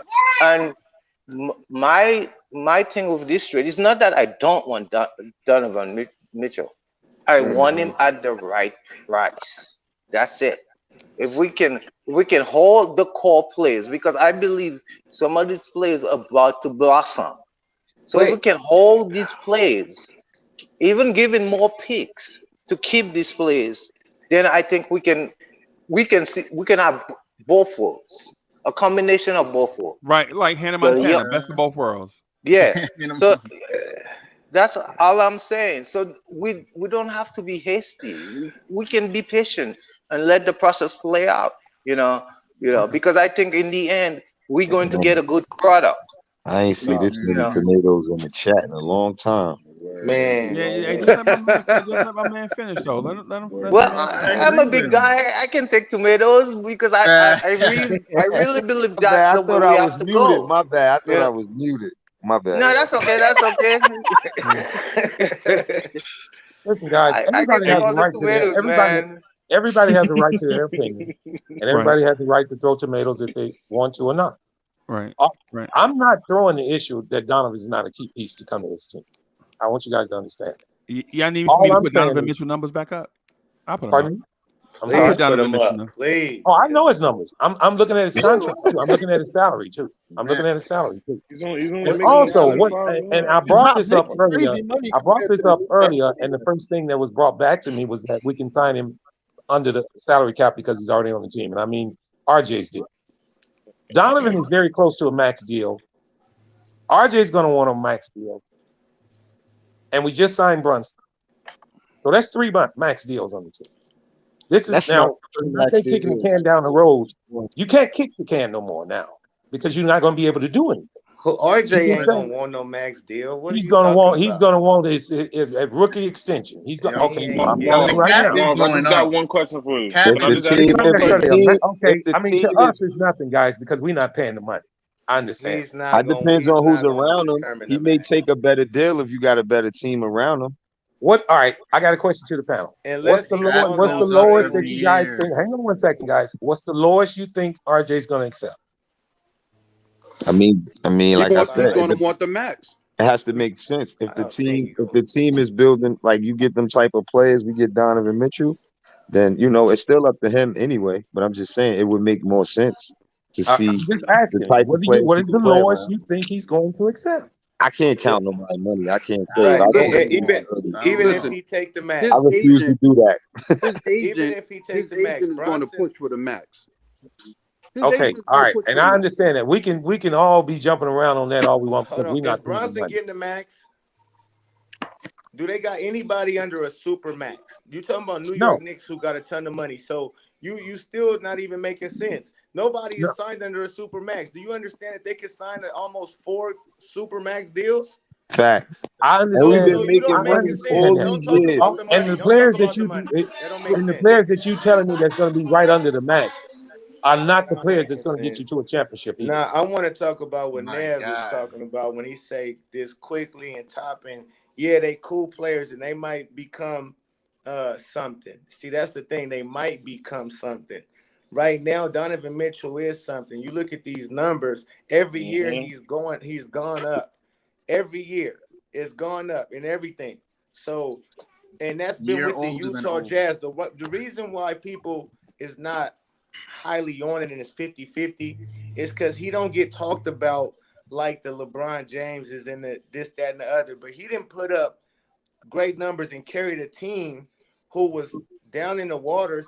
Rudy Gobert was his co-star, and Joe Ingles and Bogdanovich. Like, you got to understand who he did this in the West as a young player coming in first year out the gate, 20 points a night. Next season, 20 plus. Now you're averaging 25. Y'all talking about you averaging 20. And he filled in for Burks too. 26 points a night. And so, bro, you put him with some players that just need a guy like that who's a for sure bucket whenever he wants. A Julius Randle can get a guy like that where he's not the one that's looked on to close them out. Or RJ Barrett's not the guy to look on to close out a team. You can get that ball to Donovan Mitchell to close us out. Oh, man, them Knicks could be dangerous. Well, let me say this. As convincing as he sounds, why the Knicks haven't made this deal? Because listen to this. The Knicks have only had 3 players to average 24 or more points a game. Listen, so why wouldn't they want to do this deal? I hear everything with you guys, but Donovan Mitchell is not the guy that's going to take you to where you guys are talking about. You need another player. I like Donovan. But how you doing that though? Is he the last player we're gonna sign? The last Knicks player to average more than 24 points to bring us to the chip. It was 3 players. It's 3 players that averaged more than 24 points as a Knick. It's Carmelo Anthony, Bernard King, and Bob McAdoo. Bernard King is one of those that brought us to a chip. So why wouldn't I want a 24 points per player guy again? Pat, you have almost different position. Points. Hold on, he's playing a different position, totally different position. Who brought us to a chip? The position don't really matter. Donovan. The position means a lot. What do you mean? Wait a minute. No. Hold on. Can I say something, guys? Means a lot, Hardwell. The position means a lot. Can I answer? Isn't the end all be all. Just like, hold on, listen. Just like when I broke down to you what his accolades already, you can't argue those. So no matter whatever position he averages those points and he accomplished what he accomplished in, that means he's gonna do it on the Knicks, bro. Simple. We're not saying with his production and with this team, he's guaranteed to take us to a chip, because that's not our final move. We're not saying we winning a chip. We're saying that this is more sustainable to get us in the right direction to constantly be in the playoffs. See, we haven't even been in the playoffs. You get what I mean? Twice out of 10 years, I think somebody said. So when you got somebody who could bring you to the playoffs consistently, this is when you get a chance to get better and advance further in the playoffs, which leads to a chip. You see what I'm saying? I understand that. Hold on, let me finish. Why you think we saying we want Donovan? Because what we have, these guys can't move the needle. That's what the Pope is saying. And now on the side of Donovan, right? RJ gonna get better, right? all these guys is gonna get better because it take pressure off something. Like Freezy said, give him the ball and get out the way. He can give us a bucket. You see what I mean? And these guys didn't do horrible. These guys are good players, the players that we gonna still have. Randall, Brunson, RJ. So with that being said, you can't really double team anybody. You know what I mean? Putting more good players on the court. So all right, and I believe your preference is more on the offensive side of the ball. You're not thinking defense at all. And this is another thing I want to say. Hold on, last thing. I knew you was gonna say that. I knew not only you, I knew people was gonna say that. We don't have no defensive players on our team, as far as guards anyway, right? So when you're trying to get better, you can't just look at the bad part of a player that's still young and can improve at those things. It just looks like we trying to find any fault in the play because he's already been an all-star all this time. It makes no sense to say, oh, he can't play D like we have a bunch of great defenders on this team. Y'all fight for guys who just improved in defense this season, and you know they're not even locking anybody down. So let's right. I'm not saying that to just say that, Hardwill. I'm saying it to say like this, who teaches defense, and let's see how it works out for him because Quickly wasn't always that great defender until he got under 10 and he seen players guarding 100 feet, and then he started doing it. So let's just be real with that. And I wasn't bringing it up just because all right, of that. hey, man, I'm gonna get out of here, man. We gonna hit the 4-hour thing, bro. These topics, man, been fascinating. Yo, we've 6 been at this o'clock for the love of the game. We going back. Yeah, y'all going at 6? Yeah, we got to try to get on You before told me anybody else. 7. No, because look, we don't try to be on when nobody else is about to start. We want to get our hour or 2 in. So we got to go on at 6. We look out for the thumbnails coming out. But we either on at 6 or 7. Pull up, open panel. Y'all know what time it is for the love of the game. Number 4. I put it in the link already. Nice meeting you. Put it in the link. Hey, Just put the link in the chat right now so y'all can click it. Hey, just real quick, I got to go. Hey man, hey, put it in the private chat I'm too. ready to get out of here, man. Thank you, Ice Water. Drop it in the private chat too. You got to bro. keep coming to the panel, bro. Oh no. Hey, listen, I appreciate the conversation. I love talking to Knicks fans. I'm in North Carolina. It's hard finding. What area? What county you in? What area? I'm in Wake County. I'm in Raleigh. You in Wake County? Yeah. Do you know how many Knicks fans is in there in that area? Yeah, but there's it's hard to talk to Knicks fans out here because they're not really. You know that's where Rob the Nick and Jay Boogie at, right? Yeah, but some of them that I talk to are not really Knicks fans, and I'm not trying to diss them either. They really don't have any history, or anything like that. They're occasional Knicks fans. Nah, they bandwagon. Hey, Ice Water, check this out real quick before I get out of here. Yo, what we do is we ride out to Knicks games like Charlotte, Atlanta. I go every DC. year. Yeah, bro, that's what I'm trying to tell you right now. Like all of us can get together and ride out and go to games together, bro. There. Yeah. Oh no, I'm good with that. No, I go to the Charlotte games every year. I'm good with that. Yeah, you probably saw me there and didn't even know who I was. Probably. Yeah. Yeah. Anyway, I'm gonna get out of here, y'all. Hardwill, I just scheduled the joint for 5:15. I didn't know y'all was coming on at 6. Oh, so I we thought y'all was come on coming at at 7. We come on at 7, no problem. Nah, man, ain't nothing to it, bro. We ain't gonna stomp no grapes, bro. You know what I'm saying? What it is, y'all rock at the time that y'all gonna rock, man. We'll rock for a little bit and then send everybody y'all way. Hey, cool. Fred, Appreciate you, before we Fred. go, I just want to make sure I get Hardwill, because I definitely like this conversation and everything. Appreciate y'all letting me up here and rock with y'all. I want to continue to do so. So what's that? What is it called? Because I'm not getting it on the Pope. I put it in the private chat. Go to the private chat. It's in the private chat, bro. Okay. Yeah, just click on you too, bro. You can come on out so later and talk. You have some great takes, man. So Ice Water, all y'all have some dope takes, man. All right, y'all, man.